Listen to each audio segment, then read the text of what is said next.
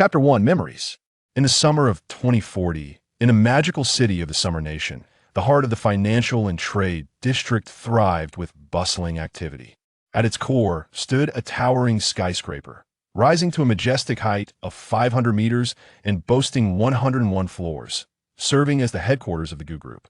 At this moment, within the presidential office on the top floor, a man in his 30s sat before his desk, diligently reviewing documents. With a slight furrow in his brow, he was wholly absorbed in the papers before him, his pen gliding across the pages, leaving behind bold strokes. Sunlight streamed through the floor-to-ceiling windows, enveloping him in a golden glow that enhanced his air of composure and authority. The spacious and opulent office exuded an air of meticulous organization. Behind the grand desk stood a bookshelf brimming with an array of books and certificates of merit, showcasing the owner's erudition and accomplishments. In one corner of the office, several lush potted plants breathed life and vitality into the space. The man paused, setting down his pen and lifting his gaze to the vibrant cityscape outside. The bustling streets and towering buildings vividly illustrated the prosperity and dynamism of the magical city. The hint of contemplation flickered in his eyes, as if he were pondering the future direction of the GU Group. At that moment, a gentle knock echoed at the door, prompting him to retract his gaze and reply in a deep voice, "Come in." The door slowly opened, and a man in a suit entered, respectfully stating, "Mr. GU, it is already 5 o'clock. Today is the little prince's birthday, and Mrs. GU, along with the esteemed Chairman GU, is waiting for you at home. Has it really reached 5 o'clock? Very well. Please instruct the driver to wait downstairs for me. I shall be down shortly. If I miss my daughter's birthday, she is sure to sulk," GU Jinglin remarked, a warm smile gracing his features at the mention of his daughter. "The little princess is lively and charming. How could she possibly sulk with you?" The assistant, Song, jested in response. GU Jinglin chuckled and retorted, "Song, you have been with me for nearly a decade. Do you still not know what temperament that little girl possesses? It seems only you can manage her in this household. I suspect you and that little rascal are in cahoots. Ha ha." With a smile, Song replied, "Then I shall take my leave, Mr. GU." "Very well, go ahead," he responded. Once outside the presidential office, after placing a call to the driver, an assistant approached Song. "Assistant Song, regarding the dinner invitation from MS. Zhang Lingai, the president of GT Company in the East China region, for Mr. GU tonight." Turning his head, Song's expression shifted to one of calm detachment, starkly contrasting his earlier demeanor in the office. "Politely decline. An external company should not presume to claim the title of president in central China," he instructed. "Understood." With arrangements made, Song breathed a sigh of relief. Reflecting on the years spent alongside GU Jinglin, he felt a swell of emotion. From the inexperienced young man who first entered the GU Group to the composed and dignified president he had become, GU Jinglin had weathered numerous storms, and Song had been a witness to his remarkable growth and transformation on the banks of the Pujiang River in the enchanting metropolis of Shanghai, a sprawling estate of approximately 62,000 square meters stands gracefully facing the river. Within the estate, the residential area encompasses 5,000 square meters, while the remainder is adorned with lush vegetation, parks, and serene ponds. The beauty of this landscape is akin to a celestial paradise, with floral fragrances wafting through the air, invigorating the spirit. Amidst this picturesque setting lies a children's playground, presenting a striking contrast to the serene surroundings. This is the GU estate. At this moment, a sleek black Cullinan glides to a halt at the estate's entrance. An elegantly attired gentleman, clad in a tailcoat and appearing to be in his 40s or 50s, stands at the gate awaiting the arrival of his master. This man is Uncle Fu, the estate's steward. Upon the car's arrival, Uncle Fu hastily approaches, opening the door with grace while shielding GU Jinglin from the sun with his palm. "Young master, you have returned," he announces. Upon seeing Uncle Fu, GU Jinglin smiles and replies, "There is no need for you to come out each time, Uncle Fu. I can enter by myself." Uncle Fu, with a warm smile, responds, "Young master, it is my duty. The little princess was just saying that if you did not return soon, she would go to the company to fetch you. That little rascal will behave once Shuyu keeps an eye on her, haha." GU Jinglin chuckles as he strides into the estate. Just before entering the house, he hears a melodious voice tinged with a hint of reproach. Inside, A poised and ethereal woman is gently admonishing a petite girl of around 7 or 8 years, who, with her rosy cheeks, appears adorably innocent, currently pouting in a display of feigned grievance. Noticing this scene, Gu Jinglin clears his throat softly. At the sound of his cough, both the woman and the little girl turn their heads. The girl's eyes light up as she abandons her sulky demeanor, rushing toward Gu Jinglin like a joyful bird. "Daddy, you're finally back." Gu Jinglin scoops her up, affectionately ruffling her little nose. The woman, observing the father-daughter reunion, allows her previously stern expression to soften into a gentle smile. "You have finally returned. This little one has been quite mischievous today." Gu Jinglin responds with a chuckle. "Ah, children will be children. It's good for them to be lively." He sets the girl down and gazes at the woman, his eyes filled with love. The woman is none other than Gu Jinglin's wife, Jiang Shuyu, and the little girl is their daughter, Gu Qingqing. At that moment, a steady voice resonates from above. Jinglin has returned. A serious-looking man with a commanding presence descends the staircase. Upon seeing the family of 3, his expression transforms to one of kindness and warmth. This man is Gu Cheng, Gu Jinglin's father and the former president of the Gu Group. Seeing his father, Gu Jinglin's face brightens with a smile. "Dad, where's Mom?" Gu Cheng gestures towards the back garden. She is out back. As they converse, a regal and elegant woman emerges from behind. "Jinglin has returned. Let's hurry to dinner. I was just saying that Shuyu and Qingqing should eat first, but Shuyu insisted on waiting for you." Jiu Jinglin turns to Jiang Shuyu, who, noticing his gaze, inquires with curiosity, "What is it? Why are you looking at me?" In response, Gu Jinglin produces a small box, revealing a beautiful necklace nestled within. "Your gift," Jiang Shuyu said calmly. "Why are you giving me a necklace?" "It's not even my birthday." Jiu Jinglin replied with a smile. "Do I need a special occasion to give you a gift?" He then took out the necklace and adorned Jiang Shuyu with it. Once it was on, Gu Jinglin seized the moment while Jiang Shuyu was momentarily distracted and softly kissed her cheek before hastily making his way to the dining room. Reacting to the unexpected gesture, Jiang Shuyu covered her cheek, her face flushed with embarrassment and indignation as she cast a glance at Gu Jinglin's retreating figure. A barely perceptible smile gracing her lips the dining table. Gu Jinglin felt an overwhelming sense of happiness as he observed the warmth of his family. Just then, Qingqing nestled into Gu Jinglin's lap, her innocent eyes gazing up at him as she asked, "Daddy, what were you like before I came along?" Gu Jinglin was momentarily taken aback by his daughter's question. "Before you arrived, Daddy almost didn't want Mommy and was fond of another girl." Jiang Shuyu interjected with a teasing glance at Gu Jinglin. Jiu Jinglin's face turned crimson with embarrassment, rendered speechless. Meanwhile, Qingqing, brimming with curiosity, continued to press him for answers. The expressions of Gu Jinglin's mother, Lin Wanrong, and Gu Cheng reflected a poignant interest as they listened to Qingqing's inquiry. Jiu Jinglin's gaze grew distant, his thoughts drifting away. In his youth, he believed he would spend his life in solitude, until that fateful day when he realized just how profound his identity truly was. Chapter 2. Biological Parents? Have you ever pondered your true identity? Are you merely an ordinary individual, or perhaps a scion of immense wealth?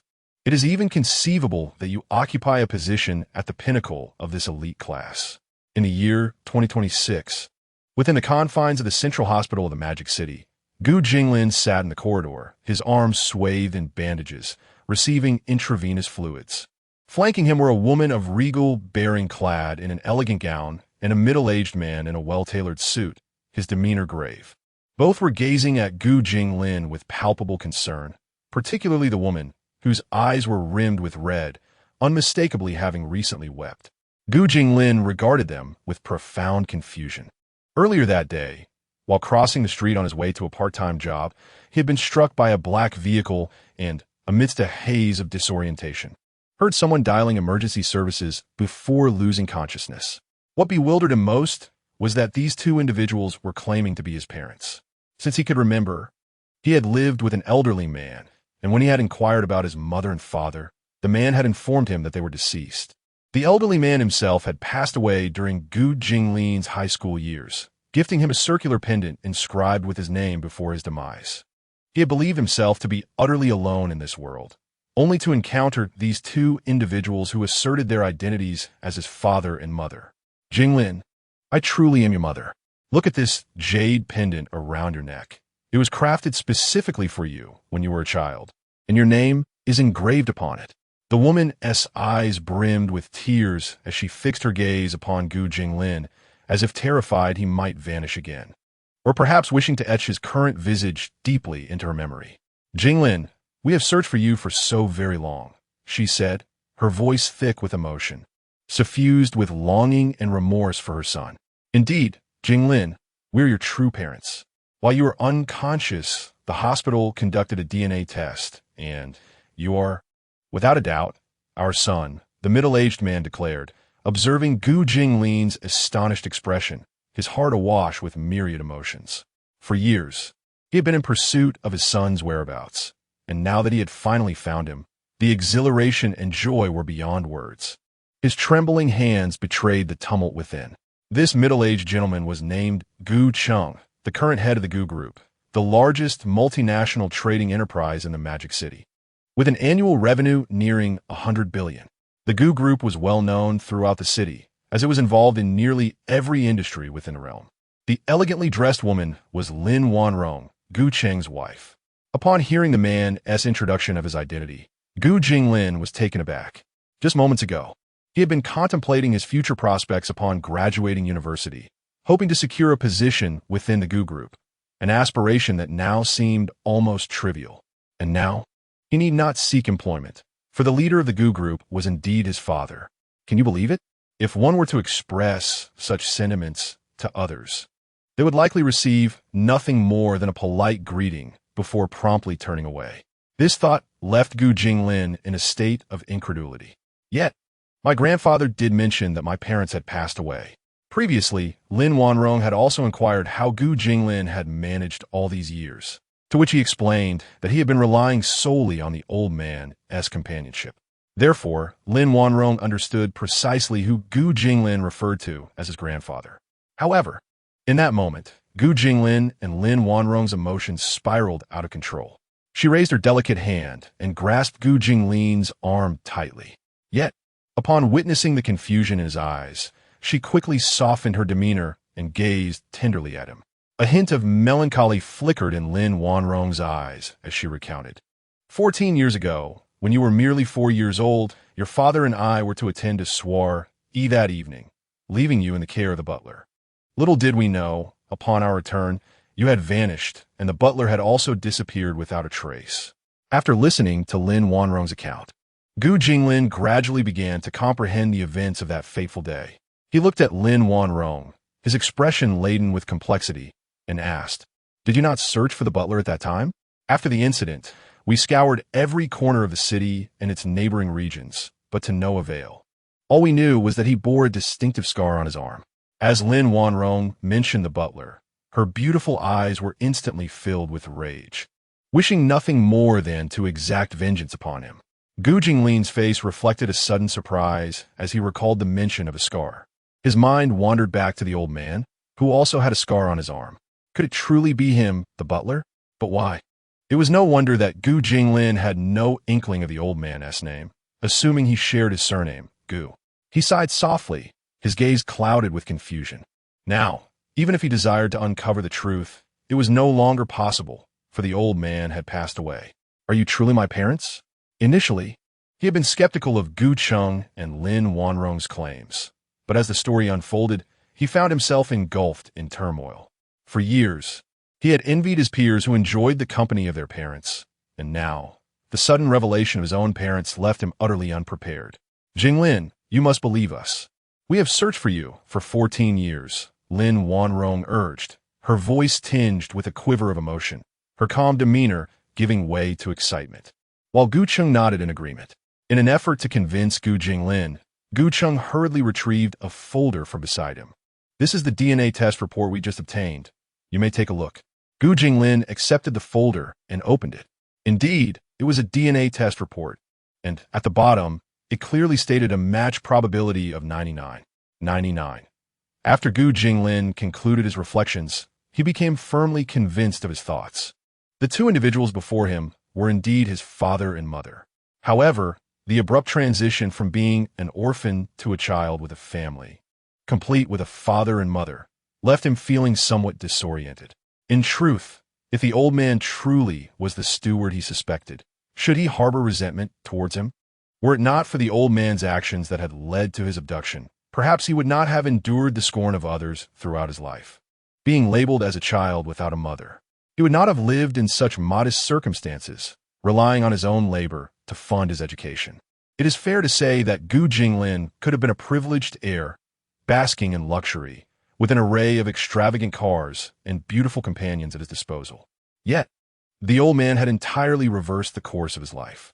Nonetheless, one must ponder, does Gu Jinglin truly hate him? For 14 years, he had relied solely on the old man, and at times he considered that he was not entirely an orphan. At least the old man was still present. Presently, despite the tumultuous emotions swirling within him, Gu Jinglin felt a flicker of excitement. Gu Jinglin, have a family now. Chapter 3.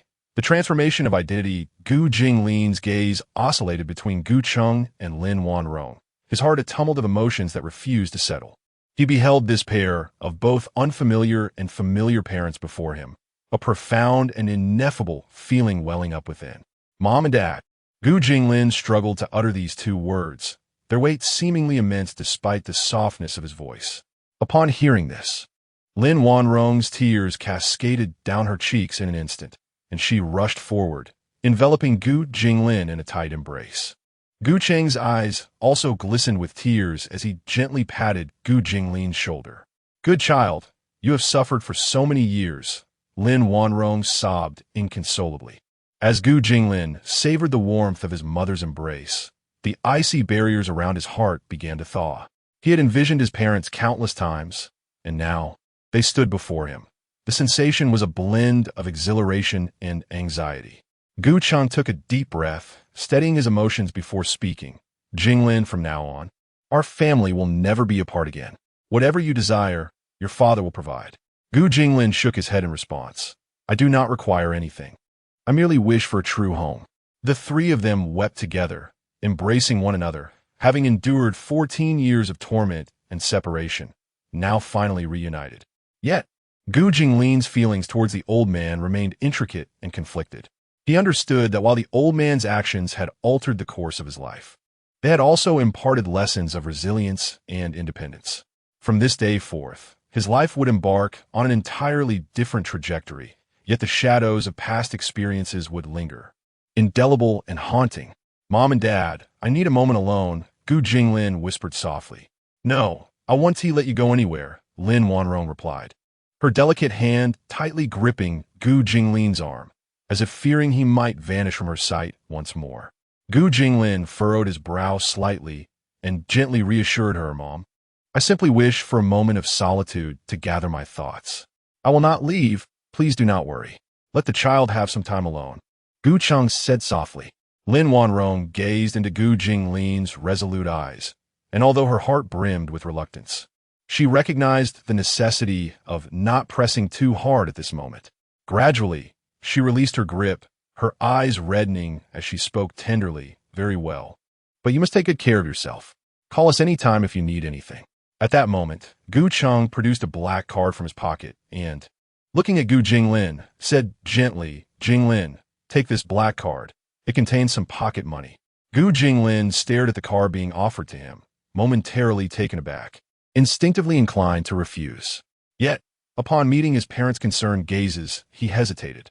Ultimately, he slowly extended his hand and accepted the card. Thank you, Dad, Gu Jinglin murmured softly. Gu Cheng nodded slightly. No need for formalities, son. This is all yours. If you ever need anything in the future, do not hesitate to ask. Lin Wanrong observed the interaction between father and son, a smile of satisfaction gracing her face. She gently patted Gu Jinglin's shoulder and said, Son, take good care of yourself. With that, Gu Cheng and Lin Wanrong departed, glancing back multiple times as they left. Alone, Gu Jinglin sat on a chair in the hospital corridor, his fingers tightly clutching the black card. His gaze was somewhat vacant as he stared ahead, thoughts swirling in his mind like an unrelenting tide. Once, he had struggled tirelessly for a living, laboring to earn tuition fees while enduring the mockery and disdain of others. Yet now, everything had undergone a monumental transformation. He had become a top-tier heir, possessing boundless wealth and power. However, this sudden change evoked a blend of excitement and unease within him. He recalled the elder, the one who had stood by him through 14 arduous years. Although he harbored complex feelings towards the elder's actions, he understood that those very experiences had shaped the person he had become. He had learned resilience, independence, and courage, qualities that would serve as invaluable assets in facing future challenges. Gu Jinglin took a deep breath. He knew he could not remain ensnared in the memories of the past and the fog of uncertainty. He must bravely move forward, exploring this entirely new world and embracing the future that awaited him. Grasping the black card tightly, it felt as though he held the key to his destiny. He believed that with effort, he could undoubtedly shine on this new stage of life. As Gu Jinglin pondered, a middle-aged man in his 40s hurriedly approached, leading a group of dozens. Upon spotting Gu Jinglin, the man sprinted towards him with urgency. "Young master, why are you sitting here? We are arranging a VIP hospital room for you," he exclaimed, his forehead glistening with sweat and his voice laced with panic. This esteemed individual must not be neglected. After all, he is the heir of the Gu group. I conducted the DNA test myself, and upon learning the results, I nearly fainted. Gu Jinglin looked up at the middle-aged man, puzzled. "Who are you?" The man quickly replied, "Young master, I am the director of this hospital, Li Jianguo. These are the heads of various departments." Gu Jinglin was taken aback, surprised by the commotion his identity had stirred. After listening to Li Jianguo's explanation, he realized that this hospital was indeed a subsidiary of the Gu group. This was merely a glimpse of the excitement his presence had caused. The entire hospital had buzzed at the news of the Gu group's heir being on the premises, with both nurses and doctors eager to catch a glimpse of the legendary figure. However, Director Li, concerned that too many people might disturb the young master's peace, had only brought a select few heads of departments. "Director Li, there's no need for such fuss. I am perfectly fine here. I will return after completing my 4 drip," Gu Jinglin said. Yet, Li Jianguo appeared anxious. "Young master, that is out of the question. You must go to the VIP room so we can provide you with the best care." Goodness, if the heir were to receive treatment in the hospital corridor, it would spell disaster for the director. With that, he promptly gestured for those behind him to take Gu Jinglin's 4 bottle and relocate it to the VIP room. Gu Jinglin furrowed his brow, feeling a twinge of displeasure, however, observing the anxious expressions of Li Jianguo and the others. He understood that their behavior stemmed from a profound respect for his status. With a soft sigh, he relented, conceding that it would indeed trouble Director Li. Instantly, Li Jianguo appeared relieved, hastily directing his team to carefully transfer Gu Jinglin to the VIP ward. Along the way, the heads of various departments anxiously followed, fearful of any potential mishaps. Upon arriving at the VIP ward, Li Jianguo stood respectfully by, stating, "Your Highness, should you have any requests, please feel free to command us. We shall spare no effort in serving you." Gu Jinglin surveyed them, a myriad of emotions swirling within him. He realized that from this moment forth, every one of his actions would be under scrutiny, and he must swiftly acclimate to this new mode of existence. As he exited the hospital, the clock had struck around 3 in the afternoon. Li Jianguo and the department heads insisted on accompanying Gu Jinglin, which left him feeling somewhat exasperated. Upon stepping through the hospital's entrance, the sun bathed him in its warm glow, yet it did little to alleviate the confusion swirling in his heart. He retrieved the black card from his pocket, glancing at it before turning back to gaze at the hospital building, his heart a tumult of conflicting emotions. Chapter 4. The son of the Gu family, Gu Jinglin. At this moment, a sleek black Maybach glided to a halt before Gu Jinglin. A middle-aged man, clad in the attire of a chauffeur, alighted from the vehicle. He approached Gu Jinglin with brisk steps, his demeanor exuding respect as he addressed him. "Young master, I am your driver. Mr. Gu and Madame Gu have instructed me to wait for you here.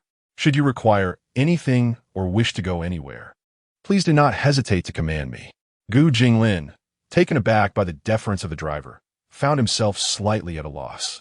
He was still unaccustomed to being treated with such reverence. What should I call you?" he inquired. The middle-aged man, his expression stoic, replied, "You may call me Xiao Cheng, young master." Gu Jinglin glanced at the man, who was old enough to be his father, and felt a tinge of awkwardness at the prospect of addressing him as Xiao Cheng. After a brief silence, he softly suggested, "Never mind, I shall call you Uncle Cheng. Have my parents mentioned anything else to you?" "Nothing, young master. Mr. Gu and Madame Gu merely instructed me to take good care of you and ensure your safety." It appeared that his parents intended to grant him some time to acclimate before returning. With this thought in mind, Gu Jinglin gently instructed Uncle Cheng, "Please take me to Nan County." Nan County was the place where Gu Jinglin had previously resided with his grandfather. Uncle Cheng nodded in acknowledgement. "Certainly, young master. Please, get in the car." He swiftly moved to the vehicle, opening the door with a courteous gesture for Gu Jinglin to enter. As Gu Jinglin settled into the plush interior, enveloped by the luxurious decor and comfortable seating, he felt little elation. His mind remained occupied with contemplation concerning the path that lay ahead.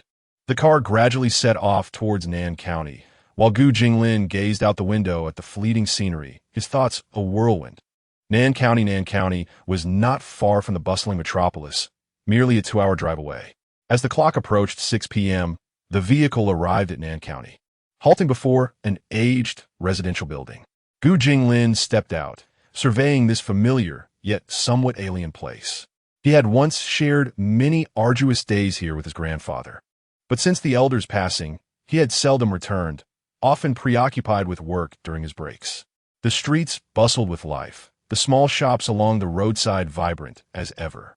Gu Jinglin wandered slowly, seemingly in search of memories from the past.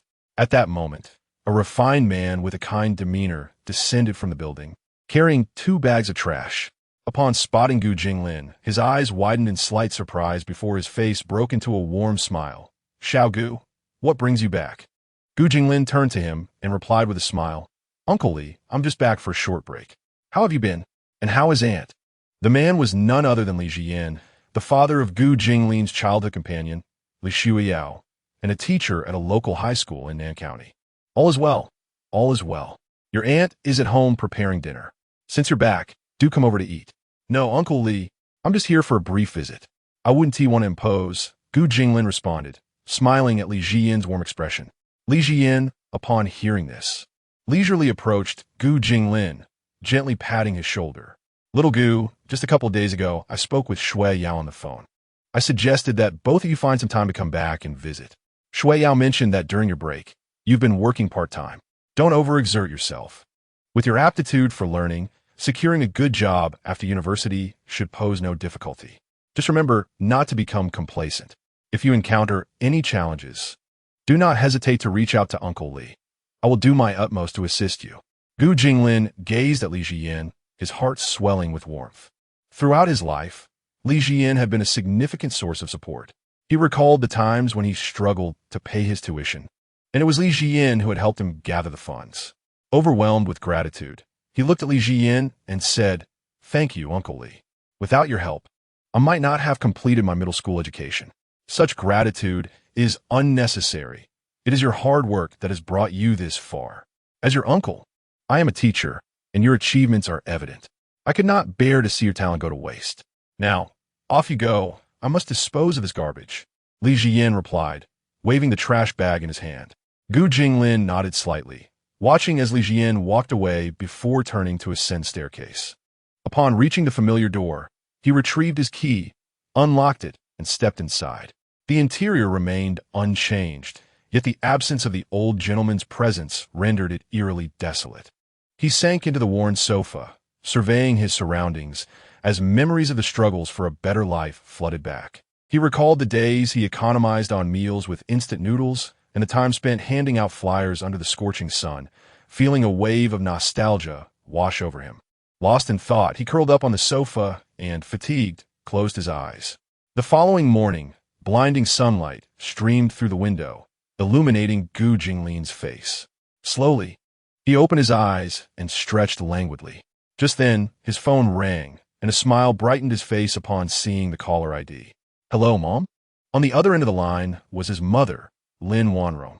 Her gentle voice came through. Son, where are you? I'm in Nan County. I'll be back shortly.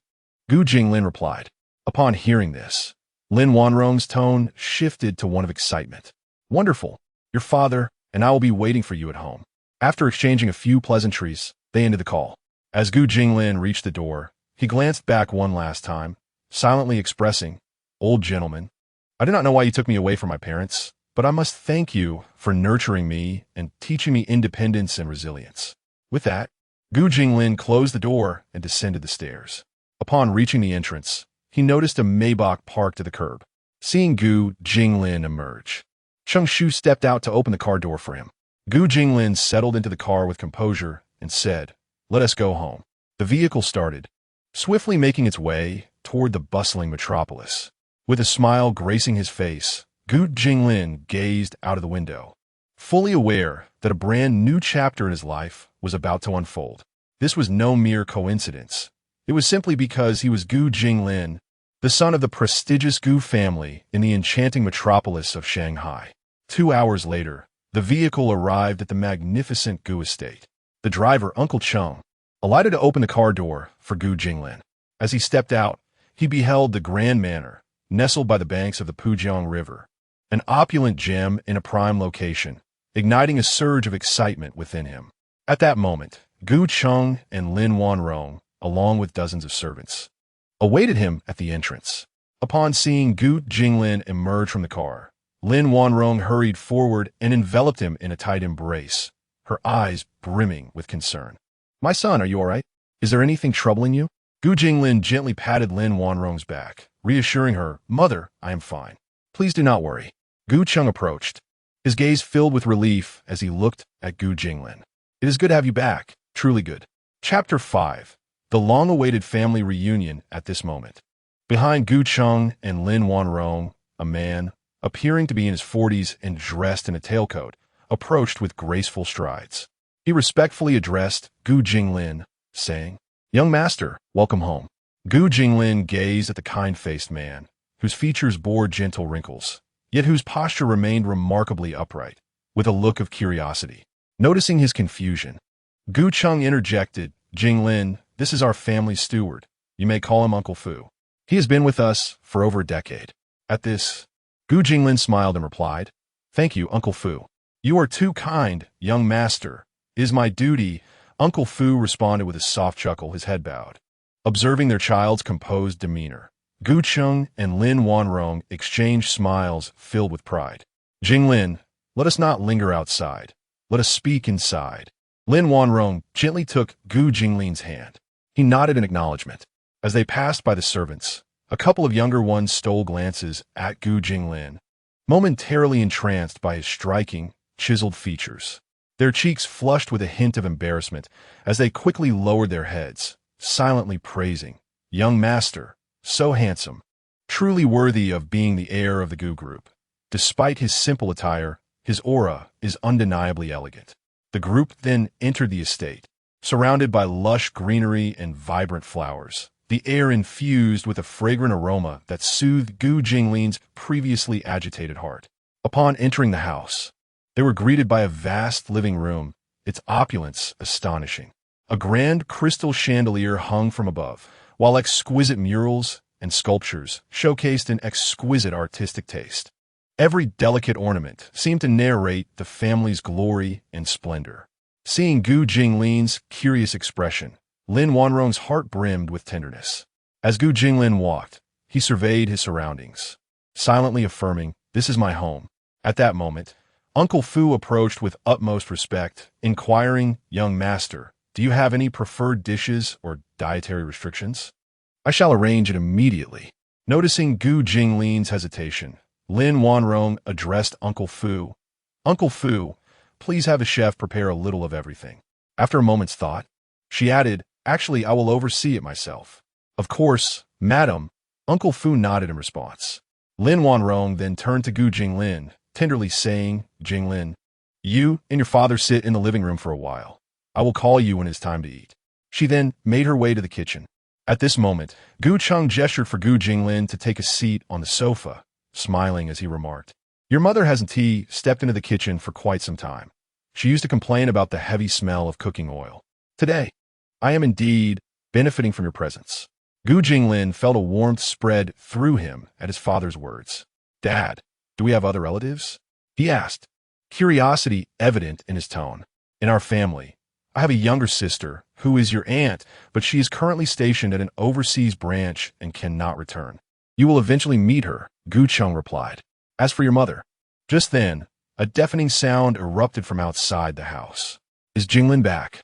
Gu Jinglin turned to look at the door. At that moment, two figures entered from outside, an elderly man leaning on a cane and a young, beautiful woman. Despite his reliance on the cane, the elder appeared vigorous, his face adorned with a few whiskers, and his stern expression exuded a formidable presence. The woman beside him was equally stunning, clad in a flowing gown that accentuated her graceful figure, her beauty captivating and her every gesture radiating charm.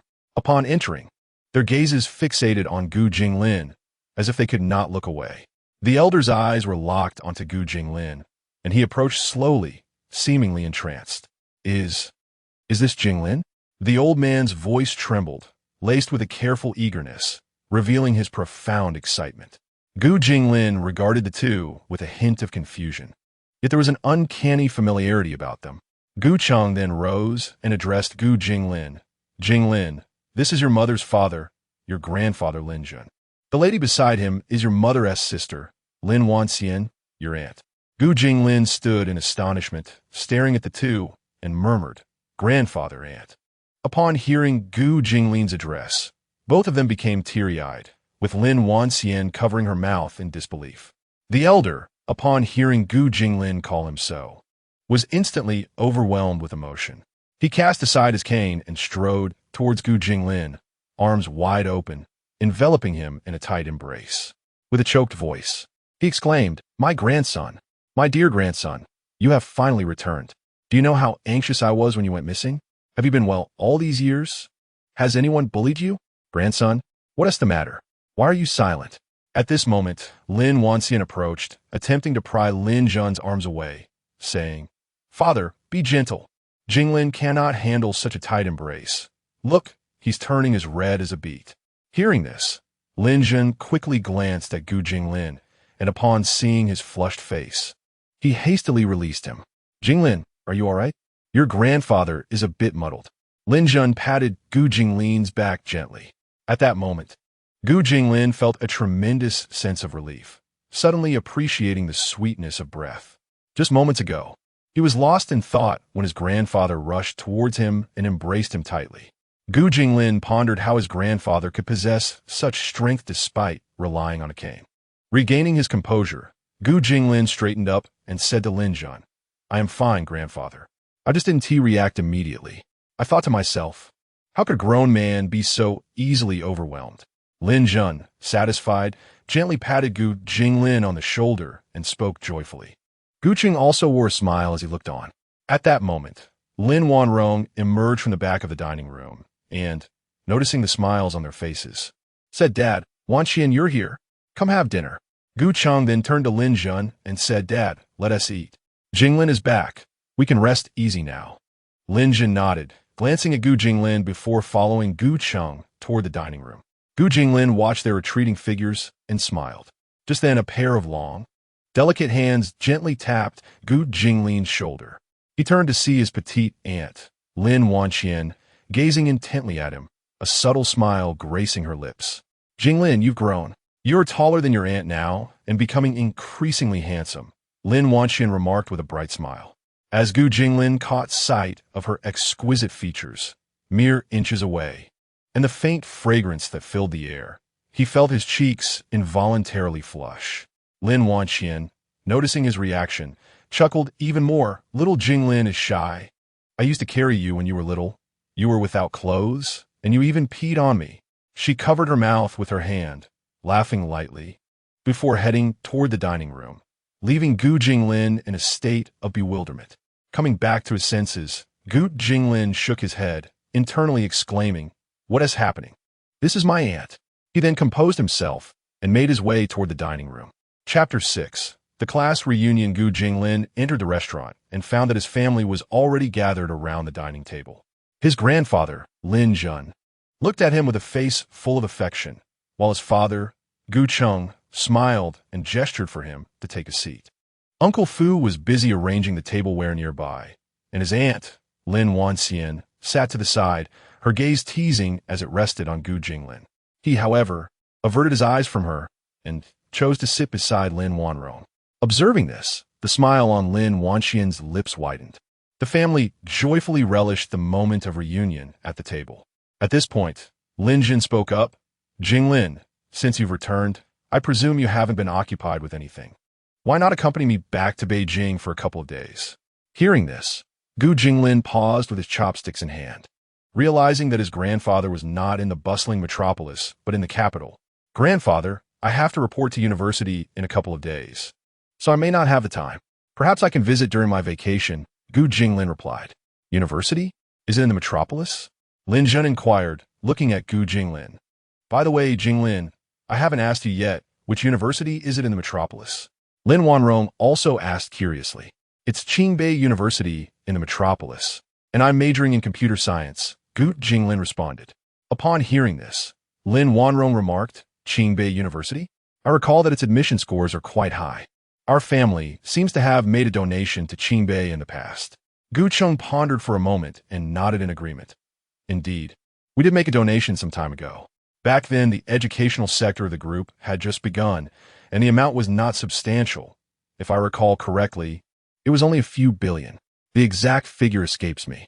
At this revelation, Gu Jinglin's body jolted. Wait, Dad, could you clarify for me? Which part of the metropolis did we not venture into? A few billion? That's not just a few hundred or thousand. Are you truly so nonchalant about it? What a pity. I was thinking of having you go to Beijing, Lin Jun said, his face betraying a hint of regret. At this moment, Lin Wanxian interjected, All right, Dad. I reckon if Jinglin goes to Beijing, you want to have the time to accompany him anyway. Gu Jinglin looked at Lin Jun with a puzzled expression, sensing that his grandfather was not an ordinary man, though the specifics eluded him. Lin Wanxian, noticing his confusion, took it upon herself to elucidate her grandfather's esteemed position. After hearing her explanation, Gu Jinglin's astonishment only deepened. Although his grandfather might not possess the wealth of the Gu family, he wielded significant power. Specifically, he was the commander of the Northern Military District in Beijing, a general holding the reins of national military authority.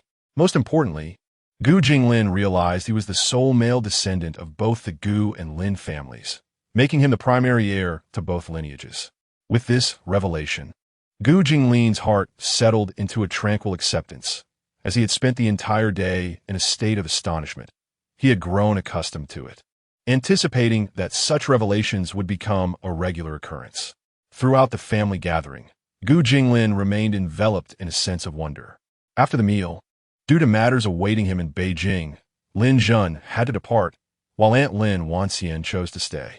At the door, Lin Zhen looked at Gu Jinglin with lingering affection, reminding him to visit Beijing whenever he had the chance. In response, Gu Jinglin nodded with a smile.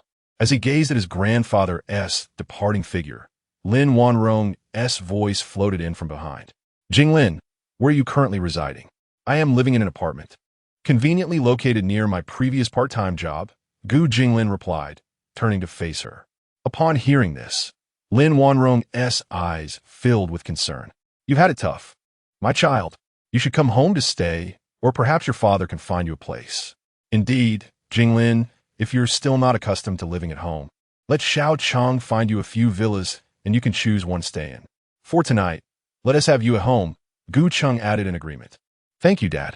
Subsequently, Lin Wanrong instructed Uncle Fu to escort Gu Jinglin to his room. Uncle Fu guided Gu Jinglin to a room upstairs, gently pushing the door open. The room was spacious and bright, adorned in a cozy and comfortable manner.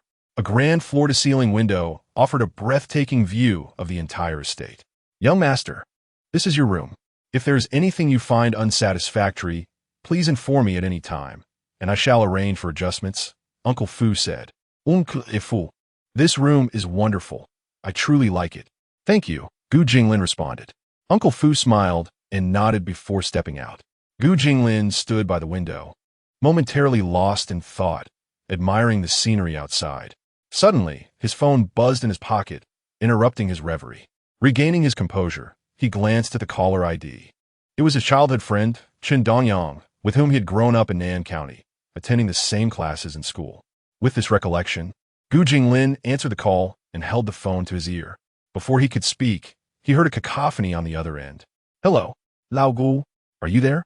"I'm here," he replied. "Oh my, Lao Gu, you scared me. I thought something had happened to you.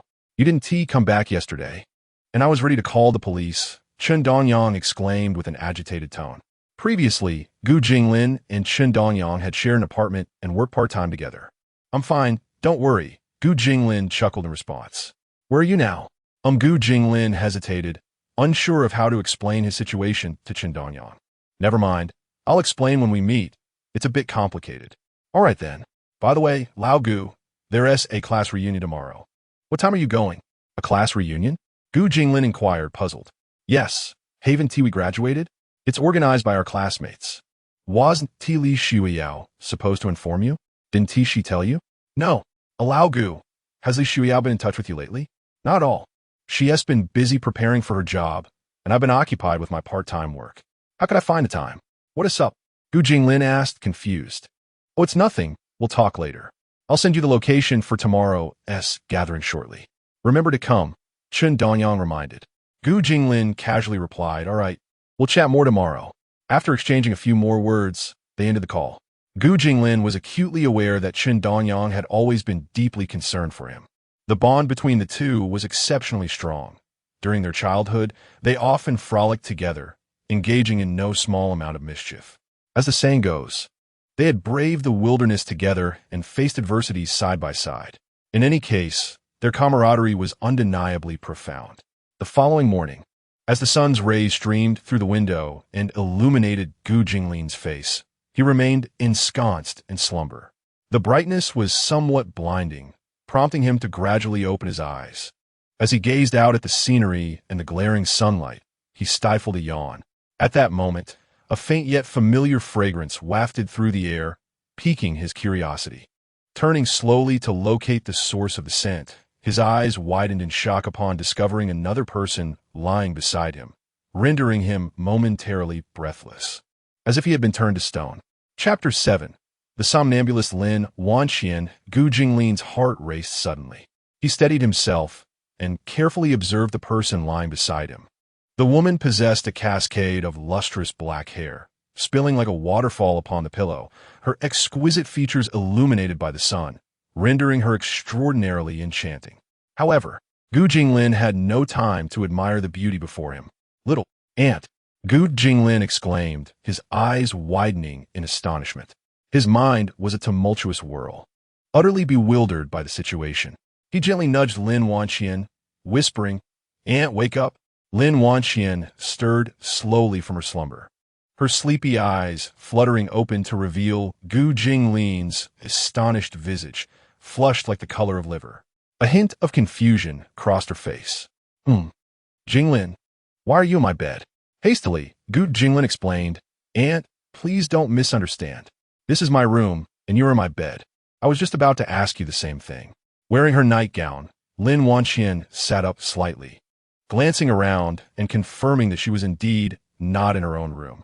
Understanding dawned upon her, yet upon seeing Gu Jinglin's startled expression, a playful smile crept onto her lips.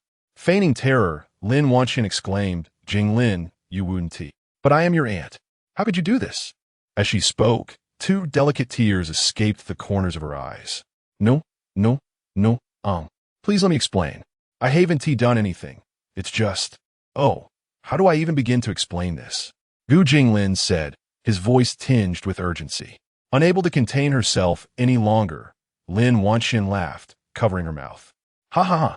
Jinglin, look at how frightened you are. Don't worry, Aunt is just teasing you. Sometimes I sleepwalk, and perhaps I wandered into your room last night.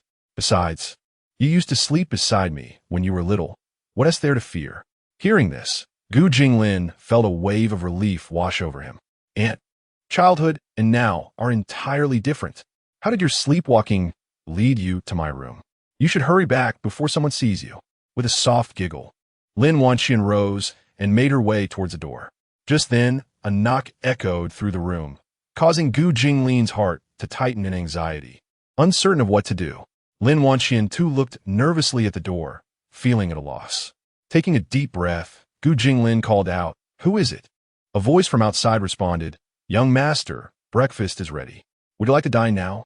Gu Jinglin exhaled a sigh of relief and replied, "Uncle Fu, I'll be down shortly. Please go ahead with your duties." Uncle Fu acknowledged and departed. Listening to the fading footsteps outside, Lin Wanxian cautiously opened the door and stepped out. With that, Gu Jinglin felt reassured, and after quickly dressing, he descended the stairs. Upon reaching the ground floor, he spotted Lin Wanrong seated in the living room. As soon as she noticed Gu Jinglin, she stood up. "Jinglin, you're awake. Come, let's have breakfast." "All right, Mom. Where's Dad?" Gu Jinglin asked, scanning the vicinity but failing to catch a glimpse of Gu Cheng. "Your father has gone to the company. By the way, he instructed Xiao Chang to take you to the mall shortly to purchase a couple of outfits. You may want to take a look," Lin Wanrong said with a smile. "All right," Gu Jinglin replied cheerfully, then turned to head towards the dining hall. After breakfast, Gu Jinglin made his way to the entrance of the estate, and upon nearing the door, he spotted the driver, Uncle Cheng, standing beside the car, awaiting his arrival. When Gu Jinglin emerged, Uncle Cheng opened the car door, slightly bending at the waist, respectfully inviting him to enter. Gu Jinglin merely nodded in acknowledgement before taking his seat. The vehicle gently began to move, heading towards Wanfeng Commercial, the most prestigious shopping center in the city, renowned for its collection of luxury goods. 10 minutes later, a sleek black Maybach came to a halt at the entrance of Wanfeng Commercial. Uncle Cheng exited the vehicle and opened the door for Gu Jinglin. "Young master, we have arrived." At that moment, the mall manager was at the entrance, accompanied by several sales staff and mid-level management personnel, ready to greet the arriving guests. As the vehicle slowed to a stop, the manager, wearing a broad smile, prepared to approach. However, when the door opened and he beheld the youthful figure stepping out, he was momentarily taken aback, as the individual appeared to be almost the same age as his own son. Earlier, he had been leisurely watching a television drama in his office when he received an unexpected call from a superior, informing him that someone from the headquarters would be visiting the mall and that he should prepare for the reception. If he failed to impress, his position as manager would be at stake. Upon hearing this, he became alert. The headquarters? Wasn't he that the Gu Group? Having navigated the social landscape for decades to ascend to his managerial role, he was confident in his ability to cater to any guest. He quickly organized his team for the reception. Yet, now confronted with such a young visitor, all his previous strategies seemed inadequate. While he pondered the young man's identity, the driver spoke up, "Young master, we have arrived." A chilling thought crossed the manager's mind. The Gu Group? Young master? Could he possibly be the heir of the Gu Group? With this realization, beads of sweat formed on his forehead, and he hurried to Gu Jinglin's side, wearing a respectful expression. "Young master, greetings. I am the general manager of Wanfeng Commercial, and I extend a warm welcome to you." Regardless of which young master he was, given his youth and the current situation, he believed that by ingratiating himself, he might pave a path to the headquarters. With this thought, his demeanor became even more respectful. Gu Jinglin regarded the person before him with a slight nod, then glanced up at the 4 prominent characters spelling Wanfeng Commercial. He had previously known of this place, where even the most affordable garments were said to start at a price exceeding 10,000. Now, observing the grandeur around him, he realized it was indeed part of his family's empire. "Are you the manager? I came to select a couple of outfits."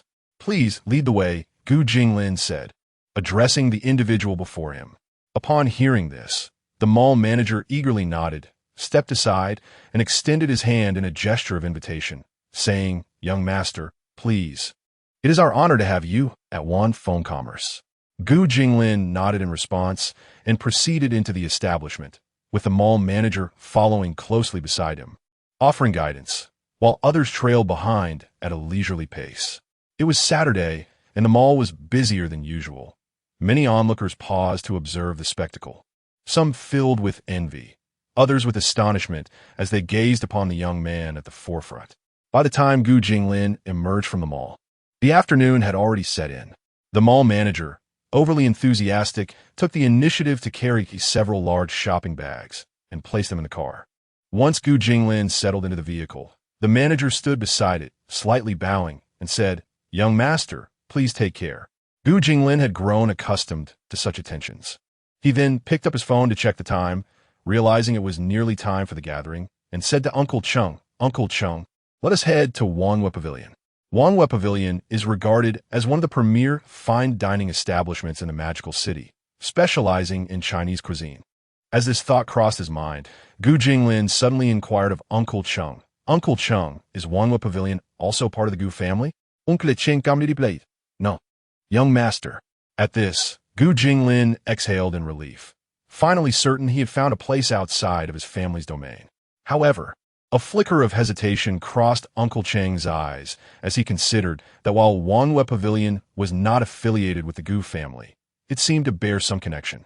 Yet, he dismissed the thought, reminding himself that it was not his place to question. He was merely a driver, tasked with fulfilling his responsibilities. Chapter 8.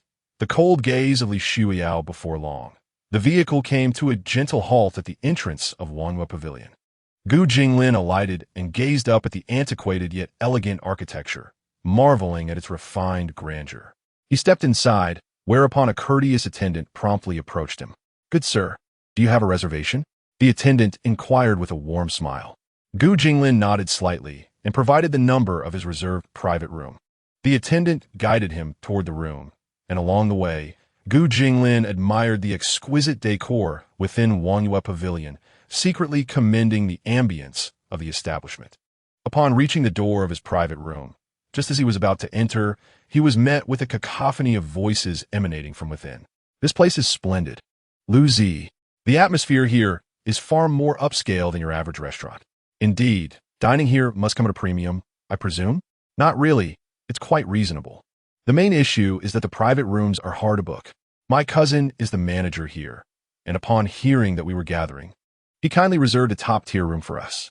Listening to the chatter within, Gu Jinglin furrowed his brow slightly, but nevertheless pushed open the door to the room. As the door creaked open, an immediate silence fell over the crowd, and all eyes turned in unison toward Gu Jinglin. At the center of the table sat a somewhat slender boy, not particularly handsome, possessing an average appearance. Gu Jinglin instantly recognized him as Lu Zi. In that moment, Lu Zi was the first to react, exclaiming with a smile, "Oh, who do we have here? Is that our class's top scholar, Gu Banchong? We haven't seen you in months. You look just the same as ever, haha." Gu Jinglin, in response, chose not to engage and instead shifted his gaze to a girl seated nearby, dressed in a white knee-length skirt, with long black hair and a fair complexion, who was intently focused on her phone. She was none other than his childhood companion, Li Shuiyao. However, Li Shuiyao showed no inclination to converse, remaining absorbed in her phone. At that moment, a figure in the corner stood up and waved at Gu Jinglin, saying, "Old Gu, over here." Gu Jinglin turned to see his childhood friend, Chen Danyang, and he smiled as he walked over to join him at the table. Meanwhile, Lu Zi, noticing Gu Jinglin's indifference towards him, felt a flicker of dissatisfaction, but chose to remain silent. He cast a glance at Li Shuiyao beside him, observing her lack of reaction, which bolstered his confidence. He had long harbored feelings for Li Shuiyao during high school, but the class had always claimed that she and Gu Jinglin were childhood sweethearts, which irked Lu Zi. After all, aside from being slightly more handsome and academically superior, what did Gu Jinglin possess? Ultimately, he was just an orphan, appearing rather destitute. With this thought, Lu Zi's smile broadened. At this juncture, Chen Danyang whispered to Gu Jinglin, "Old Gu, pay no mind to him. He merely relies on his family's advertising company for a bit of money. What's so impressive about that?" To this, Gu Jinglin replied with a faint smile, "Rest assured, Yangzi, I'm not troubled by it. That's good to hear. However, Old Gu, have you noticed that Li Shuiyao seems rather aloof towards you?" Upon hearing this, Gu Jinglin turned his gaze towards Li Shuiyao, who was engrossed in laughter with her close friend, seemingly indifferent to his presence. Gu Jinglin nodded slightly and remarked, "Indeed. Old Gu, allow me to share something with you, but please do not take offense," Chen Danyang said cautiously. "Go ahead, what could possibly offend me?" Gu Jinglin replied, "I heard that Li Shuiyao has been getting close to a wealthy second-generation heir from the Magic City, who seems to be from Qingbei, Chun Dongyang continued, watching Gu Jinglin's expression intently, fearing an outburst. Upon hearing this, Gu Jinglin was momentarily taken aback, then offered a self-deprecating smile. It's quite normal. I have always been an orphan. One naturally aspires to a better life. Though he spoke these words, a tangle of emotions stirred within him. After all, he and Li Shuiyao had grown up together, and he had once promised her he would marry her when they grew up. Since graduating high school, Gu Jinglin was acutely aware of why Li Shuiyao had ceased to contact him, not even sending a message. The underlying reason was her disdain for his status as an orphan and his lack of wealth. While they had shared a close bond in childhood, as they matured, desires began to shape their paths. Despite the significant changes in his circumstances, Gu Jinglin did not wish to rely on his status to attain love, for he believed such affection would not endure. After hearing Gu Jinglin's words, Chun Dongyang felt a sense of relief, though a hint of confusion lingered. Previously? But isn't it still true now? Before Chen Dongyang could inquire further, the server entered, presenting an array of beautifully arranged dishes on the table.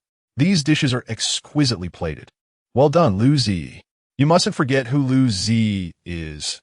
His family runs a company, so he wouldn't skimp on this, Chen Dongyang remarked.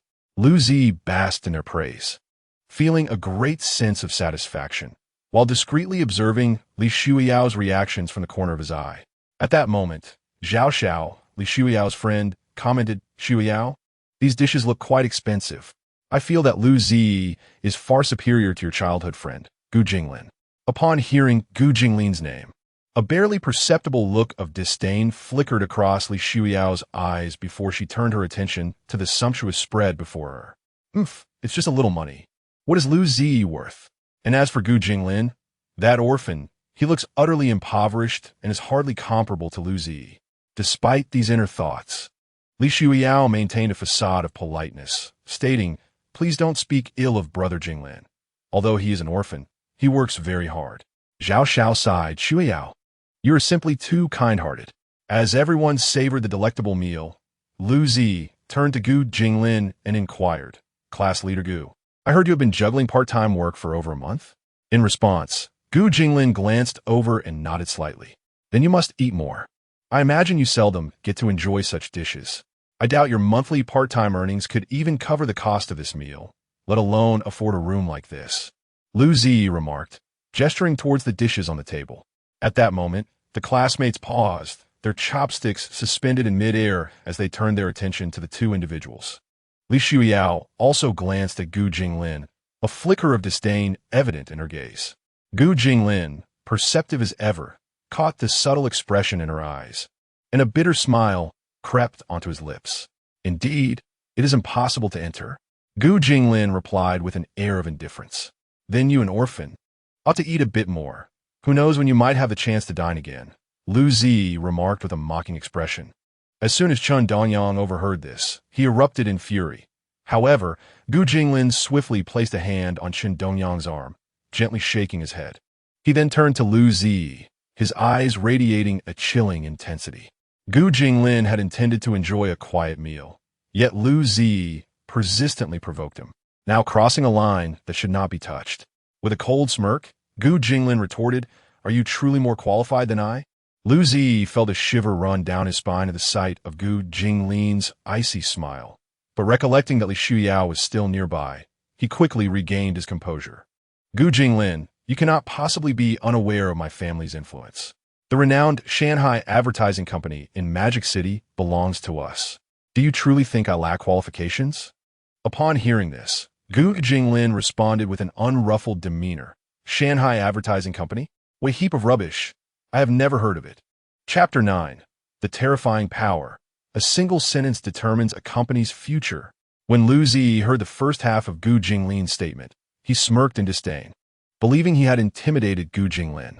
However, upon hearing the latter half, he was momentarily stunned, and as realization dawned, anger flushed his face. Gu Jinglin, do not be so arrogant. My family's company holds a prominent position in the Magic City. What right do you, a destitute orphan, have to look down upon us? Gu Jinglin narrowed his eyes slightly, a hint of danger emanating from his gaze. Prominent, you say? To me, It is nothing more than that. At that moment, the atmosphere in the private room grew exceedingly tense. The classmates refrained from uttering a word, quietly observing the standoff between the two. Her disdain for Gu Jinglin intensifying. She deemed Gu Jinglin utterly oblivious to the situation. Although Lu Zi was not particularly formidable, he still possessed a modicum of influence. And yet Gu Jinglin dared to confront him directly. Chen Dongyang watched Gu Jinglin with concern, aware that Lu Zi was not to be trifled with, fearing for Gu Jinglin's well-being. Yet Gu Jinglin remained remarkably composed in his chair, seemingly indifferent to Lu Zi's presence. Lu Zi glared at Gu Jinglin, preparing to unleash another tirade when the door to the private room swung open. A short, stout man in a suit entered, flanked by several attendants. The man scanned the room before his gaze settled on Lu Zi. "Zi, what is happening? Why all the commotion?" Upon seeing the man, Lu Zi immediately rose, donning a fawning smile. "Cousin, you're here? This Gu Jinglin is utterly ungrateful, daring to look down upon our family as company." The man was none other than the manager of Wanhua Pavilion and Lu Zi's cousin. The attendants had overheard the ruckus outside and quickly informed him that one of the individuals involved was the manager's cousin. Manager Lu frowned as he regarded Gu Jinglin. "So, you're Gu Jinglin? Young man, do not speak so arrogantly. The Shanghai company is not one to be underestimated. Do you know who stands behind Wanhua Pavilion?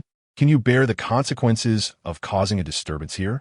Gu Jinglin merely glanced at him with indifference, a light chuckle escaping his lips. "Oh, so, according to Manager Lu, Wanhua Pavilion is quite impressive. Even if it is, it's merely a place to dine." Manager Lu looked at Gu Jinglin with a sneer. "Young man, be mindful of your words. Ordinarily, you would not even be permitted entry to dine in the main hall of Wanhua Pavilion. Well then, I shall dine in your finest private room today. Is there a room superior to this one?" Gu Jinglin fixed his gaze upon Manager Lu. Manager Lu, upon hearing this, seemed to find it amusing. "Superior to this? The only rooms better than this are the top-tier VIP suites. Only the owner of Wanhua Pavilion and a select few elite individuals in the Magic City have the privilege to enter those rooms. People like you?" In response, Gu Jinglin merely smiled faintly, then retrieved the black card that Gu Cheng had previously given him from his pocket. Though he was unaware of the card's balance, he assumed it would suffice for a meal, considering his father was the president of the Gu Corporation. "Today, I shall indulge in a meal within the luxurious confines of the VIP room." Gu Jinglin presented the black card before Manager Lu. Upon glancing at the card, Manager Lu furrowed his brow. He was well aware of the significance of the black card in the bustling metropolis, a rare emblem of status, with only a handful in existence. Although he observed that the individual before him did not appear to embody the qualities of one entitled to such privilege, nor did he resemble a typical affluent heir, merely handsome. Out of diligence, he accepted the card and instructed his associates to verify its authenticity. Displeased by Gu Jinglin's arrogance, Manager Lu silently resolved to scrutinize the young man as capabilities. The waiter, clutching the black card, turned to exit, plunging the room back into silence. Lu Zi watched Gu Jinglin with a smirk, as if to say, "Let us see how long you can maintain this bravado." Meanwhile, Li Shuiao interjected, "Brother Jinglin, there is no need to escalate matters to this extent." Despite her words, she felt an increasing disdain for Gu Jinglin, questioning why he felt the need to feign superiority when he possessed no real prowess. She reflected on how they had once played together in their youth. At the same time, Chen Dongyang observed Gu Jinglin with concern. When Gu Jinglin glanced at Li Shuiao, he could clearly perceive her disdain. Her words translated to, "You're just pretending, and I'm curious to see how this will end for you." In response, Gu Jinglin merely shook his head and smiled faintly, choosing to remain silent. Li Shuiao, observing this, lost interest in engaging with him further. After a brief interval, the waiter returned, albeit in a hurried manner, almost stumbling as he entered. Manager Lu reprimanded him. "Why are you in such a rush? Can you not walk properly?" The waiter, trembling, handed the black card and a card reader to Manager Lu without uttering a word. Manager Lu accepted them, casting a casual glance at the screen, wearing a contemptuous smile. Thinking to himself that there was no need to look closely, the card was surely a forgery. However, that single glance seemed to reveal something profoundly alarming. Filling his eyes with shock and dread, he suddenly found his legs giving way, collapsing onto the carpet. His gaze fixated on the name displayed on the card reader screen. Gu. Gu. Gu Chung. A whirlwind of thoughts engulfed Manager Lu's mind. He quickly dismissed the possibility of a namesake, for no one sharing that name could possess such a card. Moreover, the notion of it being lost was implausible, as it would have been frozen long ago. The words on the screen struck him with undeniable clarity. Card type, Supreme Black Card. With this realization, he recalled the surname of the young man before him. At that moment, Gu Jinglin, seated casually and leaning slightly forward, rested his arms on his knees and inquired with a light-hearted smile, "Manager Lu, may I know if I am worthy of dining in the VIP room?" Gazing at Gu Jinglin's smiling visage, Manager Lu hastily rose from the floor. A broad grin plastered across his face, his tone dripping with flattery. "Young Master Gu, you are undoubtedly qualified. It is I who lack discernment. Your generosity is boundless, and I beg you not to hold my ignorance against me." As he spoke, he respectfully gestured for Gu Xiao to follow him, stating, "I shall take you to the VIP room." Meanwhile, the atmosphere within the room was one of stunned silence, as everyone regarded Gu Jinglin and Manager Lu with expressions of astonishment and disbelief. At that moment, Lu Zi, recovering from a shock, turned to Manager Lu and exclaimed, "Cousin, what is happening? Why are you treating him with such deference? He is merely an orphan." Upon hearing this, Manager Lu spun around to glare at Lu Zi, summoning all his strength to slap Lu Zi across the face. "How dare you speak like that? You insolent fool. If you utter another word, I shall make you regret it." Dear readers, feel free to imagine the ensuing chaos. Lu Zi, rendered dazed, collapsed on the carpet, at a loss for words. Meanwhile, Gu Jinglin seized the still-stunned Chen Dongyang and made his way outside, leaving the crowd in a state of shock. Upon reaching the corridor, Gu Jinglin took out his phone and dialed Uncle Chung. After a brief wait, Uncle Chung approached from a distance. "Uncle Chung, are you familiar with Shanghai Advertising Company?" Gu Jinglin inquired calmly. Uncle Chung replied respectfully, "I know a little, young master. It is an insignificant third-rate company." Gu Jinglin fixed his gaze on Uncle Chung and asked, "Does it pose any threat to the Gu family?" Uncle Chung understood the implication of Gu Jinglin's words and assured him, "It poses no threat, young master." Gu Jinglin nodded slightly and turned to Manager Lu, asking, "Which floor is the VIP room on? I can go there myself." Manager Lu hurriedly responded, "Young master, it is on the top floor. The black door is the one you seek." Subsequently, Gu Jinglin took hold of the still-dazed Chen Dongyang and proceeded toward the top floor. Moments later, Gu Jinglin's voice echoed from afar. "Uncle Chung, I do not wish to hear of Shanghai Advertising Company's existence in Magic City tomorrow." "Understood, young master." Chapter 10. The astonishing girl Manager Lu, standing beside Uncle Chung, was struck with terror, collapsing onto the ground. His voice trembled as he uttered, Shanghai. Is it truly over?" At that moment, a wave of dread washed over him as he realized that the young man before him was none other than the heir of the Gu Group. Just moments ago, he had been provoking this young gentleman. "My lord, why must you remain so discreet? If you had merely revealed your identity, a single word from you could have cleared the entire Wanghua Pavilion, rendering it exclusive to your service alone." Uncle Chung, gazing at the crumpled Lu, was filled with indifference. A mere clown. With that, he turned and exited, dialing a number on his phone as he walked away. Meanwhile, at the elevator entrance on the top floor, Chen Donyang, still reeling from shock and confusion, finally regained his composure and looked towards Gu Jinglin. "Old Gu, what just transpired? My mind feels a bit foggy. What is the situation?" At that moment, Gu Jinglin also turned to Chen Donyang and calmly replied, "Yangzi, some events have unfolded over the past couple of days. Are you familiar with the Gu Group? The president of the Gu Group is my father." Upon hearing Gu Jinglin's explanation, Chen Dongyang's expression shifted from calm to one of excitement. "The Gu Group? Is that the same company we joked about entering after graduation? The one that would make our ancestors proud?" Gu Jinglin nodded slightly. Chen Dongyang then placed the back of his hand against Gu Jinglin's forehead. Old Gu, are you alright? Although you share the Gu surname, can it truly be compared?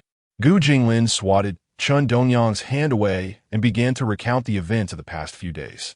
Chen Dongyang listened, his mouth agape, as if it could accommodate an egg. Old Gu, are we not brothers? Why do you even ask that? Of course we are. What kind of question is that? Gu Jinglin replied, puzzled. At that moment, Chen Dongyang firmly grasped Gu Jinglin's hand. Old Gu, I can't believe you're a second-generation rich kid. The most formidable one at that. From now on, I entrust my future to you. No, my adoptive father. Gu Jinglin chuckled as he playfully scolded. Get lost. I have no son as grand as you. Just focus on completing your studies first. Adoptive father. Even though I didn't get into Qingbei, we're still in the same city. Just wait for me. I need to use the restroom. When I return, I shall lavish my praises upon you, Chen Dongyang said with a grin. Gu Jinglin waved him off. Go. I know your kidneys aren't the best. I'll head to the private room first. He then turned and made his way towards the private chamber. Meanwhile, in the private room downstairs, everyone was still engulfed in immense shock. Li Shuiyao wore an expression of disbelief, her eyes reflecting confusion and uncertainty. Beside her, Zhao Xiao gently nudged her and, with a quivering voice, asked Shueshu, Shuiyao, was that Gu Jinglin? I thought he was an orphan. Why is that manager suddenly treating him with such deference? Li Shuiyao was equally perplexed, pondering, how could this be? Could it be that the orphan truly possesses a terrifying identity? It is inconceivable. Having grown up alongside him, I am fully aware that he is an orphan. Meanwhile, Lu Zi, seated on the ground, covered his face, his expression filled with confusion and resentment. This scoundrel dared to strike me. I shall inform my father upon my return. And what of Gu Jinglin? Is he not also an orphan? How could this be? At that moment, Gu Jinglin, searching for a private room on the top floor, remained oblivious to the happenings below, displaying no interest in them whatsoever. He soon encountered a grand black door. This must be the place. Indeed, the upper floor exudes an elegance far superior to that of the lower levels. It is notably quieter as well. As he approached, he pushed open the door to the private room, only to be taken aback by the sight within. At the dining table sat a woman clad in a flowing white gown, her long black hair cascading down to her waist, her figure possessing exquisite curves, elegantly savoring her meal. Just then, a middle-aged man standing beside her noticed Gu Jinglin's entrance and fixed an intense gaze upon him. Who are you? Who permitted your entry? Are you not aware that the upper floor is off-limits? The woman turned her head at the sound of his voice. Gu Jinglin, with a smile, replied, I apologize. I was unaware that anyone was inside. I truly, as he attempted to express his regret. His gaze fell upon the woman's face as she turned to him. He was instantly mesmerized, for she was breathtakingly beautiful. Appearing to be no more than 20 years of age, she surpassed the highest standard of beauty by far. Her features resembled a meticulously crafted artwork. Her brows arched gracefully. Her eyes sparkled like brilliant stars, her nose delicately sculpted, and her lips, naturally rosy, radiated a soft allure. Her skin glowed with a gentle luminosity akin to that of fine jade, evoking an irresistible desire to touch her. Gu Jinglin stood there, entranced, momentarily oblivious to his surroundings. Noticing Gu Jinglin's unwavering gaze upon her, the girl furrowed her brow slightly, a flicker of displeasure crossing her eyes. The middle-aged man, seeing this, stepped forward and barked, Kid, have you seen enough? If you do not leave now, I shall not be so courteous. This jolted Gu Jinglin back to reality, and he quickly responded, I apologize sincerely. I will take my leave. He turned and exited, closing the door behind him. Yet, the image of the girl's stunning visage lingered in his mind, stirring an unshakable restlessness within him. No words could adequately capture her beauty. As Gu Jinglin remained lost in thought, Chen Dongyang approached from behind and patted him on the shoulder. Old Gu, what's wrong? You seem distracted. Snapping back to attention, Gu Jinglin replied, Nothing. Let us head to the private room for dinner. Quickly then. I haven't eaten yet, and seeing Lu Zi makes me feel nauseous. I'm starving, Chen Dongyang exclaimed, pulling Gu Jinglin forward. Gu Jinglin merely smiled faintly. Yet as they walked, he glanced back at the door of the private room. That fleeting glimpse had planted a remarkable seed within his heart. While Gu Jinglin and Chen Dongyang were still dining at Wanhua Pavilion, an unexpected piece of news began to spread rapidly throughout the metropolis. Liu Zhenbong, the legal representative of the Shanghai Advertising Company, was implicated in land occupation, bribery of officials, tax evasion, commercial fraud, and illegal competition. Meanwhile, in an opulent villa, Liu Zhenbong was engaged in aerobic exercise with two beautiful women when his phone rang incessantly by the bedside. Irritated, he answered the call. "Hello? Who dares to disturb me?" Upon hearing the words from the other end of the line, Liu Zhenbong was instantly taken aback, his body trembling uncontrollably. The voice on the other end continued. Chapter 11. The surface of Gu's iceberg's power. Liu Zhenbong. How dare you indulge in pleasure at such a critical moment? Do you have any idea that just now, the organization issued a directive outlining 5 charges against you? And now, I am entangled in this mess as well. What on earth were you thinking? Who did you offend? A calm, yet urgent voice resonated from the phone, belonging to Su Qiming, the chief of the Magic City Police Department. In response, Liu Zhenbong trembled as he stammered, "Su. Director Su, I swear I know nothing. I haven't even left my house today. Please, I beg you to help me." Liu Zhenbong racked his brain, unable to fathom whom he had wronged. He realized that many business owners in Magic City shared similar predicaments, but they remained hidden from scrutiny. However, once exposed, the consequences could be dire. With a sense of urgency, he continued, "Director Su, I implore you to intervene. I will repay you handsomely." Su Qiming's emotions flared at his words. "Are you out of your mind? Typically, such cases take at least 3 days to review and issue directives. Yours took less than an hour. This is clearly targeted at you. I called to warn you. Watch what you say. Otherwise, we may both face dire consequences." With that, the call abruptly ended. Liu Zhenbong's eyes widened, and the phone slipped from his grasp, landing softly on the plush carpet without a sound. The two women present noticed his unusual demeanor and paused, their expressions filled with concern. "Mr. Liu, what's wrong?" one of them inquired softly. Yet Liu Zhenbong seemed lost in a trance, unresponsive to their questions. The weight of the accusations echoed in his mind, shackling him with a suffocating dread. Meanwhile, in the Gu manor, Gu Cheng stood in the living room with a serious expression, his gaze fixed on Cheng Shu, who stood opposite him. "Has everything been taken care of?" Gu Cheng's steady voice broke the silence. Cheng Shu respectfully replied, "Yes, President Gu. All the charges against Liu Zhenbong have been compiled and submitted to the higher-ups, and I have urged them to exert pressure." Gu Cheng nodded slowly in acknowledgement. At the Wanhua Pavilion, Gu Jinglin and Chen Dongyang, having satisfied their appetites, were preparing to leave.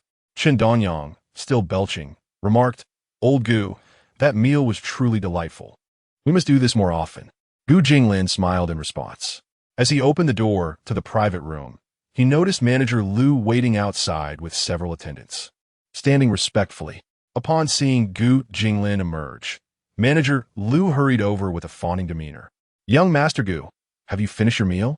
Is there anything else you require?" Gu Jinglin cast a fleeting glance, pulled out the black card, and casually remarked, "All right, let's settle the bill." Manager Liu, seeing this, quickly responded, "There's no need. Young Master Gu, just enjoy your meal. May I escort you downstairs?" At that moment, Chen Dongyang interjected with a mocking tone, "Oh, is this still Manager Liu? Whatever happened to that defiant demeanor you had just moments ago?" Manager Liu, upon hearing this, merely lowered his head further, beads of cold sweat forming on his forehead. "Dining requires payment. That is the rule. I harbor no grievances against your establishment," Gu Jinglin stated calmly. Hearing this, Manager Liu lifted his gaze, his eyes reflecting joy. Was he not going to pursue the matter further? With this thought, Manager Liu cautiously accepted the black card, swiped it, and then returned it to Gu Jinglin. "Young Master Gu, allow me to escort you downstairs. Please mind the steps." Just then, Gu Jinglin suddenly recalled something and turned to Manager Liu, inquiring, "By the way, who are the individuals in that private room?" Following Gu Jinglin's gesture, Manager Liu looked in that direction and replied, "I'm not certain, young Master Gu. That room is privately owned by the boss, primarily reserved for entertaining friends." Gu Jinglin nodded thoughtfully, then shook his head, deciding it was not worth his concern. "There is no need for you to see me off. We shall descend on our own," he said, turning towards the elevator. Manager Liu, with a beaming smile, called out from behind, "Take care, young Master Gu. We welcome your next visit." Soon, Gu Jinglin and Chun Donyang reached the entrance, both halting simultaneously to gaze at the resplendent streets before them, with the elegant faade of Wangyue Pavilion behind. At this moment, Chun Donyang suddenly expressed, "Old Gu, I cannot quite explain it, but for the first time, I feel as though this city, the magical metropolis, belongs to me. Everything within my sight is within my grasp." Gu Jinglin, listening to Chun Donyang's words, smiled and replied, "Our era has only just begun. However, Yangzi, when did you become so sentimental?" Chun Donyang, upon hearing this, draped his arm over Gu Jinglin's shoulder and jovially responded, "What do you mean, old Gu? I've always been this way. But truly, I am genuinely happy for you." Gu Jinglin patted Chun Donyang's shoulder, grinning. "All right, old Gu, I must take my leave. Tomorrow I need to report to school. There are plenty of girls waiting for me at the university. But don't forget about your brothers once you start college." Chun Donyang waved as he walked away. "Fear not, but do gain your first experience before anything else." Gu Jinglin chuckled. As Gu Jinglin watched Chun Donyang's retreating figure, he reflected on their pure friendship. Chun Donyang had never looked down upon him. Rather, he had always stood up for Gu Jinglin during times when others bullied him. Just then, Lu Zi, Li Shuiyao, and Gu Jinglin's classmates emerged, their faces not reflecting the joy of a gathering, but rather an expression of deep contemplation and shock, clearly still reeling from the earlier astonishment. They spotted Gu Jinglin, yet not a single one dared to approach him or continue the mockery. Lu Zi gazed at Gu Jinglin, a flicker of resentment crossing his eyes, while Li Shuiyao regarded Gu Jinglin with a mixture of complexity and confusion, her mind swirling with myriad thoughts. Gu Jinglin cast a nonchalant glance at them, remaining silent as he picked up his phone to send a message to Uncle Chung, requesting him to come and pick him up.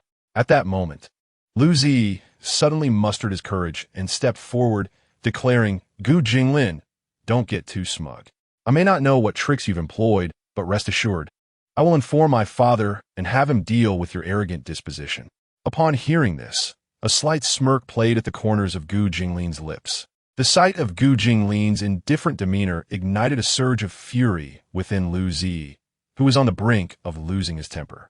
Just then, a sleek black Maybach glided to a halt before Gu Jinglin. Lu Zi and his classmates were momentarily rendered speechless. "Is that a Maybach? It must be worth over $1 million, remarked one boy. "Indeed, it is a Maybach. Is it here to pick up Gu Jinglin?" Zhao Xiao, standing beside Li Shuiyao, expressed his bewilderment. When did Gu Jinglin become so wealthy? Li Shuiyao remained silent, her gaze fixed intently on Gu Jinglin, as if attempting to see through him.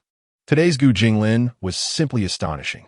Amidst the astonished gazes of their classmates, a middle-aged man dressed as a chauffeur emerged from the car and opened the door, respectfully addressing Gu Jinglin, "Young master, please." Gu Jinglin entered the vehicle, and as Uncle Chung closed the door, Gu Jinglin rolled down the window just as the car was about to depart. With a smile, he remarked to Lu Zi, "Lu Zi, you truly are filial." He then closed the window, and the car drove away, leaving behind a crowd in shock and a bewildered Lu Zi. "Filial? I have always been filial. Why is he praising me?" Chapter 12. A visit to the Gu family group. Subsequently, the crowd, their faces etched with shock, departed to return to their homes.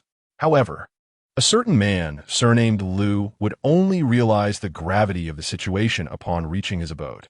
Notably, before her departure, Li Shuiyao cast a meaningful glance in the direction where Gu Jinglin had vanished, leaving everyone puzzled as to the thoughts that occupied her mind. As Gu Jinglin gazed out at the swiftly passing nocturnal scenery through the car window, memories from his high school years resurfaced, particularly the biting mockery from Lu Zi. It was Lu Zi who had orchestrated each of his humiliations, repeatedly branding him with the title of orphan. Although Gu Jinglin had once retaliated against Lu Zi, it had only incited a vengeful backlash fueled by Lu Zi's familial influence. Contemplating this, a slight smile graced Gu Jinglin's lips as he muttered to himself, "You rely on your family's power to seek revenge, do you?" Very well then. I shall ensure you have no power to rely upon. Uncle Chung, glancing at Gu Jinglin through the rearview mirror, inquired softly, Young master, where do you intend to go next? Gu Jinglin lifted his gaze slightly and replied, Let us return home. Uncle Chung nodded in acknowledgement, responding, As you wish, young master. Meanwhile, Lu Zi returned home, seething with fury, and upon entering, he bellowed, Father, that Gu Jinglin has gone too far. He stole the spotlight at Wanghua Pavilion today and humiliated me. However, he was met with an unusual silence from his father, stirring a sense of unease within Lu Zi. He began to search for his father's presence. At that moment, Lu Zhenbong's secretary hurried in, bearing a grave expression as he addressed Lu Zi. Young master, there has been an incident involving the chairman. With that, he led Lu Zi into the study. Upon entering, Lu Zi was struck by the sight of the once spacious room, now crowded with anxious faces, each displaying a mixture of unease and dread.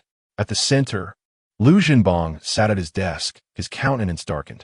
He had summoned all the management personnel to inquire if any had offended someone, but to no avail.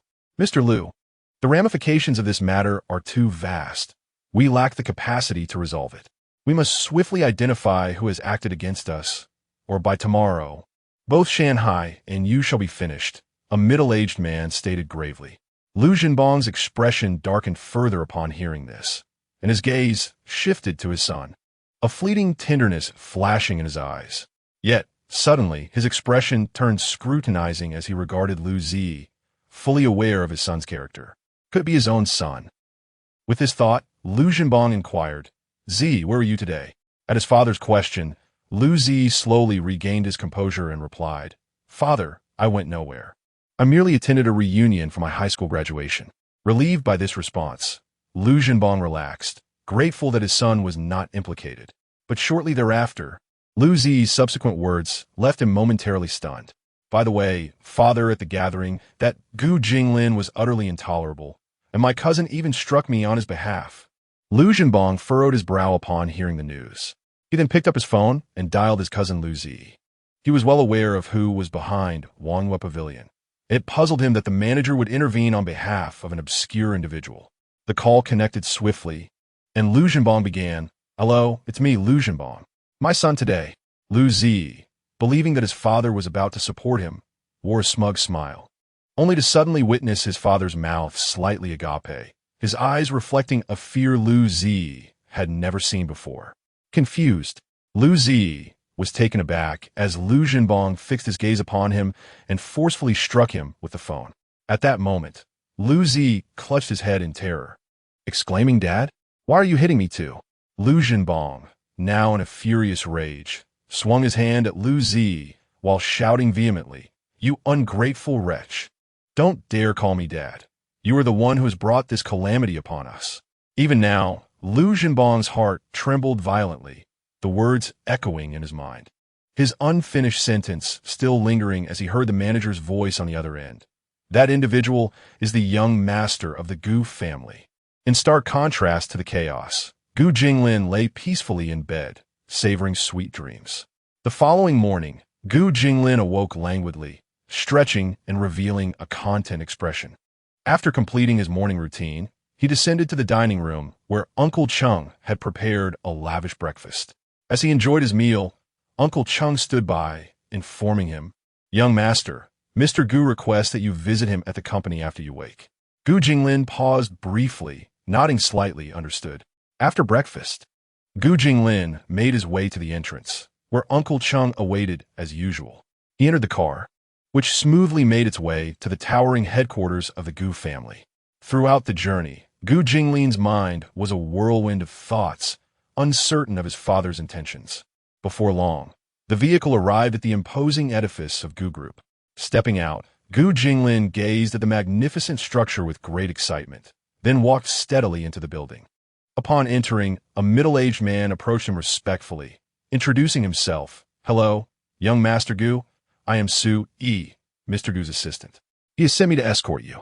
Gu Jinglin nodded appreciatively. Thank you, Assistant Su. The two proceeded to the elevator, where numerous employees of Gu Group cast curious glances at Gu Jinglin. Look, Isn't that Assistant Sue? Why is he showing such deference to this young man? I don't know. Assistant Sue is usually quite stern and rarely displays such respect. Not to mention, this person is quite the charm and is rather handsome. I find myself a bit captivated. You still desire the old ox to graze on tender grass? Have you not observed the air of sophistication surrounding that individual? It is evident that your words are excessive.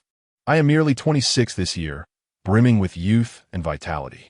In an instant, the employees of the Gu Group engaged in animated discussions. Shortly thereafter, Gu Jinglin and his companion arrived at the threshold of the president's office on the top floor of the Gu Group.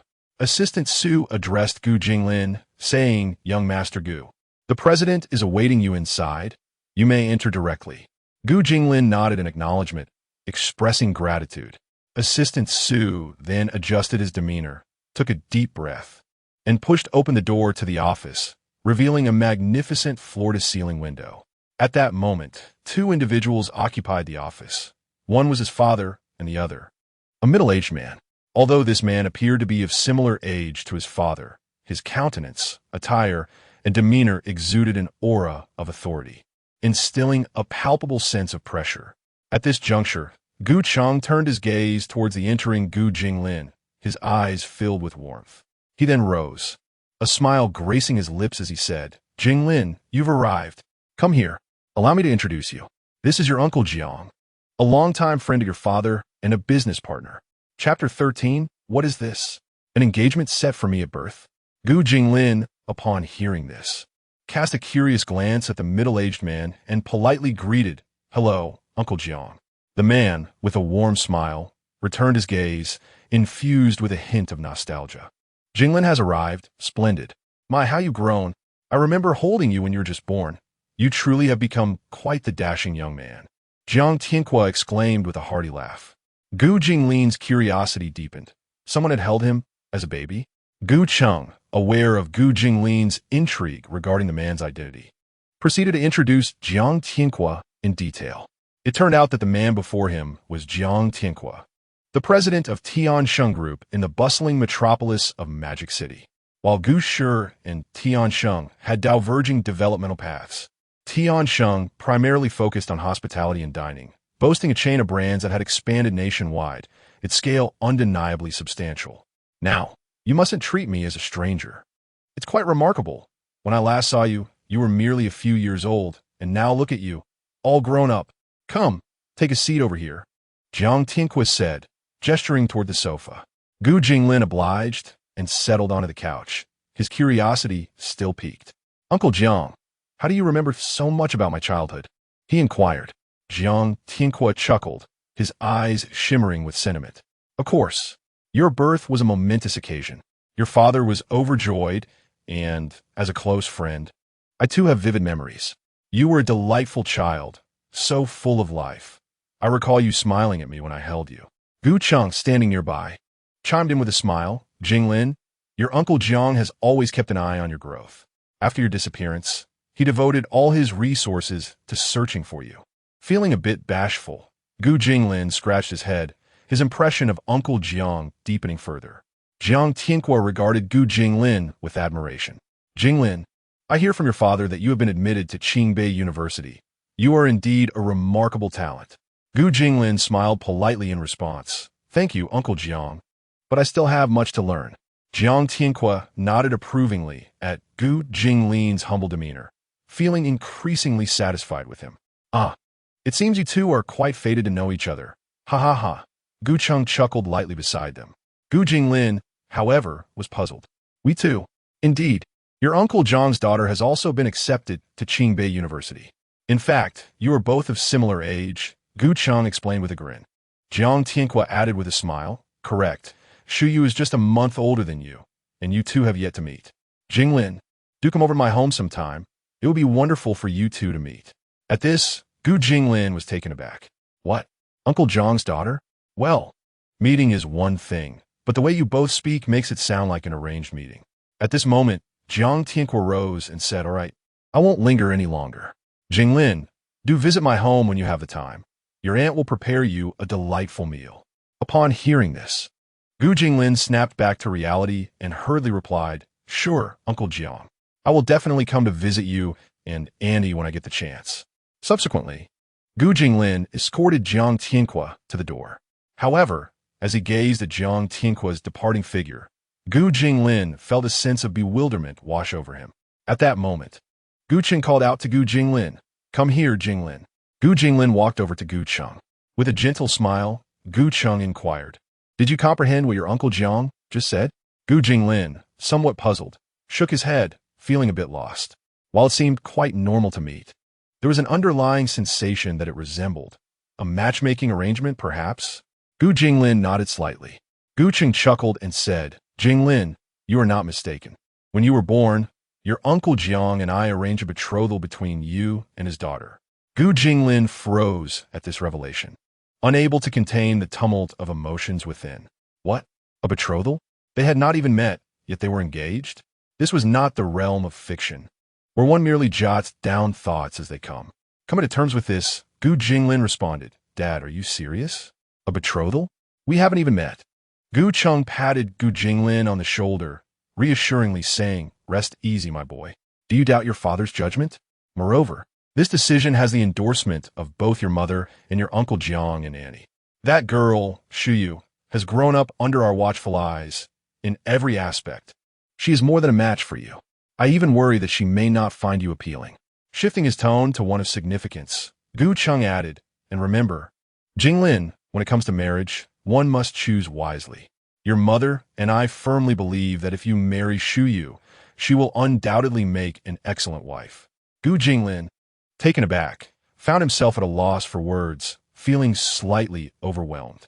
Anticipating Gu Jinglin's reaction, Gu Cheng chuckled softly, "Don't worry. By the time you meet that girl, perhaps your expression will change. You must put in some effort. I wouldn't want her to overlook you." With that, Gu Cheng led Gu Jinglin to the floor-to-ceiling window. Gazing out at the scenery, he remarked, "Jinglin, you are still young, with plenty of time ahead.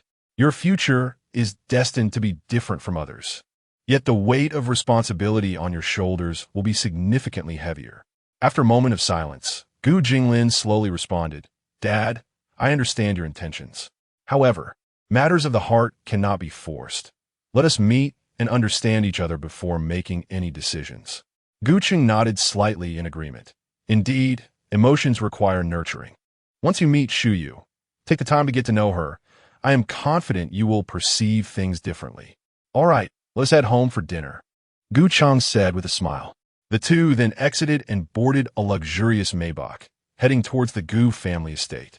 In the car, Gu Cheng addressed Uncle Cheng, saying, "Xiao Cheng, let us switch to another vehicle later. Isn't there a phantom available? This ride is rather uncomfortable." "Certainly, Mr. Gu," Uncle Cheng respectfully replied.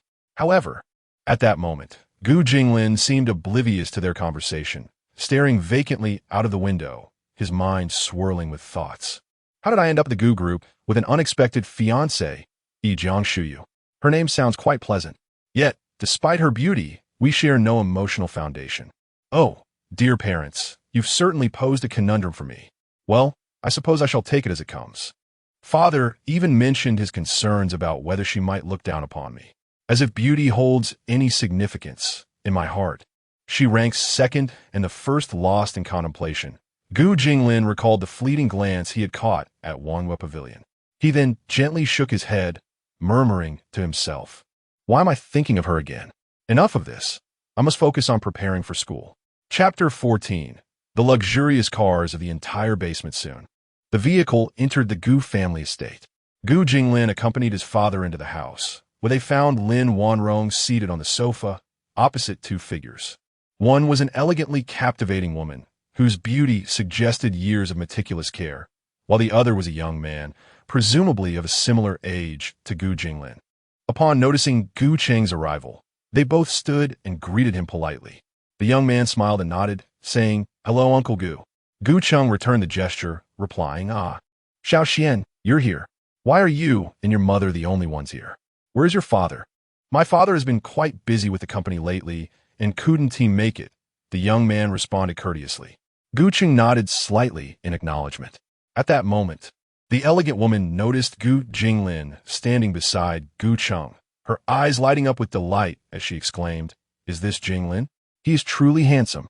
If he goes to university, I can only imagine how many young ladies he will charm. Wanrong, you must be secretly pleased. Lin Wanrong smiled at Gu Jinglin, her gaze filled with profound affection. Jinglin, this is your Aunt Xiao, and the young man beside her is her son, Wu Xian. Upon hearing this, Gu Jinglin politely replied, "Hello, Aunt Xiao." Aunt Xiao approached him with a warm smile, linking her arm through his. "It's a pleasure to meet you for the first time, Jinglin. I didn't bring any extravagant gifts, but this wristwatch was specially brought back for you by your Uncle Wu from abroad. Please accept it." As she spoke, she produced a beautifully crafted box and opened it to reveal an exquisite watch. Gu Jinglin recognized the brand, Patek Philippe, and estimated the value to be at least 1 million. Was it not customary for them to present gifts of such caliber? Noticing Gu Jinglin's composed demeanor, Aunt Xiao wondered if he was displeased. "Jinglin, do you not like it?" At this point, Gu Cheng interjected, "All right, Jinglin, since it is your Uncle Wu's heartfelt gesture, you should accept it." Finally, Gu Jinglin took the watch. Lin Wanrong then suggested, "All right, let us not linger here. Let us head to the dining room." Subsequently, they all made their way to the dining area. After the meal, Wu Xian proposed a breath of fresh air as an excuse to take Gu Jinglin outside. Once they were out, Wu Xian took a deep breath and chuckled. "I'm exhausted. Having to maintain such an act is tiring. It's refreshing to be out here." Gu Jinglin observed Wu Xian's demeanor, shaking his head with a wry smile, realizing that his polite fade was merely a performance. Wu Xian, noticing Gu Jinglin's amused expression, placed a hand on his shoulder. "Jinglin, don't laugh at me. Sometimes, when we are in our position, we must put on a show, but privately, we can be ourselves. However, I must admit, I cannot compare to you. In this city, who would dare to speak ill of you? Ah, my father truly disappoints me. Why can't he strive for more, so I could experience that feeling too?" His face then revealed a look of disappointment. Upon hearing this, Gu Jinglin was momentarily taken aback and said, "Goodness, while others aspire for their children to succeed, you seem to wish for your father to achieve greatness instead." Wu Xian, slightly embarrassed by the remark, quickly shifted the topic. "By the way, I heard from Aunt Lin that you are also attending Qingbei." Gu Jinglin nodded in affirmation. "I am too. I'm currently in my sophomore year. If you need anything at school, just let me know," Wu Xian said, patting Gu Jinglin on the shoulder. Gu Jinglin, puzzled by Wu Xian's demeanor, regarded him with a hint of skepticism. This fellow, appearing so carefree, managed to gain admission to Qingbei? It seems I underestimated him. Wu Xian then suggested, "Jinglin, let us go out and have some fun." "Where to?" Gu Jinglin inquired, as Wu Xian displayed a bewildered expression. "Hey, where's your car? I didn't drive here today." "I don't drive. I usually have a chauffeur," Gu Jinglin replied. "What's the point in that? People say a car is a man's beloved companion. How can you not experience it for yourself? Where's your garage?" Wu Xian remarked, assuming the role of an experienced friend. Subsequently, Gu Jinglin summoned Uncle Fu, who led them to the garage. Upon entering, the two were left speechless. The expansive garage was filled with an array of luxurious vehicles, numbering in the dozens. Wu Xian, astonished, dashed over to inspect the cars. "Is this a Pagani, one of only 50 in the world? And this is a Bugatti, with just 10 units of this version globally." Suddenly, Wu Xian halted, his gaze fixated on a sleek black sports car at the center, as if in disbelief. He approached it cautiously. "Is this a Maybach sports car? There are only 5 in existence. One cannot simply buy this with wealth." Gu Jinglin, listening to Wu Xian's exclamations, felt a sense of bewilderment himself. "When did my garage acquire such a multitude of cars?"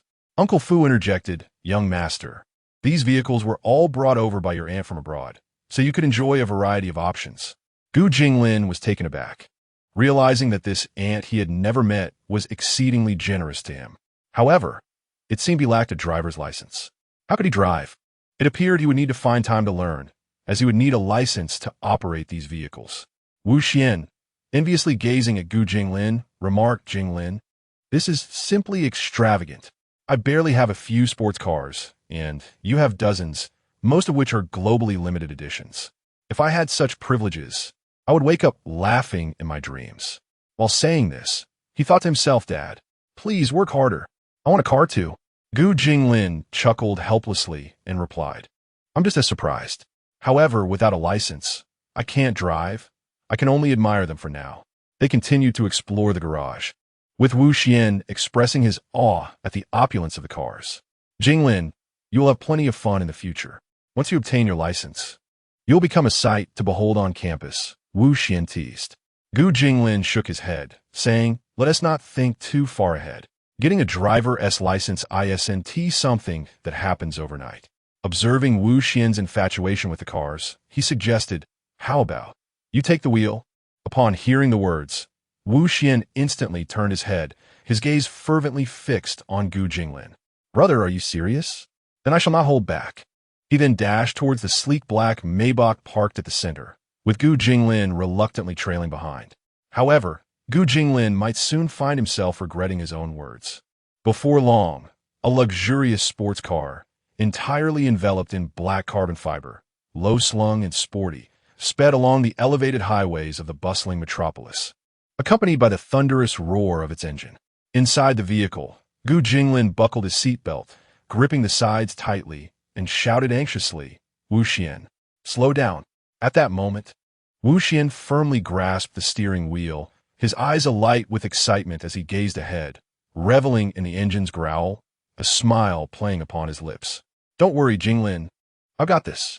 Trust me, my friend, I'm taking you somewhere extraordinary. This is exhilarating. Chapter 15. Su Yuelin, a blossom from Tsinghua and Peking University before long. A striking black sports car, entirely crafted from carbon fiber, came to a gradual halt in front of a bar. Given the bustling nature of the downtown area and the car's eye-catching design, numerous onlookers paused to capture its image with their phones. When the crowd beheld two remarkably youthful individuals alight from the vehicle, envy flickered across their faces. What brand is that car? I've never seen it before. It looks so magnificent, exclaimed a young man by the roadside, his eyes alight with fervor. Are you blind? Can't you see the Maybach emblem? Another retorted. Do they even make sports cars? Truly, wealth can afford anything. I've never even laid eyes on this beauty. In no time, a throng gathered around the car, buzzing with speculation. Meanwhile, Gu Jinglin exited the vehicle, suppressing a couple of dry heaves. He then turned to Wu Xian and exclaimed, Wu Xian, why are you driving so fast? Don't you know about speed limits? Wu Xian, noticing Gu Jinglin's discomfort, sheepishly replied, I'm sorry, Jinglin. I was just too excited. This is a Maybach sports car after all, something some people may never experience in a lifetime. At that moment, a waitress approached briskly, a sycophantic smile adorning her face. Good evening, gentlemen. Welcome to Meteor Bar. Would you like me to protect your car from any potential scratches? Of course, such a service is not typically offered at bars. But this was an exception. Recognizing the car's immense value and the significance of its occupants, the waitress understood that befriending them could yield considerable benefits. Wu Xian glanced at the waitress and replied, Please take good care of the car. The waitress nodded eagerly, rest assured. Gu Jinglin rolled his eyes at Wu Xian's air of superiority. All right, what brings you to this bar? Wu Xian then draped an arm around Gu Jinglin's shoulders, saying, Jinglin, this is one of the premier bars in the city, teeming with beautiful women. Naturally, I brought you here to unwind. Gu Jinglin regarded Wu Xian with skepticism. When you say unwind, do you mean in a legitimate sense? Wu Xian chuckled, of course, it's entirely legitimate. I wouldn't dare bring you here otherwise. However, if you're looking for something else, I have connections for that too. Gu Jinglin quickly waved his hands. Stop. I'm not interested. Wu Xian laughed inwardly, thinking to himself, even if Jinglin were interested, I'd be powerless to act. If my father found out I took the heir to such places, he'd surely break my legs. The two then stepped into the bar. Upon entering, they were immediately enveloped by the deafening music that resonated through the air, causing Gu Jinglin's ears to buzz. Wu Xian guided Gu Jinglin towards the second floor. Once they ascended, the cacophony of music abruptly ceased, and a semblance of tranquility settled over them. They settled onto a plush sofa, facing a row of expansive floor-to-ceiling windows that overlooked the dance floor below, where vibrant lights flickered and the crowd swayed with abandon. Wu Xian raised his hand to summon a server, ordering a selection of drinks and snacks. Shortly thereafter, the server returned, neatly arranging the items before respectfully retreating. Gu Jinglin gazed at the bustling scene below, slightly furrowing his brow. This place is excessively noisy. How can you enjoy coming to such a venue? Wu Xian chuckled as he lifted a glass of wine, swirling it gently. Jinglin, you fail to grasp the essence of life. With the pressures we face daily, it's refreshing to unwind here. Just look at those people down there. They seem genuinely joyful. Gu Jinglin let out a light snort. I see you merely seek amusement. Just then, a woman clad in a provocative short skirt approached with a drink in hand. Upon noticing Gu Jinglin's handsome visage, her eyes sparkled, and a flirtatious smile graced her lips. Gentlemen, do you mind if I join you?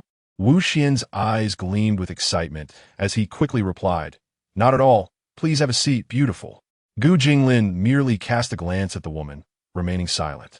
Once seated, she placed her glass on the table, leaning slightly toward Gu Jinglin. Is this your first time here, handsome? Unmoved by her advances, Gu Jinglin continued to gaze downward without uttering a word. Meanwhile, Wu Xian, observing the interaction, felt a pang of urgency, wishing he could take Gu Jinglin's place. Noticing Gu Jinglin's indifference, the woman huffed softly and picked up her drink to leave. Wu Xian turned to Gu Jinglin, exasperated. What are you doing, man? That beauty was making a move on you, and you said nothing. Gu Jinglin calmly replied, I'm not interested. Wu Xian sighed in resignation. After a while, Gu Jinglin turned to Wu Xian and inquired, By the way, your father is quite familiar with mine. Are you acquainted with the Jiang family? The Jiang family? Of Tiansheng Group? Absolutely. My father and yours, along with Uncle Jiang, share a great rapport, Wu Xian responded enthusiastically. Gu Jinglin nodded slightly, asking, What about Uncle Jiang's daughter? Wu Xian looked at Gu Jinglin with a grin. You must be referring to Jiang Shuyu, right? You don't harbor any feelings for her, do you? Not at all, just curious, Gu Jinglin said, shaking his head. My friend, let me tell you, Jiang Shuyu is no ordinary person. She is the dream girl of nearly every second-generation rich kid in Modu. However, she is known for her aloofness, causing many to hesitate. If you do have feelings for her, I advise you to give up early, Wu Xian lamented. Just then, Gu Jinglin was listening intently when he noticed Wu Xian abruptly stop, his gaze fixated behind him. What's wrong? Continue speaking. What are you looking at? Gu Jinglin asked, turning to glance over his shoulder. At that moment, Wu Xian leaned closer, excitedly wrapping an arm around Gu Jinglin's shoulders. Jinglin, look over there. That person is Su Yuellen, the belle of the finance department at Qingbei. I can't believe we would see her here, following Wu Xian's pointed finger. Gu Jinglin observed a girl in a server's uniform gracefully navigating between tables, carrying drinks. Her beauty was striking, and her poise was remarkable, even in her service attire. Her unique charm was undeniable. Particularly captivating were her long, slender legs, which drew attention effortlessly. Her movements were light and elegant, as if she were performing a silent dance. Gu Jinglin raised an eyebrow and remarked, How did she end up working as server here? Wu Xian wore a puzzled expression, pondering aloud, I wonder, shouldn't students from Tsinghua and Peking University be above working here? But perhaps they have their own reasons. A flicker of excitement sparked in his eyes as he added, Jinglin, shall we go over and greet them? Just as the two were conversing, a gaunt-faced man, his eyes ablaze with fervor and possessiveness, stepped in front of Su Yuellen. Wu Xian cast a glance at the individual, his heart sinking. What a surprise to see him here. Gu Jinglin, perplexed, inquired, Who is this? Wu Xian replied, his demeanor unyielding. This fellow is notorious in the Magic City as a second-generation official. His father is the director of the Municipal Party Office and the deputy director of the Public Security Bureau. He has leveraged his father's influence to create quite the stir in the city. I've heard that he paused, realizing the urgency of the situation. No, if we don't intervene, something terrible will happen. With that, he pulled Gu Jinglin along as they approached the unfolding scene. Gu Jinglin, caught off guard, was dragged along. Before they could reach the front, the man's voice, laced with flippancy and menace, rang out, Beautiful lady, how about sharing a drink with your brother? If you please me, there will be rewards in store for you. Su Yuellen's face paled with alarm as she took a step back, replying, I'm sorry. I'm at work and it's not appropriate. Undeterred, the man advanced, closing the distance. What work? I'm offering you a chance to drink with me. It's a privilege, so don't be ungrateful." At that moment, Wu Xian and Gu Jinglin arrived, with Wu Xian stepping forward to shield Su Yuelin, declaring, "Wang Yu, don't go too far. She's not interested, and you shouldn't force her." Wang Yu, upon seeing Wu Xian, allowed a derisive laugh. "Oh, it's you? Wu Xian, what is this? Playing the hero? You should really know your place." He then directed his scornful gaze at Gu Jinglin, sneering, "And you brought along a little brat, playing the gallant knight? Just scram." Gu Jinglin froze at the remark, "A little brat? Me?" His gaze then hardened as he fixed it on Wang Yu, a dangerous glint evident in his eyes. Chapter 16. The conflict with Wang Yu upon meeting Gu Jinglin's gaze. Wang Yu was instantly consumed by a fiery rage. In the past, who would have dared to look at him in such a manner? He swiftly pushed aside Wu Xian and strode towards Gu Jinglin, locking eyes with him. With a tone laced with both menace and disdain, he declared, "What is this? Little brat? Are you dissatisfied? Let me enlighten you. Regardless of which affluent family you hail from, in this city, if you are a dragon, you must coil. If you are a tiger, you must lie low." As he spoke, he even dared to lightly tap Gu Jinglin's cheek with the back of his hand. Taken aback, Gu Jinglin responded with a chilling edge to his voice. "Do I possess some sort of misfortune that attracts individuals like you wherever I go?" At this, Wang Yu tightened his grip around Gu Jinglin's neck. "What did you say? Who are you calling a beast? Little brat, are you looking for trouble? Let me make it clear. Even if I were to deal with you here today, I would face no repercussions." At that moment, Wu Xian's eyes widened in disbelief as he witnessed the scene unfold, his heart racing as if it had skipped several beats. "Wang Yu, let him go. Do you even realize who he is? Get lost. I don't care who he is. Anyone who disrupts my enjoyment deserves no mercy." Wang Yu interrupted fiercely, his gaze as menacing as ever. Meanwhile, Gu Jinglin, feeling Wang Yu's grip on his neck, glared with eyes ablaze and retaliated by striking Wang Yu squarely in the face. "How dare you choke me? If you have the guts, go ahead and deal with me today. I wish to see if you truly dare." He charged forward, intent on continuing his assault on Wang Yu. Wang Yu, now on the floor, pressed his hand to his face, a trickle of blood escaping the corner of his mouth. "All right, so you wish to fight, do you?" He then turned to his companions. "What are you all waiting for? Get in there and handle them. I'll take responsibility if anything goes wrong." Without hesitation, his companions rushed in, prompting Wu Xian to swiftly assist Gu Jinglin. Almost instantly, a chaotic brawl erupted. Meanwhile, Su Yueling, who had been standing by in a daze, finally snapped back to reality and rushed forward, exclaiming anxiously, "Stop fighting. If this continues, I will call the police." As the fight escalated, patrons in the bar turned their heads in shock, some gasping in disbelief, while others hurriedly sought refuge, fearful of being caught in the fray. Despite being at a disadvantage, Gu Jinglin and Wu Xian stood their ground, vigorously resisting the onslaught from Wang Yu and his cohorts. Gu Jinglin bore the marks of battle on his face, his clothing disheveled, yet his eyes remained resolute and filled with fury. Wu Xian shielded Gu Jinglin while desperately seeking an opportunity to strike back, repeatedly shouting, "Wang Yu, don't go too far." Wang Yu's companions, now frenzied with rage, paid no heed to the pleas of onlookers. One of them seized a nearby chair and hurled it towards Gu Jinglin, who with remarkable agility dodged, causing the chair to crash to the floor with a thunderous clatter. Su Yueling, beside herself with anxiety, began to stomp her feet in distress. At that moment, the bar manager arrived with several police officers, having preemptively called for help, fearing that the situation could spiral out of control. As the police advanced to separate the individuals involved, Wang Yu, upon noticing their presence, brazenly pulled one of the officers in front of him and declared fiercely, "I care not from which precinct you hail. I am Wang Yu, the son of Wang Yujing. I demand you arrest those two right now." The officers, upon hearing the name of the Deputy Director of the Public Security Bureau, Wang Yujing, exchanged uneasy glances. One officer whispered to his colleague, "What should we do?" The Deputy Director's son, another officer, maintaining a semblance of composure, suggested, "Let us take them in for now and consult the director afterward." They approached Gu Jinglin and his companion, preparing to escort them away. Gu Jinglin, however, remained surprisingly unfazed by the situation. Recognizing that his father held a significant position within the system, Wu Xian observed Gu Jinglin's calm demeanor and sighed. Alas, one reaps what one sows. In stark contrast, Su Yuelin was visibly agitated, exclaiming, "What are you doing? This has nothing to do with them. They were the ones who provoked first." Wang Yu surveyed the unfolding scene with a scoff. "Humph. You think you can compete with me? You two are no match." After a short while, both individuals were taken to the station and placed in a holding cell, while several officers sought counsel from their superior. "What bad luck!" Wu Xian lamented, surveying the surroundings. "Jinglin, are you all right?"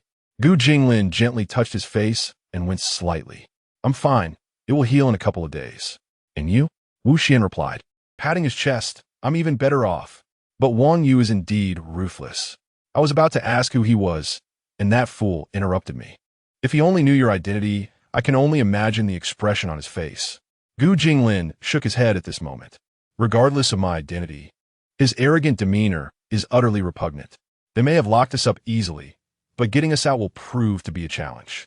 Meanwhile, the officer who had gone to consult the director placed Gu Jinglin and Wu Xian's names on the director's desk. The director, an old acquaintance, was Su Qiming. At that moment, Su Qiming sat at his desk, listening to their report. He glanced at the file and noted the absence of parental information. There is no need for elaborate measures. A few days in here should suffice, as a courtesy to Deputy Director Wang. Simultaneously, in the Gu family estate, Gu Cheng and Lin Wanrong received the news. Lin Wanrong, her face etched with concern, turned to Uncle Cheng and asked, "What on earth is happening? How could Jinglin end up in the police station?" Gu Cheng's gaze was fixed intently on Uncle Cheng. Uncle Cheng replied, "Madam, the young master did not allow me to accompany him. I only learned of it afterward. It was only after I went to the bar to get to the bottom of it that I discovered." He then recounted the events that transpired at the bar. Upon hearing this, Gu Cheng exclaimed, "The son of Wang Yuzhen?" Upon hearing that her son had been assaulted, Lin Wanrong felt an immediate surge of anxiety. "I do not care whose son it may be. Anyone who dares to strike my child will face dire consequences," she declared, before promptly dialing her father, Lin Zhen. At that moment, within the confines of the municipal government of the magical city, a middle-aged man sat at his desk, engrossed in paperwork. Suddenly, the phone on his desk began to ring. Glancing at the caller ID, he hastily answered. "Xiao Chun, is that Deputy Director Wang Yuzhen in our magical city utterly blind? They have even detained my grandson. Do they truly think I will tolerate this?" The middle-aged man, taken aback by the furious voice on the other end, found himself momentarily at a loss for words. Chapter 17, Re-encountering the enchanting girl. The middle-aged man hastily remarked, "Old Master Lin, please do not rush. Take your time to explain what exactly has transpired." On the other end of the line, Lin Zhen's voice was laced with fury as he retorted, "Inquire directly with Wang Yuzhen. His son has imprisoned my grandson, Gu Jinglin, in the police station. He is still being held.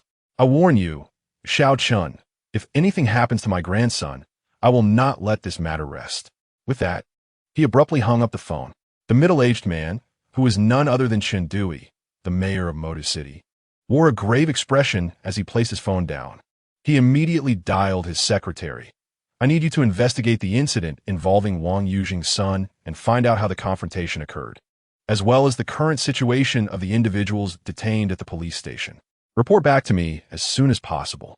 The secretary promptly acknowledged the task and set off to gather information. Meanwhile, at the police station, Su Qiming was preparing to handle the situation involving Gu Jinglin and Wu Xian according to his own plan, intending to detain them for a few days and call it a day. Just then, his phone rang unexpectedly. Noticing the call was from the mayor's office, he felt a pang of anxiety and quickly answered, "Hello, Mayor." Chen Dui's stern voice echoed through the receiver. "Director Su, are you currently holding two young men named Gu Jinglin and Wu Xian? This matter has escalated significantly. I need you to provide me with a detailed account of the situation." Su Qiming's heart sank as he realized the gravity of the situation. He hurriedly recounted the events to Chen Dui. After listening, Chen Dui fell silent for a moment before instructing, "Do not act rashly. I will come over immediately."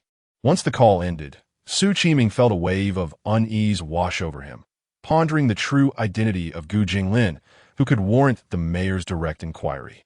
On the other hand, Wu Xian was still engaged in light conversation with Gu Jinglin. Jinglin, do you think we might actually be detained here for a few days? Wu Xian expressed his concerns. Gu Jinglin, however, remained unfazed, assuring him, do not worry. They cannot hold us for long. Before long, Chen Dui arrived at the police station, where Su Qiming was already waiting at the entrance. Mayor, you have arrived, Su Qiming respectfully greeted. Chen Dui nodded and quickly inquired, where are the young men currently being held? They are in detention at the moment, Su Qiming replied. Chen Dui, alarmed, exclaimed, you are truly misguided. What can I say to you? Do you have any idea who the young man named Gu Jinglin is? He is the sole heir of the Gu Corporation. If he had been at fault from the beginning, it would be one thing, but it was clearly Wang Yu who provoked him first. Why are you detaining him? Su Qiming stood frozen, taken aback by the revelation of Gu Jinglin's identity as the heir of the Gu Corporation. How astonishing! At that moment, a black business vehicle pulled up and two individuals emerged. One was Wang Yu, accompanied by an older man, his father, Wang Yujing. On his way to the police station, Chen Dui had contacted Wang Yujing, requesting him to bring Wang Yu along. At this moment, Wang Yu's mind was still in a daze. He speculated that Gu Jinglin might be a scion of some affluent family, but he never imagined it would be the Gu family. Chen Dui glanced at Wang Yujing and his son, scoffing, look at the fine son you've raised. Do you truly deserve the police badge upon your shoulder? With that, the group proceeded towards the station, while Wang Yujing wiped the sweat from his brow and hurried to catch up. They arrived at the room where Gu Jinglin and his companion were detained, and Chen Dui instructed Su Qiming to open the door. Gu Jinglin, observing the scene, understood that the moment had come. As Chen Dui entered the room and regarded the two individuals, he inquired, which one of you is young Gu? Upon hearing this, Gu Jinglin stood up and replied, I am Gu Jinglin. Chen Dui approached him with a smile, saying, young Gu, I am Chen Dui, the mayor of Magic City. I was previously a student of your grandfather, Mr. Lin. I sincerely apologize for the events of today. It was indeed a misunderstanding on our part. Gu Jinglin regarded Chen Dui and responded, Mayor Chen, this incident is ultimately not your fault. Chen Dui instantly grasped Gu Jinglin's implication and turned his gaze towards the seemingly dazed Wang Yu. Wang Yujing then nudged Wang Yu with his foot, urging, look at the mess you've created. Hurry and apologize to young Master Gu. Wang Yu, upon hearing this, hurriedly stepped forward, stammering, young Master Gu, I'm truly sorry. I had no idea of your status. I was blind to your worth. Please forgive me this once. Gu Jinglin looked at Wang Yu. He was initially reluctant to let the matter slide so easily. However, given that Mayor Chen was present and was a former student of his grandfather, he felt it prudent to exercise restraint. If it were someone else in my position today, what would the consequences have been? He pondered. Wang Yu, in Magic City, you may be among the elite of your circle, but do not forget that there exists a realm far beyond yours. Wang Yu, lowering his head in obsequiousness, replied, Yes, I'm truly sorry, young Master Gu. There will be no next time. You have my word. Subsequently, Gu Jinglin chose to disregard Wang Yu and departed with Wu Xian. After Gu Jinglin exited, Chen Dui turned to Wang Yujing and warned, I advise you to keep a close watch on your son. Should there be a next time, I will not intervene. Wang Yujing repeatedly nodded, expressing gratitude to Chen Dui. Once outside, Wu Xian took a deep breath and remarked, this is truly my first time being in a police station. Jinglin, let's stop by a nearby mall to purchase a couple of outfits. These clothes are tattered and make us look like beggars. Gu Jinglin glanced down at his attire and realized the truth in Wu Xian's words, nodding in agreement. As they were about to leave, Chen Dui caught up with them from behind. Young Gu, allow your Uncle Chen to drive you home, he offered. Gu Jinglin gently shook his head, saying, No trouble at all, Uncle Chen. We have our own vehicle. We will visit you when we have the chance. Chen Dui could only nod in understanding. Once they were away, Wu Xian turned to Gu Jinglin and asked, Jinglin, why did you let that fellow off so easily? Gu Jinglin smiled and replied, It's different. Didn't you notice Mayor Chen's expression? He clearly wished to protect Wang Yujing, and besides, he was a student of my grandfather. It's only courteous to show some respect. After all, maintaining harmony is essential. Upon hearing this, Wu Xian nodded.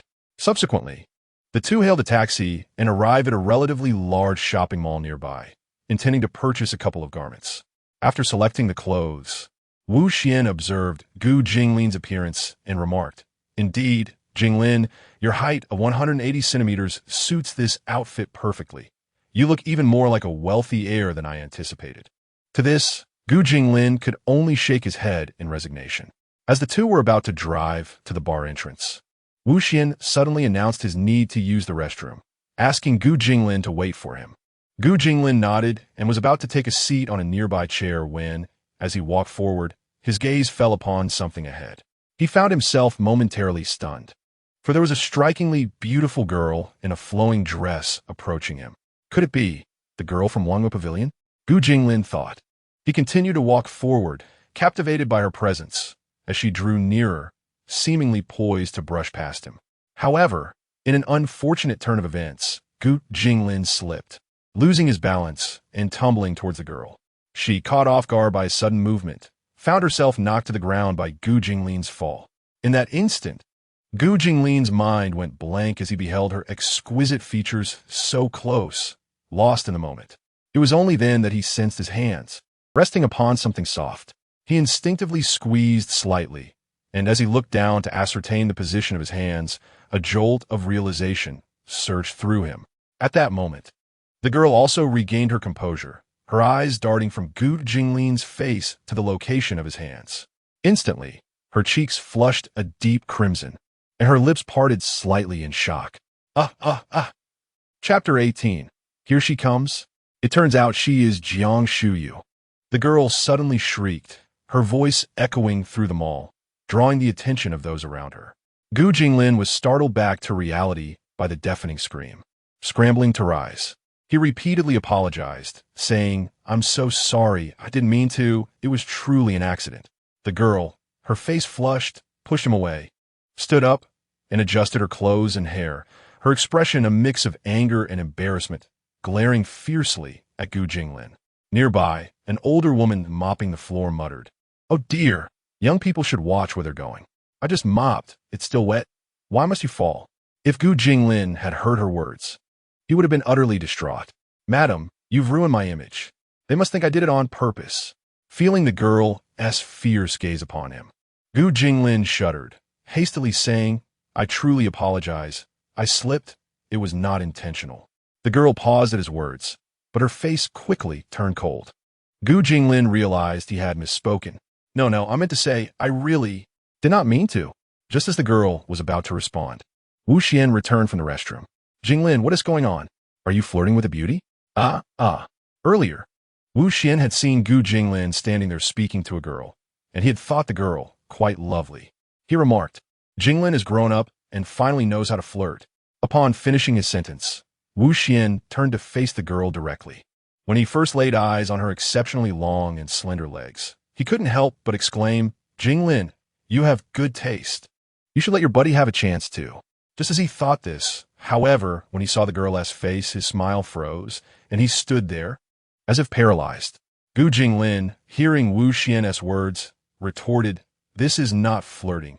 It was entirely an accident." He then noticed Wu Xian staring intently at the girl and felt an inexplicable surge of anxiety and discomfort. Gu Jinglin nudged Wu Xian, saying, "Hey, it's not polite to stare." At that moment, the girl also turned to look at Wu Xian. Upon seeing his frozen expression, she let out a cold laugh. "Wu Xian?" Hearing his name, Wu Xian snapped back to reality, forcing a smile. "Long time no see. It's quite a coincidence, I assent it."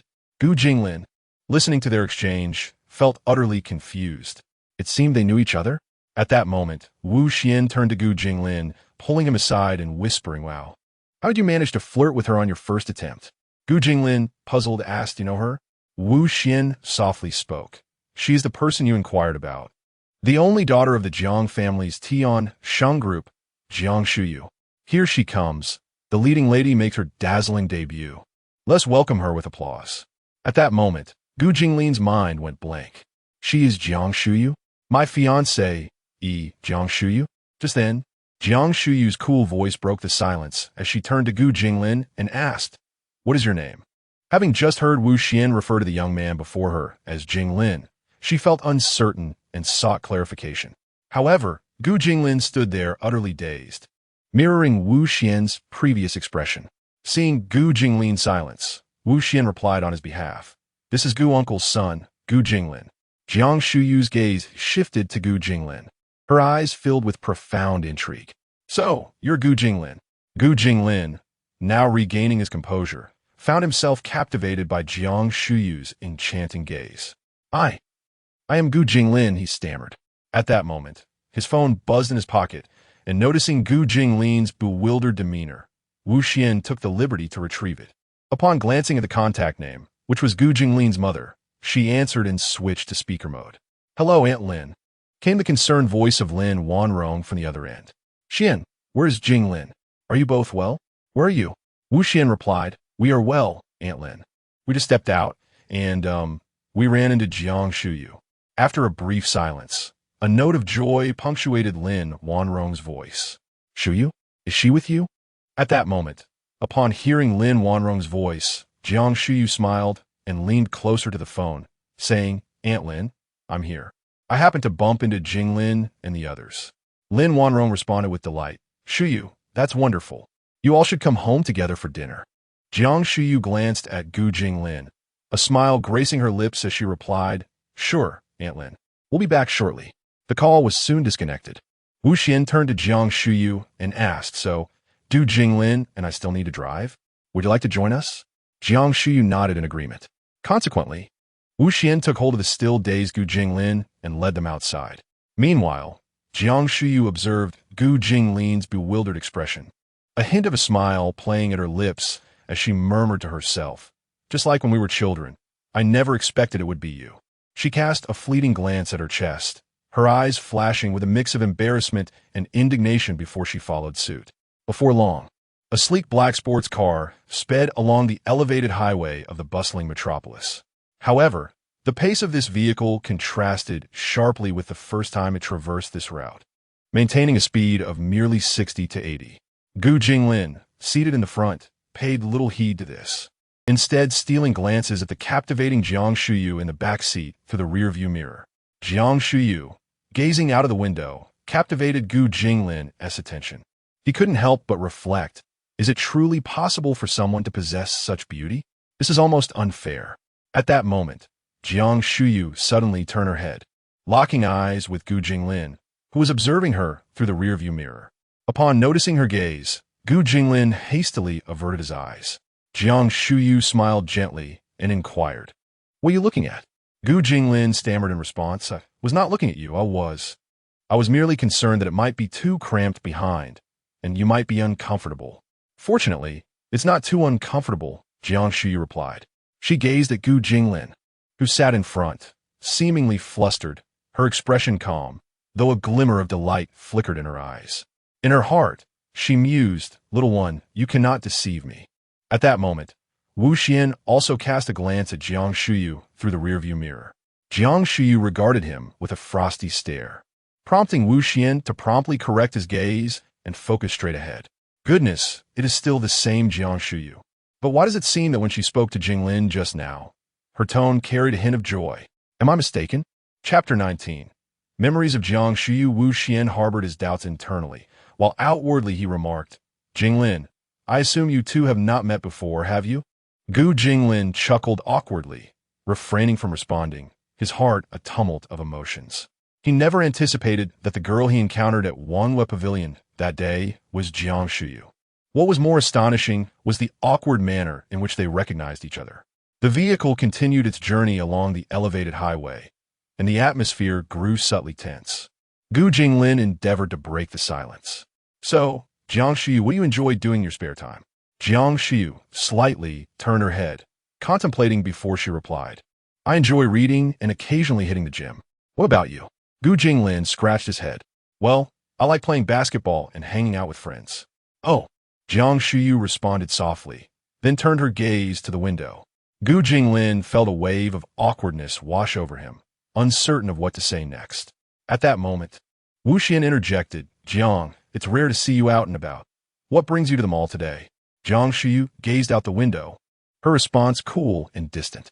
Out of boredom, Wu Xian felt somewhat embarrassed as he stared ahead, reflecting, "All right, you're quite the noble one. Why do I feel so different from Jinglin? He can converse normally, but with me, it's as if you wish to say nothing more than necessary. Am I merely a piece in your play?" Gu Jinglin remained unfazed by Wu Xian's thoughts. He looked at the familiar streets, feeling an inexplicable nervousness about the imminent dinner with his parents and Jiang Shuyu. Stealing a glance at her, he noted her composed demeanor. At last, the car came to a halt at the entrance of the Gu family estate. Gu Jinglin alighted first, adjusting his seat forward to facilitate Jiang Shuyu's exit. She gracefully descended from the vehicle, smoothing her dress.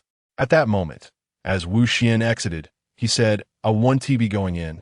Jinglin, message me when you arrive at school. I'll be waiting for you." With that, he turned and walked away.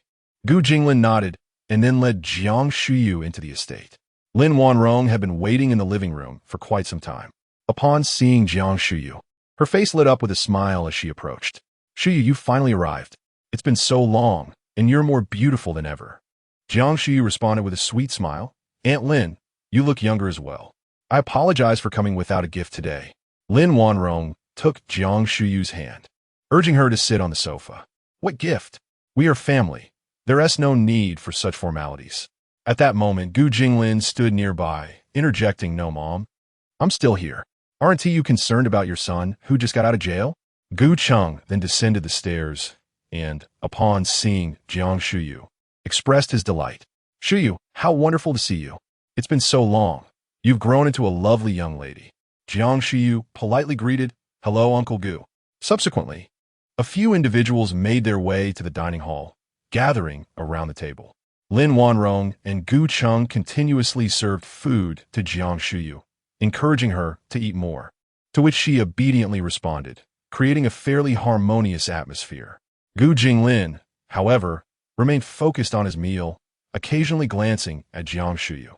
After finishing their meal, Lin Wanrong noticed the rain beginning to fall outside and suggested to Jiang Shuyu that it was getting late and she should not return just yet. To her surprise, Jiang Shuyu agreed. That evening, Gu Jinglin lay in bed, reflecting on the events of the day. He could hardly believe that she was indeed Jiang Shuyu, a realization that echoed his father's words about fearing that someone might look down on him. Yet, he thought, he was not without merit himself. Surely, he mused, his appearance could not be too lacking, even if it paled in comparison to the reader's beauty. At that moment, a thunderclap jolted Gu Jinglin from his thoughts. Looking out the window, he sighed, realizing he needed to report to school and see if he could obtain a driver's license before then. It was impractical to have so many vehicles idle. Rising, he decided to step outside for a glass of water. As he passed by Jiang Shuyu's room, he heard a sudden shout from within. Gu Jinglin paused, glancing towards her room, puzzled by the sound. What was that? He murmured, moving towards the door. Upon reaching it, he listened intently before gently knocking. "Jiang Shuyu, are you in there? Was that you shouting? What's wrong?" After a prolonged silence with no reply, he hesitated before calling out, "Jiang Shuyu, I'm coming in." With that, he opened the door and peered inside. To his confusion, Jiang Shuyu was not on the bed. As he ventured further, he suddenly discovered her crouched at the edge of the bed, her hands clasped around her head, trembling. Seeing this, Gu Jinglin rushed over. "Jiang Shuyu, what's the matter? What happened?" At that moment, Jiang Shuyu lifted her head, revealing a face etched with terror and helplessness as she gazed at him. Suddenly, a thunderclap reverberated, illuminating the room through the window. In that instant, Gu Jinglin's vision converged with a memory from 9 years prior. He recalled a night when a 9-year-old Jiang Shuyu was set to participate in a competition in a neighboring city. It was a stormy evening, with rain pouring and lightning flashing across the sky. The vehicle she was in broke down on the outskirts of Nan County, leaving them stranded by the roadside. With no tools at their disposal, the driver had no choice but to leave Jiang Shuyu alone in the car while he went to seek help from nearby residents. Listening to the thunder and realizing she was all alone in the vehicle filled her with dread. Tears streaming down her face, she opened the door, intent on finding the driver. However, just a few steps out, she stumbled in the mud, collapsing helplessly to the ground. As the thunder roared around her, she succumbed to her fear, crying out in despair. At that moment, a boy of similar age approached, holding an umbrella, and stood before her. She gazed up at his cheeks as he smiled and, in a tender voice, said, "What's wrong? Don't cry. It's pouring rain. You should hurry home. Here, take my umbrella."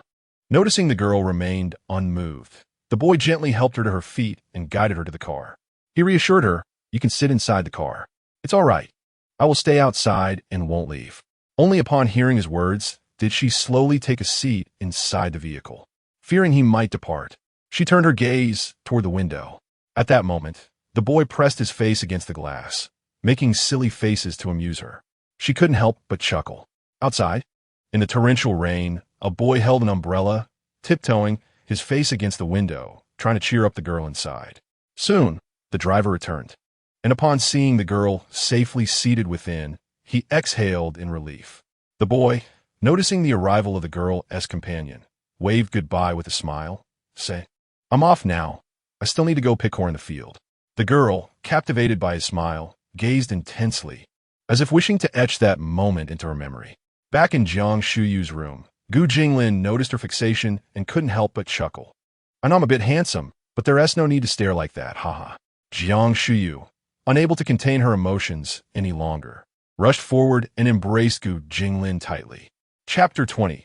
Registration at Tsinghua and Peking University. Gu Jinglin was rendered speechless by Jiang Shuyu's sudden gesture, his body stiffening as his hands hovered uncertainly in the air, unsure where to place them. After several moments, he gradually raised his hand and gently patted Jiang Shuyu's back, softly inquiring, "Jiang Shuyu, what troubles you? Have you recalled something?" Jiang Shuyu remained silent, clinging to him tightly as tears streamed down her face, soaking Gu Jinglin's sleepwear. Memories of that fateful night 9 years ago flooded her mind, the warm smile and kind actions of a little boy merging with the figure of Gu Jinglin before her. At that moment, a thunderclap resonated, causing her to quiver slightly, yet she did not release her hold on him.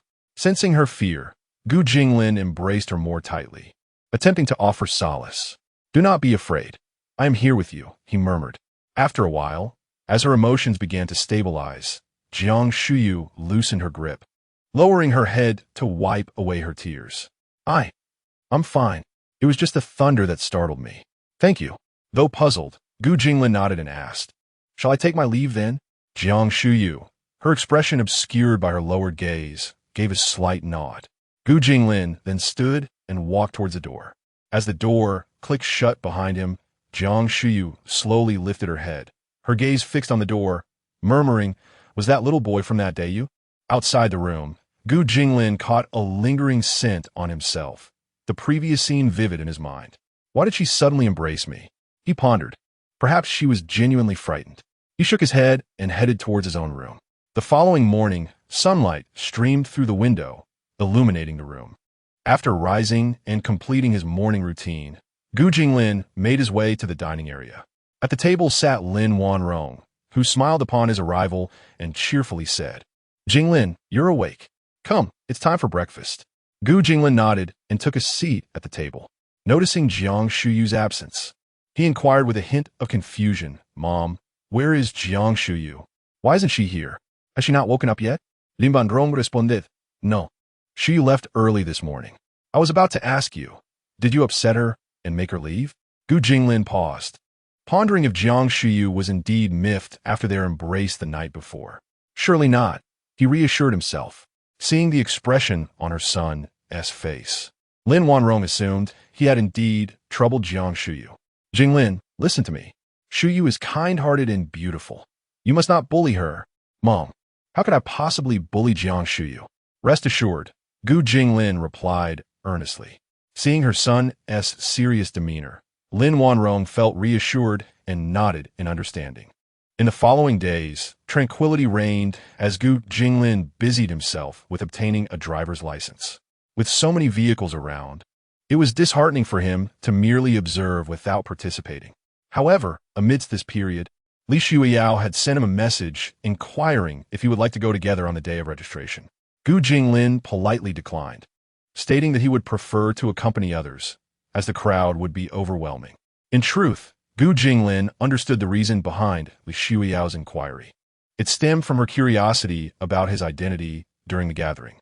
On the day of registration, Gu Jinglin tidied his belongings, preparing to depart for the university. Lin Wanrong, her eyes glistening with concern, addressed him, saying, "Jinglin, if it becomes too difficult, you can always come back home." Observing his mother's worried expression, Gu Jinglin approached and embraced Lin Wanrong. "Mother, rest assured, living in the dormitory with classmates will be quite pleasant. I shan't become estranged from them. I will return home during holidays or whenever I am free." At that moment, Gu Cheng chimed in, "Indeed, Wanrong, Jinglin is now grown. There is no need for concern. If he finds the school accommodations unsuitable, we can always purchase a villa nearby." Lin Wanrong, upon hearing this, embraced her son once more and nodded slightly. Subsequently, Gu Jinglin entered the vehicle and waved goodbye to Lin Wanrong and Gu Cheng. At the entrance of Qingbei University, Gu Jinglin alighted from the car, dragging his luggage as he stood before the grand gates, gazing at the bustling crowd. A wave of inexplicable excitement and anticipation surged within him. Taking a deep breath, he stepped into the campus.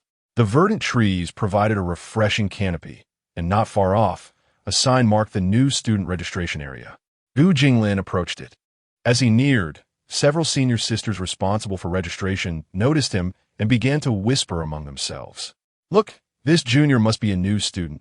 He looks rather handsome." Indeed, not only is he good-looking, but his demeanor is quite impressive as well. With Gu Jinglin's arrival, the senior sisters began to chatter animatedly, while a few senior brothers, following their gazes, cast disdainful looks in his direction.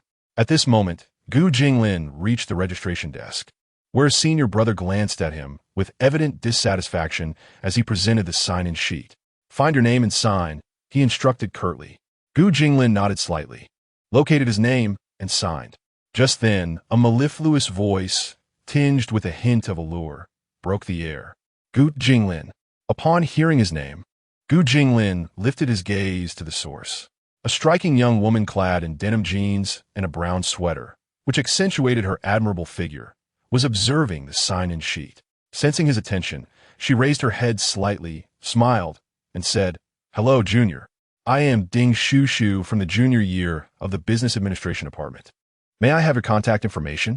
Gu Jinglin paused for a moment, then, with a smile, said, "Hello, Senior. I am from the Computer Science Department."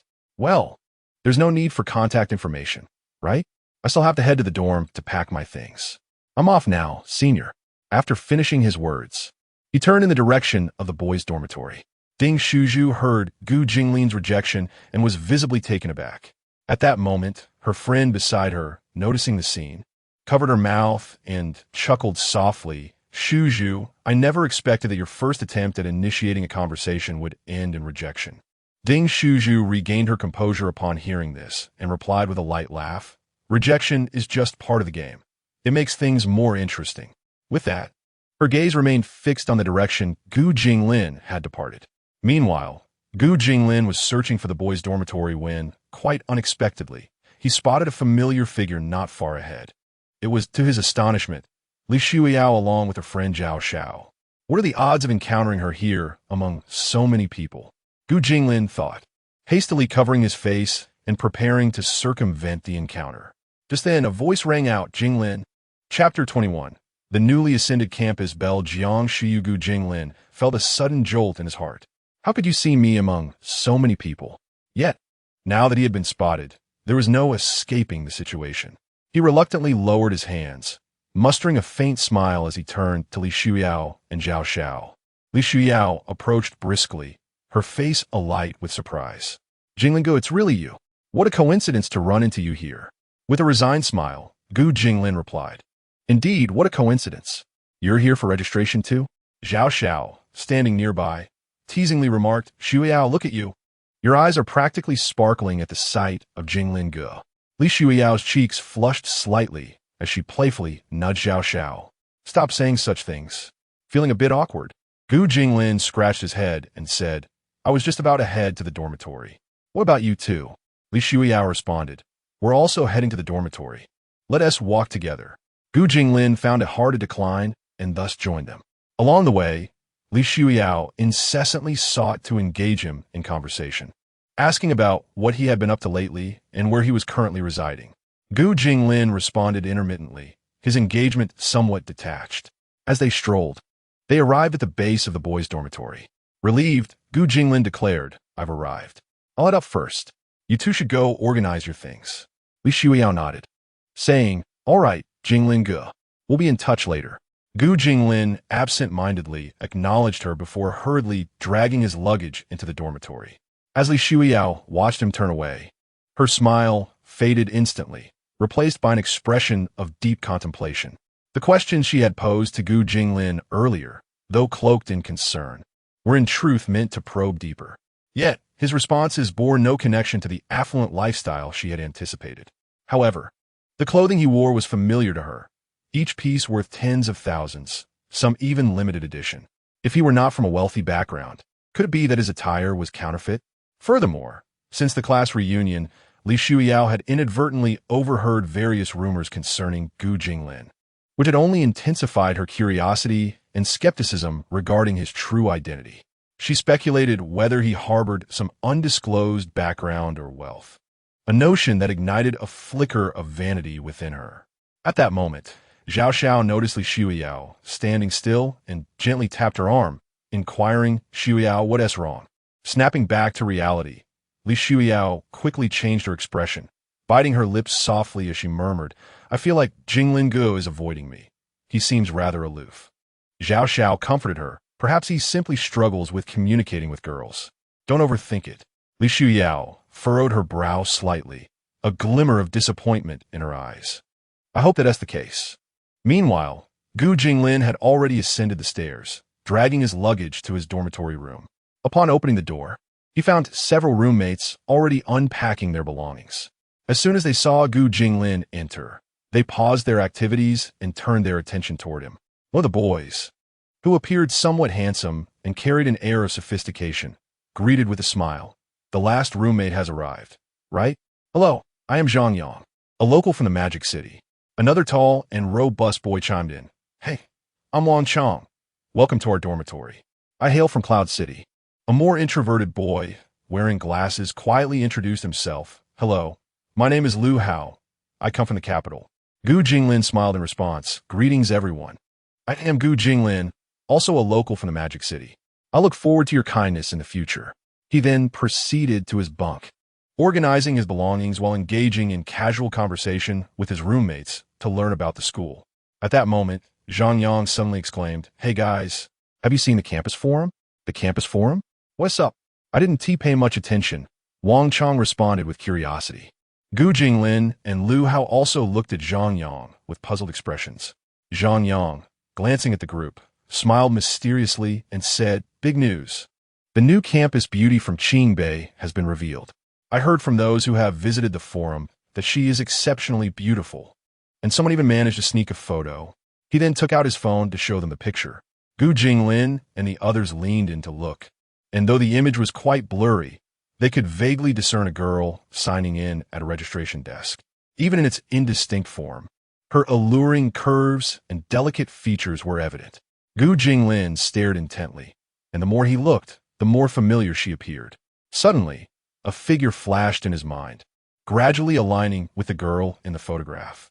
"Jiang Shuyu?" Remembering the embrace from the previous night, he shook his head. "If you say Jiang Shuyu is the campus beauty of Qingbei, I can believe it," Wang Chong remarked while examining the photo. "It's a bit blurry, but she still looks quite lovely. I just wonder how she appears in person." Lu Hao nodded in agreement. At this point, Zhang Yang put away his phone, declaring, "There is absolutely no doubt. However, there is one thing. The forum mentioned that a few boys couldn't resist approaching her for contact information, but she didn't even glance their way. She simply said, 'Sorry, I have someone I like,' and walked away." Wang Chong, astonished, exclaimed, "No way, is she already taken?" Zhang Yang waved his hand dismissively. "How could that be? It's probably just an excuse to reject them. This girl is said to be the ice queen of campus beauty. Besides, who could possibly be worthy of her affection? If I find out, I would challenge him to a duel." Upon hearing Zhang Yang's words, Gu Jinglin was momentarily taken aback. Jiang Shuyu has someone she likes? But wasn't she betrothed to me? Could it be that she likes me? Or does she truly have someone else? A wave of unease washed over him at the thought of Jiang Shuyu having affections for another. By the time they finished organizing their things, it was already noon. Zhang Yang suggested, "Shall we head to the cafeteria for a meal and get acquainted with the campus environment?" The others agreed, and the four of them made their way to the cafeteria, where a bustling crowd awaited as they queued for their meals. At that moment, Gu Jinglin casually cast a glance and unexpectedly spotted Jiang Shuyu's figure entering from outside the door, prompting him to swiftly avert his gaze. Jiang Shuyu also noticed him. Her eyes flickered slightly, and her lips curled into a barely perceptible smile. The arrival of Jiang Shuyu stirred a considerable commotion in the cafeteria, particularly among the male students, whose eyes were fixated on her. Zhang Yang, having seen Jiang Shuyu, vigorously shook Gu Jinglin's shoulder, exclaiming, "Jinglin, Jinglin, look! Is it not the girl from the photograph?" Rubbing her eyes, with a sigh, Gu Jinglin remarked, "Aunt, how did you end up on my bed again? When did you come back?" Sitting up and yawning, Lin Wanqian replied slowly, "I returned in the middle of the night. Who can resist the comfort of your bed over mine? All right, Aunt, you should leave now. Shuyu is still here, and if she sees you, it will be difficult to explain," Gu Jinglin urged hastily. Lin Wanqian chuckled and said, "Oh, is it your little fiancé? How have you been? Have you missed your aunt during this time apart?" As she spoke, she leaned closer to Gu Jinglin. Gu Jinglin, as there are 4 cafeterias in the school, yet coincidentally both of them ended up in the second cafeteria. Gu Jinglin fixed his gaze ahead, swiftly collected his meal, and hurriedly led his roommates to find a place to sit. Meanwhile, a roommate beside Jiang Shuyu inquired, "Shu, the second cafeteria is quite far from our dorm. What brings you here?" Jiang Shuyu calmly replied, "There's good food here." The girl was taken aback, wondering if Shuyu had been here to eat before. After Jiang Shuyu finished getting her meal, she found a spot to sit, though several seats around her remained vacant. Despite the bustling crowd during lunchtime, her vicinity was notably empty. Almost all the male students present were eating while covertly stealing glances in Jiang Shuyu's direction. Yet, she continued to eat quietly, seemingly unfazed by the surrounding clamor. Chapter 22. The first class at Tsinghua and Peking University. Beside Gu Jinglin, a few individuals occasionally stole glances at Jiang Shuyu. At this moment, Zhang Yang turned and declared, "It's confirmed. She is undoubtedly the ice queen of the campus. Her beauty and figure are extraordinary. If I had a vote for the campus belle, it would certainly be for her. Whoever ends up dating and marrying this ice queen, I would genuinely weep for joy. That person would truly be blessed." Wang Chong echoed his sentiments. Lu Hao nodded in agreement. Gu Jinglin, however, felt a sense of helplessness. "Guys, do you believe me if I say I have a betrothal with the ice queen?" After finishing their meal, Gu Jinglin hurriedly pulled his roommates out of the cafeteria, while Zhang Yang seemed reluctant to leave. "Hey, Jinglin, why are you pulling me? Let us look a little longer," he exclaimed, glancing back. "Come on, we need to head to class. We'll be late otherwise," Gu Jinglin replied. Meanwhile, Jiang Shuyu, dining in the cafeteria, kept her gaze fixed on Gu Jinglin's departing figure. On the other side, as Gu Jinglin and his friends walked towards their dormitory, Zhang Yang and Wang Chong were still engrossed in their previous discussion, while Gu Jinglin appeared somewhat distracted. Just then, his phone vibrated in his pocket. He pulled it out and saw a message from Jiang Shuyu. "Jiang Shuyu, Jinglin, why did you leave so suddenly?" Gu Jinglin, I had something urgent to attend to." Jiang Shuyu, "Oh, are we going out for dinner together tonight?" Upon seeing Jiang Shuyu's invitation, Gu Jinglin instinctively considered declining, but then reconsidered. She has someone she likes. It's not me, so why should I avoid her? With this thought, he replied, "Sure, I'll wait for you at the school gate." After sending the message, Gu Jinglin quickened his pace towards the dormitory. Upon returning, he found Zhang Yang and Wang Chong still animatedly discussing Jiang Shuyu, while Lu Hao quietly listened. After a brief tidying up and a bit of conversation, they set out towards their classroom. By the time they reached the classroom, it was already filled with new students. Gu Jinglin and his friends found a spot to sit. Suddenly, Gu Jinglin felt someone watching him. He turned to see Ding Shuzhu smiling at him. "Ding, why are you here? Aren't you already a junior?" he asked with a smile. Upon hearing Gu Jinglin's words, Zhang Yang and the others turned to look and, upon realizing it was a beautiful girl, Zhang Yangfisi bleep brigade up. Ding Shuju responded, yes, I am a junior, but I'm here for a specific reason. For you. For me? Gu Jinglin asked, surprised. Indeed. I wanted your contact information, but you didn't give it to me, so here I am. Ding Shuju replied with a nod. Gu Jinglin felt a bit awkward and let out a couple of dry laughs. Hearing that this charming senior had sought Gu Jinglin's contact information, Zhang Yang felt a pang of envy. Why didn't any senior ask me for my contact? Senior, if Jinglin won't give, I will. Look at me. He lamented internally, feeling both protective of his friends and envious of their fortunes. At this moment, Ding Shushu continued, Gu Jinglin, do you have time this evening? Would you like to join me for dinner? Gu Jinglin, feeling a bit embarrassed, scratched his head and replied, Senior, I'm truly sorry, but I already have plans for tonight.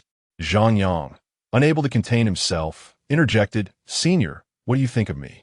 I'm free tonight. While Zhang Yang and the others cast disdainful glances at Li Shuiyao before following suit.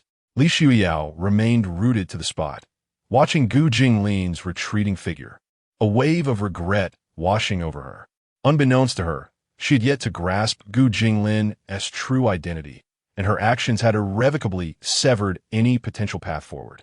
However, a shadow of a figure flitted through her mind, and with that thought, a slight smirk graced her lips. Why should I regret? Even if Gu Jinglin possesses some remarkable identity, it pales in comparison to him. Meanwhile, upon exiting the cafeteria, Gu Jinglin felt a measure of relief. Gu Jinglin relented and provided his contact details to Ding Shushu. Hey, the teacher is here. Wang Chong quietly reminded them. Gu Jinglin and the others quickly sat up straight. At the entrance of the classroom, a woman in her 30s, exuding charm, walked in holding a document. She wore a pair of jeans and a white sweatshirt, her hair tied into a high ponytail, presenting a distinctive style. Ascending the podium, she smiled at the new students below. After her gaze lingered briefly on Gu Jinglin and the others, she cleared her throat and said, Welcome to the Computer Science Department of Peking University, Class 1. I am your counselor, Lin Yu. Lin Yu's voice was as gentle as a spring breeze, crisp and melodious, creating an immediate sense of warmth among the students. Upon hearing this, the classmates broke into applause. Wow, university is indeed wonderful. Even our counselor is so attractive, Zhang Yang remarked while clapping.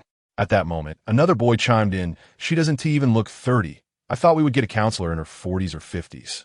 You're truly oblivious to your good fortune. With such a beautiful counselor, our studies will surely be more earnest, Zhang Yang responded. Soon after, someone else concurred, Absolutely. If I had such a stunning homeroom teacher in high school, I would have been the top scorer in the college entrance exam. As those words were spoken, several boys turned to look at the speaker. Dude, could you please keep your fantasies to yourself? Even Gu Jinglin couldn't help but muse that she was indeed beautiful. It still fell slightly short compared to Jiang Shuyu. Lin Yu then smiled and raised her hand to signal for silence. She continued, I am delighted to become your counselor. Throughout your university journey, I will accompany you as we grow together. I hope we can cultivate not only a teacher-student relationship, but also friendship. If you have any questions or difficulties, please feel free to approach me at any time. Her eyes radiated sincerity and enthusiasm as she proceeded. Now, I will call out names from the roster one by one. When your name is called, please stand and introduce yourself. With that, Lin Yu picked up the name list and began calling names. The first student, somewhat nervous, stood up and stammered. Hello everyone, my name is Li Hua. I come from Ho-Hot. In my free time, I enjoy reading and playing basketball. I am very glad to become classmates with all of you and hope to get along well in the days to come. After listening to the presentation, the classmates offered him encouraging applause. Subsequently, one by one, students were called upon to stand and introduce themselves. Some displayed a sense of humor, eliciting continuous laughter from the audience, while others, more reserved, spoke softly, yet everyone listened attentively. After a while, Lin Yu called out the name of Gu Jinglin. Rising with a smile, Gu Jinglin confidently stated, Hello everyone, my name is Gu Jinglin, a local from the Magic City. I have a keen interest in computer technology and often delve into new technological products and software. I am delighted to join the Computer Science Department at Qingbei, where I hope to enhance my skills. I also look forward to building friendships with all of you and sharing a wonderful university experience. His introduction was succinct yet sincere, prompting enthusiastic applause from his classmates, and Lin Yu nodded in approval with a smile. A few female classmates, upon seeing Gu Jinglin, exchanged soft giggles and whispered among themselves. After all the students had introduced themselves, Lin Yu remarked, "Having heard everyone's introductions, I now have a preliminary understanding of you all. Next, we shall elect a temporary class leader. Does anyone wish to volunteer?" Chapter 23. Whispers of Change. Who is the boy next to Jiang Shuyu? Upon hearing this, the classmates began to glance at one another, some eager to participate while others hesitated. At that moment, Zhang Yang raised his hand and said, "Teacher Lin, I would like to give it a try." Lin Yu looked at him encouragingly and responded, "Sure, Zhang Yang, it's great to see your enthusiasm. Please share why you wish to become the temporary leader." Zhang Yang stood up, cleared his throat, and stated, "I believe my cheerful disposition and communication skills could benefit our class. I want to contribute to helping everyone better adapt to university life, while also honing my own abilities in the process." Gu Jinglin and Wang Chong exchanged glances, both understanding the underlying thoughts in their minds. "Buddy, are you sure you want this position to help others and not to assist the beautiful ladies?" Zhang Yang's response garnered some approval from his classmates, and soon, several others raised their hands to express their interest in running for the class leader position. Lin Yu invited them to share their thoughts before organizing a vote. To everyone's surprise, Zhang Yang was elected with a considerable majority. Lin Yu then congratulated him, saying, "Congratulations, Zhang Yang. You must take your responsibilities seriously and serve your classmates well." Zhang Yang nodded enthusiastically in affirmation. Lin Yu also expressed gratitude to the other participants, encouraging them to continue playing an active role in future class activities. That concludes today's lesson. You may return to rest, as military training begins officially tomorrow. After Lin Yu's words, the students gradually exited the classroom. Gu Jinglin glanced at the time and realized it was close to his meeting with Jiang Shuyu. He waved goodbye to Zhang Yang and hurried toward the school entrance. Ding Shuzhu observed Gu Jinglin's departing figure, a charming smile gradually appearing on her face. "Next time, you won't escape my grasp, Junior," she thought to herself. As Gu Jinglin walked, he felt a twinge of nervousness about what to discuss with Jiang Shuyu over dinner. After all, he had been perpetually single. Upon nearing the school gate, he spotted Jiang Shuyu waiting for him. She wore a simple yet elegant dress, her hair slightly curled, making her look exceptionally enchanting. Many boys cast glances her way. Approaching her, Gu Jinglin awkwardly said, "I'm sorry to have kept you waiting." Upon seeing him, Jiang Shuyu's icy demeanor softened into a gentle smile. "It's all right," she replied. "Shall we go?" Just then, Gu Jinglin's phone rang. He took it out and saw that the caller was Wu Xian. Without hesitation, he answered, "Hey Jinglin, you're at school today, right? Hurry over. I've set up a welcome feast for you, with several beautiful girls, including that stunning finance major, Su Yu Ellen, who wants to thank you in person." Holding the phone, Gu Jinglin glanced at Jiang Shuyu and replied, "Wu Xian, I have other commitments today and won't be able to make it." Wu Xian shouted on the other end of the phone, "Don't. Jinglin, everyone is waiting for you. Even the campus beauty is here." Gu Jinglin helplessly replied, "I'm with Jiang Shuyu. You all go ahead and eat." There was a brief silence on the other end, followed by an excited shout. "Jinglin, you're with Jiang Shuyu? Bro, you can do it. I believe in you. Win her over. I'm rooting for you." Upon hearing this, Gu Jinglin quickly hung up, fearing that Jiang Shuyu might overhear Wu Xian's earlier words. Jiang Shuyu looked at him, curiosity evident in her eyes. "What's wrong? Is there something going on?" Gu Jinglin awkwardly chuckled. "Nothing. It was Wu Xian calling to invite me out for dinner, and I told him I was with you." Jiang Shuyu responded with a nonchalant "oh," though she had actually heard Wu Xian's loud proclamation. It was hard to miss. A flicker of something unnoticeable danced in her gaze as she pondered who would ultimately win over whom. The two then walked side by side, hailing a cab that whisked them away to the restaurant. However, unbeknownst to Gu Jinglin, the scene he had just shared with Jiang Shuyu at the school gate had been captured by someone and subsequently posted on the campus forum, where it was rapidly garnering attention. Shocking. The Ice Queen Jiang Shuyu with a mysterious man at the school gate. They appear to be quite friendly. instantly. This stirred quite a commotion at Qingbei University, where many male students revered Jiang Shuyu as their goddess. The thought of their goddess being compromised was intolerable. What is going on? How could the goddess be with another guy? She must be coerced. That guy must be threatening her. Who is he? I want to confront him. The forum erupted in a flurry of opinions, some branding Gu Jinglin a spoiled rich kid, while others expressed envy and jealousy. In any case, Gu Jinglin had unwittingly become the enemy of the male populace. Oblivious to all this, Gu Jinglin arrived at Wanghua Pavilion with Jiang Shuyu. As he stepped out of the car and took into familiar surroundings, he chuckled softly. I remember being here that day, mistakenly entering the wrong private room, only to find it was you. Jiang Shuyu thought to herself, I never expected it would be you. Though she kept her thoughts to herself. She maintained a calm demeanor as she said, This is a property of the Tian Sheng Group. I find it quite delectable, and I come here whenever I have the chance. Gu Jinglin nodded in agreement, realizing that his fiancée Yi's family was indeed quite impressive, with Wanghua Pavilion being part of Tian Sheng. The two then entered Wanghua Pavilion, where manager Liu, upon spotting them, was momentarily taken aback. Wait, why are they together? Without further contemplation, manager Liu hurried over, smiling broadly. Miss Jiang, young Master Gu, welcome. Are you here to dine? Gu Jinglin, recognizing an old friend, smiled and said, Manager Liu, it's been a while. How have you been? Manager Liu, slightly bowing, replied, I'm well. Thank you for your concern, young Master Gu. At that moment, Jiang Shuyu interjected, Let us grab a bite to eat.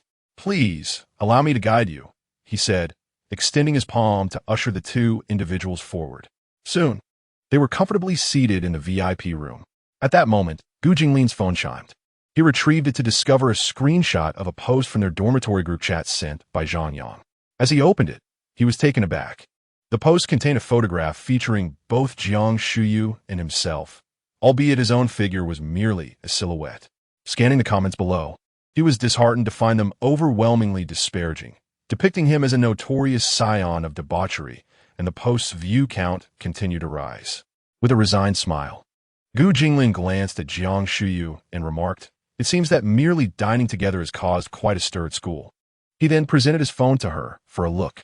Jiang Shuyu cast a fleeting glance and replied, There's no need to concern ourselves with others' opinions. We are simply having a meal, which is entirely reasonable. Encouraged by her words, Gu Jinglin felt an unexpected surge of bravery and, almost instinctively, took hold of Jiang Shuyu's hand. She appeared momentarily taken aback. Chapter 24. Jiang Shuyu steps forward to clarify. It was as if she could scarcely believe that Gu Jinglin would undertake such an action. Nevertheless, she did not resist, allowing him to lead her by the hand. On the surface, Jiang Shuyu appeared utterly composed, yet the subtle quickening of her heartbeat betrayed her true feelings. In contrast, Gu Jinglin's heart began to race uncontrollably. He was bewildered by the courage that had compelled him to grasp Jiang Shuyu's hand so unexpectedly. He glanced nervously at her, only to find that after a moment of surprise, she did not pull away, which filled him with a flicker of joy. As Gu Jinglin savored the delicate smoothness of Jiang Shuyu's slender hand and inhaled the faint fragrance that lingered in the air, he gradually fell into a trance. At that moment, Manager Liu knocked and entered, momentarily taken aback by the sight of their intertwined hands. However, he quickly regained his professional demeanor and remarked, Miss Jiang, Mr. Gu, here is the menu featuring our newly launched signature dishes. Please take a look and see if anything piques your interest. Upon seeing Manager Liu's entrance, Gu Jinglin, feeling somewhat embarrassed, hastily released Jiang Shuyu's hand and took the menu, his thoughts in disarray as he randomly chose a few dishes before passing the menu to Jiang Shuyu. She, however, accepted it with remarkable calmness, meticulously selecting her choices. Observing her serene expression, Gu Jinglin couldn't help but ponder, is she truly so unperturbed? Surely, she doesn't consider holding hands to be entirely normal. Meanwhile, Jiang Shuyu lowered her head, seemingly engrossed in her selection, while in truth, she sought to conceal the faint blush creeping across her cheeks. Her heart raced in tandem with Gu Jinglin's, and her tightly pressed lips and slightly trembling fingertips revealed her inner turmoil. After a moment, she chose several dishes and handed the menu back to Manager Liu. Once he exited, the atmosphere in the private room grew somewhat delicate, prompting Gu Jinglin to attempt to break the awkward silence. He cleared his throat and said, Earlier, there was a bug on your hand. I helped you get rid of it. You aren't angry, are you? Jiang Shiyu gently lifted her gaze and replied, I'm not angry, thank you. Her voice remained serene, as if she were completely unfazed. Gu Jinglin, upon hearing her words, thought to himself, family. I held her hand. She even thanked me. Quickly, everyone take note. Scratching his head, Gu Jinglin added, your hand is really soft and comfortable. As soon as he spoke, he regretted his bluntness, feeling his face heat up. Jiang Shiyu slightly lowered her head, a smile unconsciously curling at her lips as she softly replied, you can hold my hand whenever you like. Gu Jinglin's eyes focused ahead, his hand resting on the table, trembling slightly. Family, who understands this feeling? They continued to converse in a casual manner, their words sparse. Yet the unique atmosphere enveloping them grew increasingly palpable. Occasionally, their eyes would meet, only for them to swiftly avert their gazes, as though they discerned something extraordinary in each other's eyes. As the various dishes were served, Gu Jinglin attentively served food to Jiang Shiyu, who graciously responded in kind. In this warm atmosphere, they savored the culinary delights while continuing their subtle yet delightful exchange. By the time they exited the Wangyue Pavilion, 2 hours had elapsed. Manager Liu and the staff at Wangyue Pavilion respectfully escorted them to the entrance. At that moment, Uncle Chung stood by a sleek Maybach, awaiting Gu Jinglin's arrival. Upon seeing him emerge, Uncle Chung hurried forward, saying, young master, the car is ready for you. Earlier during their meal, Gu Jinglin had messaged Uncle Chung to bring a car, as it was rather inconvenient to be without one. Glancing at the Maybach, Gu Jinglin expressed his gratitude. Thank you for your efforts, Uncle Chung. In truth, Gu Jinglin was not particularly fond of sports cars, as they often made him nauseous and their engines were excessively loud. He preferred the comfort and serenity of a sedan. Uncle Chung nodded respectfully and said, then, young master, I shall take my leave. Gu Jinglin nodded in response. He then approached the car, courteously opening the passenger door for Jiang Shiyu. Once inside, he drove towards Qingbei University. The vehicle glided smoothly along the road, with Gu Jinglin occasionally casting sidelong glances at Jiang Shiyu, who quietly gazed out the window, a subtle smile gracing her lips. Before long, they arrived at the entrance of Qingbei University. Gu Jinglin parked the car and exited alongside Jiang Shiyu. As they walked side by side across the campus, they inadvertently found themselves at the entrance of the girls' dormitory. Jiang Shiyu turned to Gu Jinglin and said, I've arrived. I'll head back now. Good night. Gu Jinglin nodded. As he observed Jiang Shiyu's retreating figure, he suddenly called out to her, Jiang Shiyu. She halted, turning to face him, her eyes shimmering with a hint of anticipation. Gu Jinglin, feeling a bit nervous, scratched his head and asked, will we be able to have dinner together again next time? To his surprise, Jiang Shiyu turned away, slowly walking forward. Gu Jinglin assumed she was rejecting him, and a flicker of disappointment crossed his mind. Sure, a gentle, melodious voice echoed in Gu Jinglin's ear, instantly dispelling his disappointment. He glanced at Jiang Shiyu's figure, unable to suppress a smile that crept upon his lips. At that moment, as Jiang Shiyu walked away, she recalled Gu Jinglin's slightly anxious demeanor and couldn't help but chuckle softly. Upon returning to his dormitory, before even stepping inside, Gu Jinglin heard the voices of Zhang Yang and the others, and promptly pushed the door open to enter. Inside the dorm, Zhang Yang and Wang Chong were soaking their feet, while Lu Hao was engrossed in a video game. Upon seeing Gu Jinglin return, Zhang Yang immediately inquired, Jinglin, honestly, did you go out on a date with that beauty? Gu Jinglin gently shook his head, replying, it wasn't a date, we just had a meal. Zhang Yang's interest piqued. Is she really a beauty? Is she that senior ding from class this afternoon? At this moment, Wang Chong also approached, accompanied either by senior sister Ding or a close friend. Gu Jinglin remarked, is there no end to this? One beauty after another. It feels like a contest of allure, Zhang Yang lamented, cradling his head in despair. Jinglin, how is it that your romantic prospects are so abundant? My dear brother, I too yearn for a sweet love affair, Wang Chong expressed with a sense of longing. Observing the demeanor of the two, Gu Jinglin thought to himself, goodness, if I were to reveal that I dined with Jiang Shuyu, would you ascend to the heavens on the spot? Just then, Zhang Yang exclaimed, wait a moment. Look over here. He promptly presented his phone to Gu Jinglin and Wang Chong. It was a post from Jiang Shuyu on her forum account. Dinner today was delightful, accompanied by a photograph of the dishes at Wanhua Pavilion. Chapter 25. The Prestigious Identity. Personally welcomed by the president of Qingbei, Gu Jinglin gazed at the social media post. Was it expressing joy over dining together?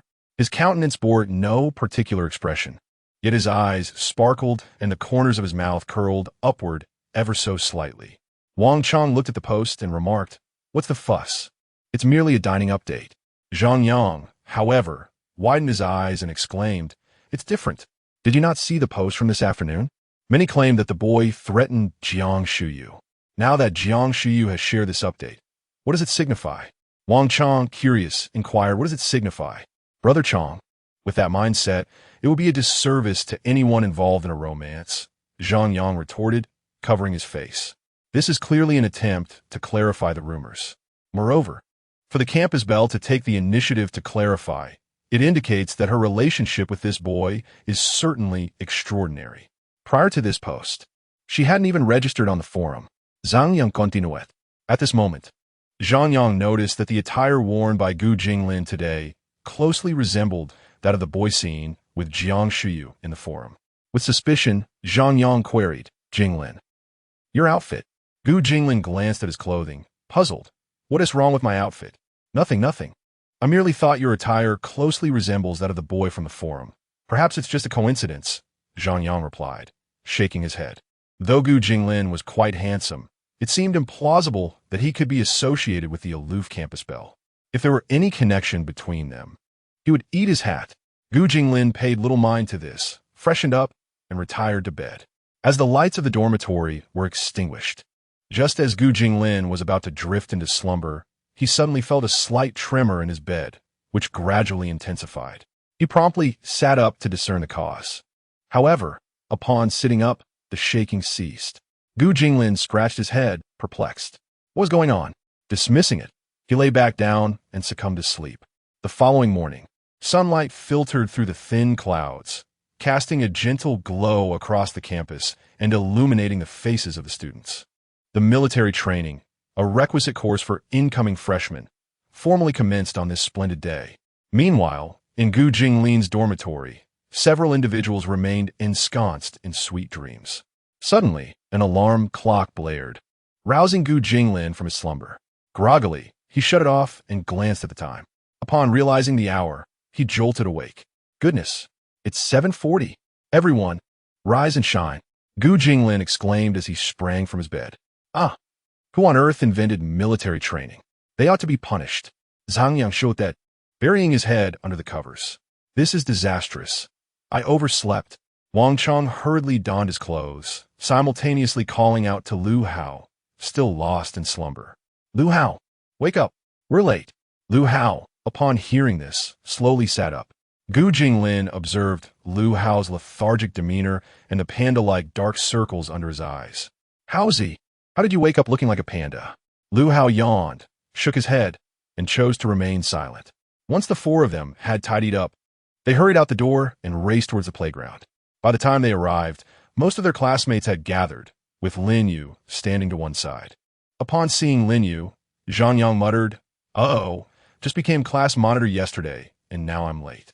At that moment, Lin Yu noticed Gu Jinglin and the others. Smiling as she instructed, you all go ahead and line up. Gu Jinglin, come with me for a moment. Zhang Yang and the others exchanged glances filled with schadenfreude.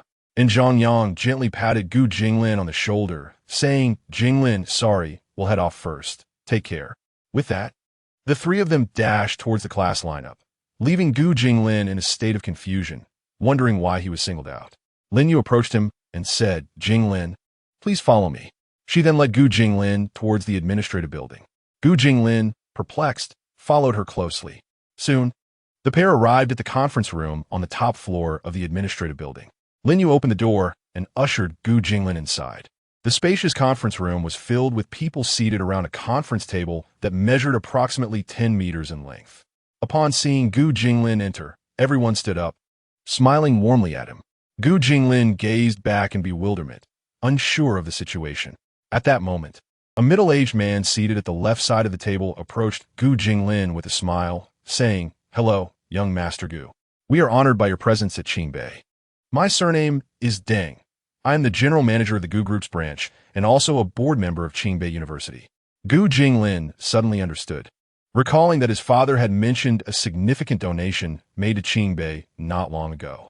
After Mr. Deng's introduction, he guided Gu Jinglin towards the seat of an older gentleman, likely in his 50s or 60s. "Young Master Gu, this is the secretary of the Municipal Committee of Modu and also the president of Qingbei University."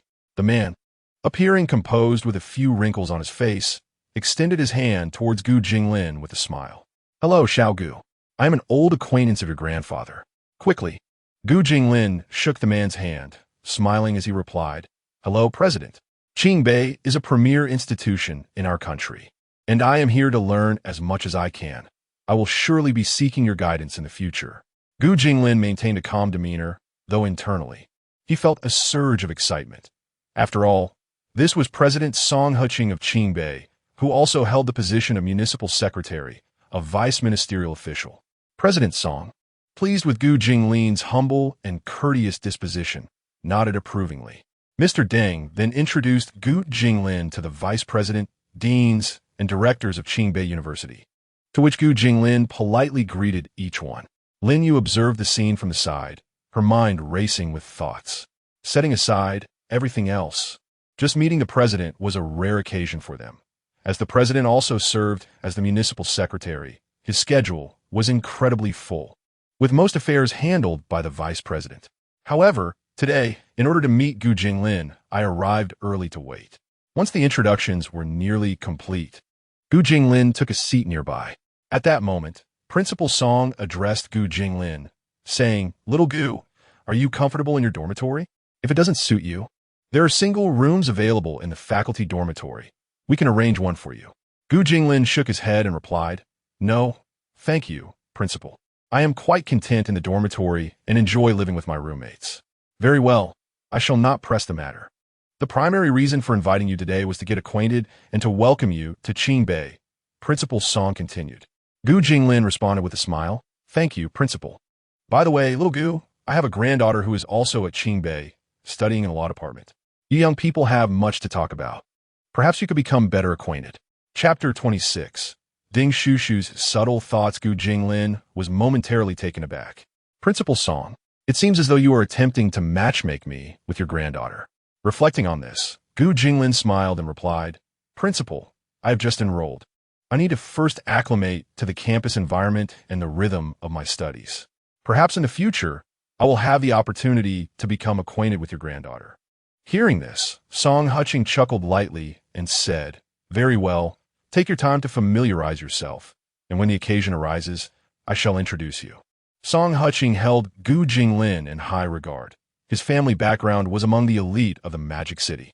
Despite his prestigious lineage, Gu Jinglin remained humble and courteous. It was precisely this demeanor that led Song Huqing to conclude that Gu Jinglin would not become a mere idle heir, but rather someone of great promise.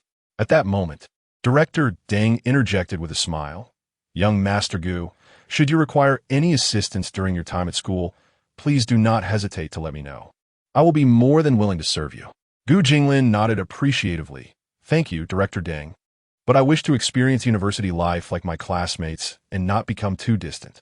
I will reach out if the need arises." Subsequently, the attendees in the conference room engaged Gu Jinglin in discussions regarding the school's development and his academic pursuits. After a while, Principal Song glanced at the time and said, "All right, young Gu, we shall not delay you any longer. It is time for you to return." Gu Jinglin stood, politely bidding farewell to everyone before departing the conference room alongside Lin Yu. As they walked back to the playground, Lin Yu's eyes flickered with a barely perceptible emotion. She turned to Gu Jinglin and remarked, "Classmate Jinglin, you truly embody what my aunt described. Not only are you handsome, but your character is also admirable. My aunt? Gu Jinglin was momentarily taken aback. Indeed, my aunt and I were university classmates. She mentioned you would be attending Qingbei, but I never anticipated that you would be placed in my class, Lin Yu replied with a smile. Recalling his aunt, Gu Jinglin remembered that she had departed shortly after that day. He wondered where she had gone. He then recalled the scene of Lin Wanxian sleepwalking, his cheeks slightly flushing. By the way, Lin teacher, do you know where my aunt has gone? Gu Jinglin inquired. Lin Yu responded, perhaps she went traveling. My aunt has a particular fondness for exploring new places. Gu Jinglin nodded thoughtfully. Upon returning to the playground, the students were engaged in basic military training.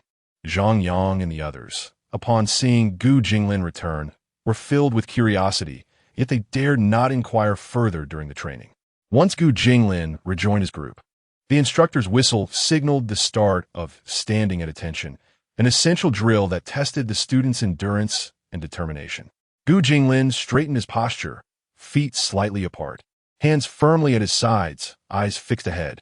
The sun began to blaze fiercely, scorching the earth and each student standing on the playground. Before long, Gu Jinglin felt beads of sweat forming on his forehead. At that moment, Zhang Yang, standing nearby, appeared to be struggling, his body swaying slightly. As time passed by, the moment the instructor called for dismissal, all the students promptly sank to the ground. Zhang Yang panted heavily, exclaiming, I can't take it anymore. I'm utterly exhausted. Standing in military posture for an entire hour. Who can endure that? At that moment, Wang Chong and Lu Hao were equally fatigued. Gu Jinglin, seated on the ground, gasped for breath and glanced over at the finance department's formation, noticing the absence of Jiang Shuyu, which left him somewhat perplexed. Just then, a figure approached from the distance. Zhang Yang gently nudged Gu Jinglin, saying, Jinglin, Senior Ding is coming this way. She is definitely headed for you. Gu Jinglin turned to look and saw Ding Shushu walking toward him with a bottle of water in hand, a smile gracing her face. She walked directly up to Gu Jinglin, handed him the water, and softly said, Junior Gu, you must be tired from military training. Here, that's a bottle of water for you. Surprised, yet polite, Gu Jinglin accepted the water and replied, Thank you, Senior. What brings you here? Ding Shushu smiled and said, I had no classes this morning, so I thought I'd come to check on you. Meanwhile, the male classmates in Gu Jinglin's class watched this scene with envy and jealousy, lamenting, Why isn't anyone bringing me water? What am I lacking compared to him? That senior is quite attractive. Could she be Gu Jinglin's girlfriend? It must be. Who else would come all the way here on a hot day just to deliver water? A group of boys murmured amongst themselves as they observed. Ding Shushu, hearing their comments, smiled slightly and then took out a pack of tissues to wipe the sweat from Gu Jinglin's forehead. At that moment, Gu Jinglin was momentarily taken aback by Ding Shushu's gesture, quickly recovering and stepping back. Senior Ding, you don't need to wipe my sweat. I can manage that myself, he said, waving his hand. Ding Shushu replied with a smile, It's no trouble at all. You must be very tired after military training. Just rest. I'll help you. Just then, a cold voice interrupted Ding Shushu's words. He said he doesn't need it. As the voice rang out, everyone turned to the source, and the previously noisy playground fell into an instant silence. All eyes widened in astonishment at the newcomer. Gu Jinglin also turned to see Jiang Shuyu approaching with a light stride, her gaze fixed on Ding Shushu and Gu Jinglin, her expression remaining cool, yet seemingly harboring a hint of something else in her eyes. Ding Shushu was momentarily stunned. Observing Jiang Shuyu, she felt a surge of confusion. Jiang Shuyu was known for her icy demeanor, seemingly indifferent to boys, earning her the title of the Iceberg School Belle. What brought her here? Ding Shushu, filled with curiosity, asked Junior Jiang, what brings you here? Jiang Shuyu disregarded Ding Shushu's question and walked straight to Gu Jinglin, pulling a handkerchief from her pocket and offering it to him, saying, Use this to wipe your face. Gu Jinglin observed the scene with an air of calmness, smiling as he accepted the handkerchief, which bore a faint, elusive fragrance. At that moment, the entire playground was remarkably tranquil, with students from all classes wide-eyed, witnessing the unfolding spectacle. Among them was the line where Li Shuiyao stood. Zahashao, positioned beside Li Weiyao, Nudgither. Shuiyao, Shuiyao. Look, isn't that Gu Jinglin? Li Xiao turned to observe the scene, and as she saw Jiang Shuyu handing the handkerchief to Gu Jinglin, her eyes quivered slightly. No matter how she contemplated the situation, she could not fathom that Gu Jinglin would be associated with Jiang Shuyu. Gu Jinglin was merely a destitute orphan, although his current status was somewhat enigmatic. It could not alter the reality of his origins. And what of Jiang Shuyu, the ice-cold campus belle of Qingbei? Her beauty alone placed her at the pinnacle of the institution, the goddess in the hearts of all the boys. Chapter 27. Astonished classmates' rumors circulated within the school, suggesting that Jiang Shuyu hailed from an extraordinary lineage. Observing the nature of their relationship, it appeared somewhat. Soon, as the students on the playground began to grasp the situation, a cacophony of murmurs ensued. Is that Jiang Shuyu? Pinch me, I must be dreaming. Ouch! Be gentle. Are you joking? That boy seems to have a close connection with Jiang Shuyu. Could they possibly? Impossible, impossible. They must merely be friends, yes. Undoubtedly just friends. Jiang Shuyu's sudden appearance rendered the atmosphere palpably delicate. Zhang Yang and others beside Gu Jinglin remained in a state of shock. Their goddess was within arm's reach, yet it appeared she shared an unusual bond with his roommate. Ding Shuzhu, standing nearby, wore a somewhat frozen smile. She had never anticipated Jiang Shuyu would appear so abruptly, much less act so intimately towards Gu Jinglin. Biting her lip, a flicker of unwillingness crossed her gaze. But she soon regained her composure, smiling as she addressed Jiang Shuyu. Junior Jiang, it seems you and Junior Gu are quite close, are you not? Jiang Shuyu, unfazed by Ding Shuzhu's presence, continued to gaze at Gu Jinglin, the uncharacteristic emotion in her eyes becoming increasingly pronounced. Feeling her gaze, Gu Jinglin grew slightly embarrassed, scratching his head and saying, Shuyu, thank you for the handkerchief. At this moment, Zhang Yang's eyes widened in astonishment as he whispered, What on earth is happening? Wang Chong murmured, This plot is taking an unexpected turn. Ding Shuzhu's complexion grew somewhat unnatural as she turned to Jiang Shuyu and inquired, Junior Jiang, what do you mean by this?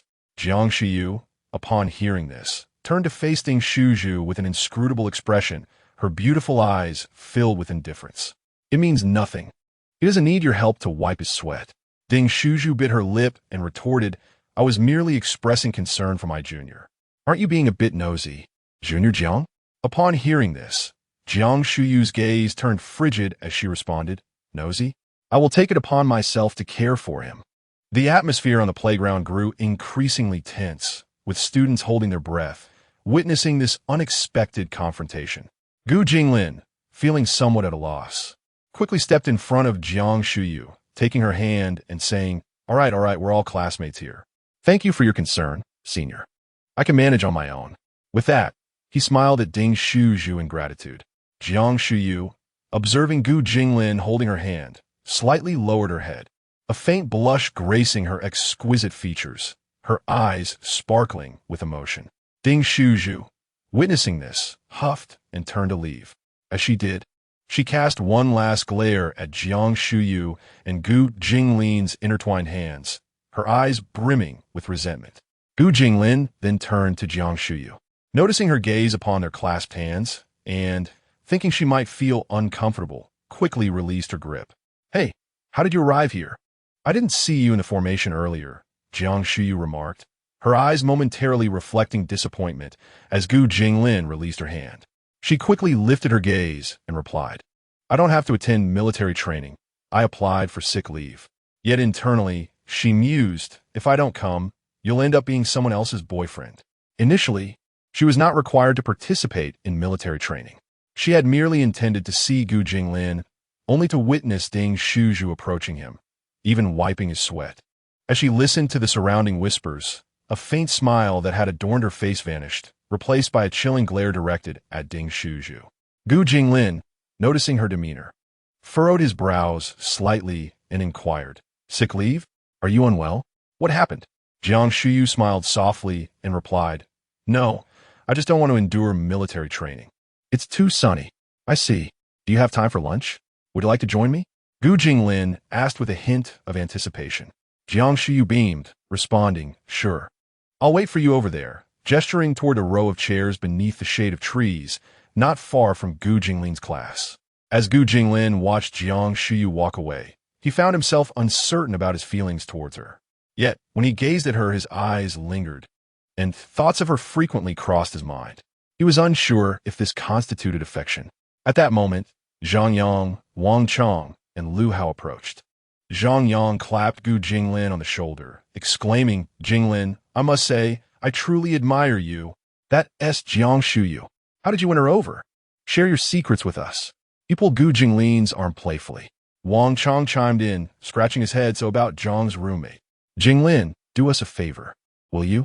Gu Jinglin looked at the two, smiling helplessly. "Jiang Shuyu and I are just friends. There's no winning over to discuss. As for her roommate, I'll ask around for you." Upon hearing this, Zhang Yang's expression turned serious. "Are you serious? My happiness in college relies on you. I never imagined you would know Jiang Shuyu. The guy from the forum ISNTU, is it?" Wang Chong asked. Gu Jinglin nodded slightly. "Yes, that's me. I have a closer relationship with Shuyu. We often share meals together. You two should learn from Lu Hao. He doesn't even think about these things." Lu Hao chuckled lightly at this. Just then, the instructor's whistle pierced the air, signaling the end of the break. The students promptly stood and returned to their positions. Gu Jinglin and his friends hurried back as well. However, upon standing, Gu Jinglin felt as though all eyes were upon him, filled with envious and resentful glances. Wang Chong whispered to the others, "Why do I feel like they're all looking at us?" Zhang Yang stood tall, contrasting sharply with his earlier swaying posture during military stance. "Of course, just look to your left," Zhang Yang replied quietly, maintaining his focus ahead. Upon hearing his name, Wang Chong turned to look. It mattered little whether he had glanced or not.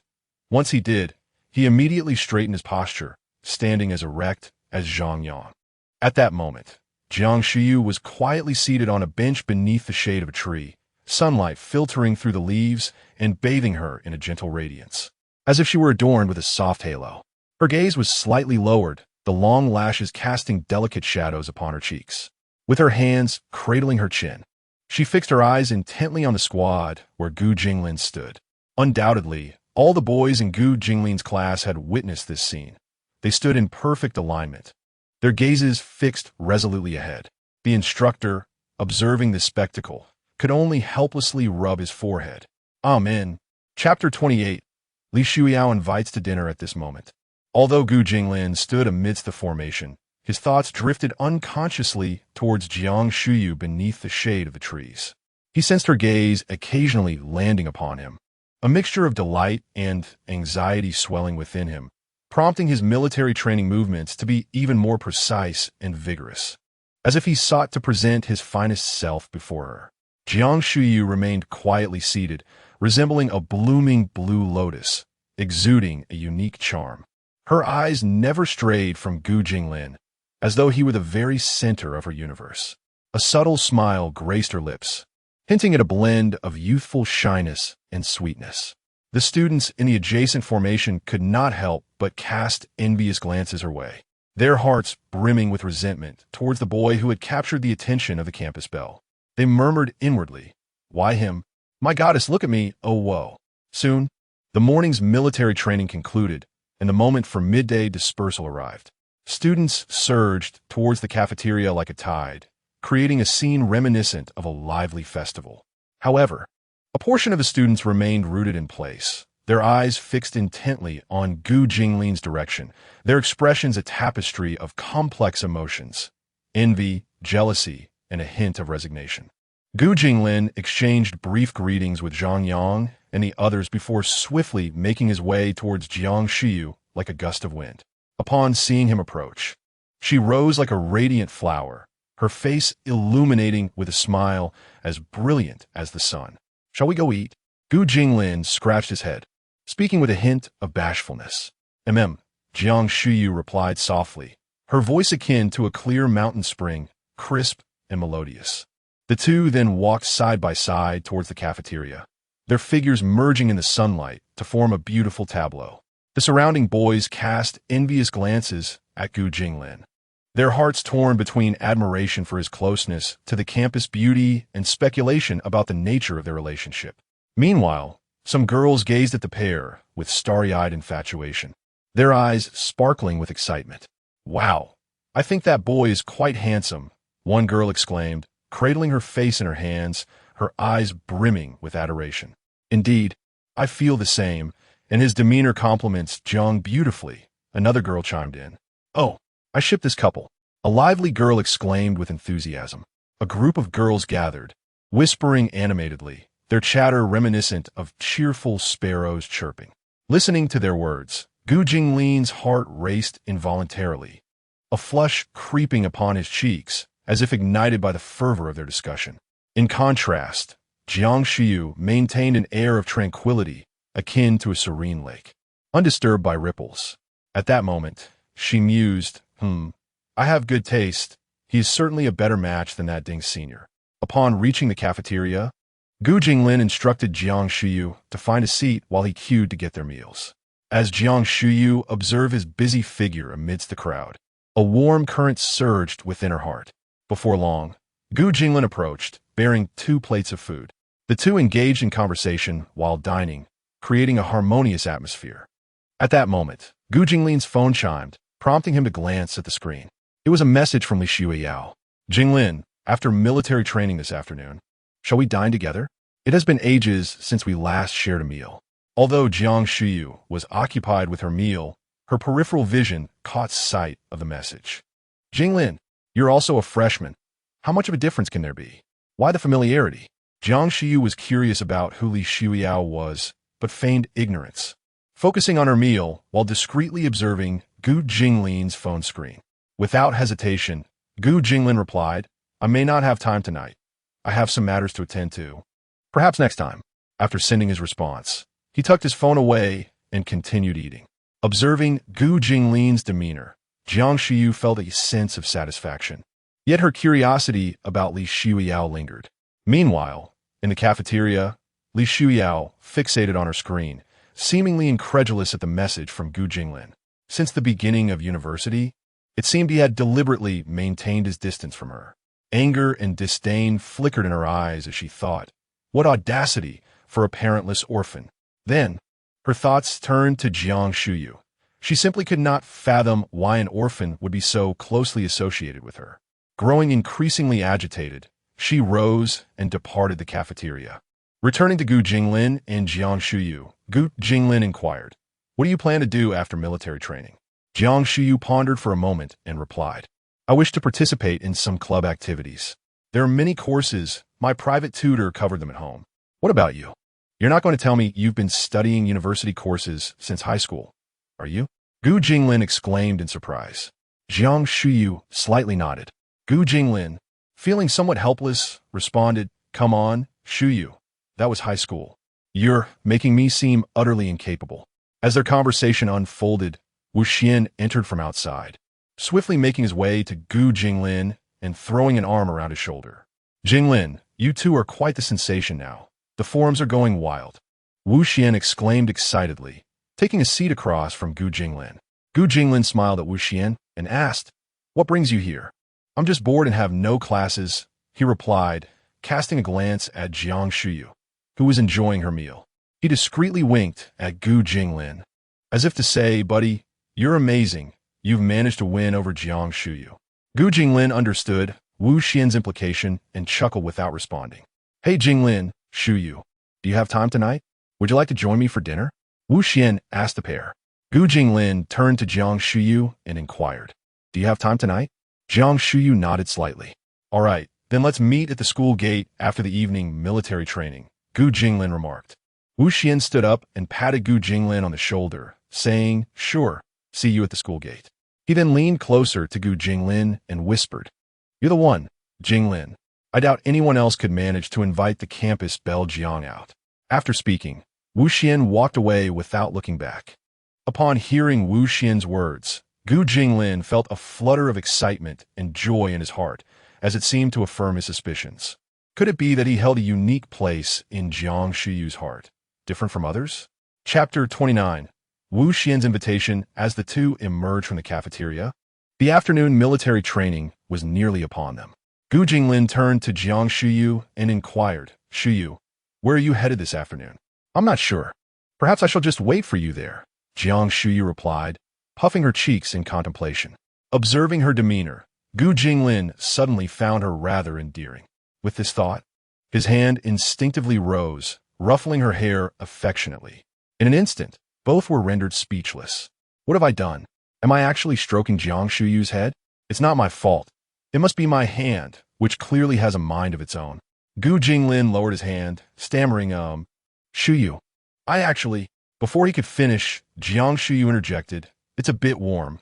I think I'll head back to the dormitory this afternoon. Call me when you're almost done. With that, she turned and walked towards the girls' dormitory, leaving Gu Jinglin standing there, bewildered. As Jiang Shuyu distanced herself, she touched her cheeks with her hands. They were flushed a deep crimson, akin to ripened apples, her gaze flickering. The memory of the earlier moment replayed in her mind, and before she knew it, a smile crept onto her lips, the curve so perfect it seemed capable of melting all the ice and snow in the world. Meanwhile, Gu Jinglin wandered towards the playground, his mind elsewhere. Just then, Zhang Yang spotted him and rushed over, asking Jinglin, why are you alone? Where's the campus bell, Jiang? Snapping back to reality, Gu Jinglin replied, oh, Shuyu went back to the dormitory this afternoon. What? I hurried through my meal just to practice standing at attention, hoping to impress the campus belle. Zhang Yang lamented, disappointment evident in his voice. Gu Jinglin glanced over to the playground and noticed many students practicing their stances, likely aiming to put their best foot forward. He chuckled wryly, then joined Zhang Yang as they headed towards the field to commence the afternoon training. On the playground, students busied themselves with preparations for military training, while Gu Jinglin remained somewhat distracted, frequently recalling Jiang Shuyu's figure. Before long, the afternoon training concluded. Gu Jinglin returned to his dormitory to change clothes, then descended the stairs towards the girls' dormitory. On the balcony, Zhang Yang and Wang Chong observed Gu Jinglin's retreating figure. Look at Jinglin, so sweet. This is what university life should be, Zhang Yang mused. Indeed, especially since she's the campus belle, Wang Chong agreed. I don't care. I also want to experience a sweet romance. With that, he grabbed his phone and opened the freshman group chat. Lowering his voice deliberately, he declared, are there any single girls in the group? Who wants to join me for dinner tonight? Soon, a voice message pinged in the group. Zhang Yang eagerly pressed play. Get lost, you shameless guy. Laughter erupted from Wang Chong as he lay on the bed, teasing Zhang Yang. In that moment, Zhang Yang felt a twinge of embarrassment. Wang Chong's gaze shifted to Lu Hao, who was engrossed in a video game. Howsy, why are you playing games again? Lu Hao shook his head and replied softly.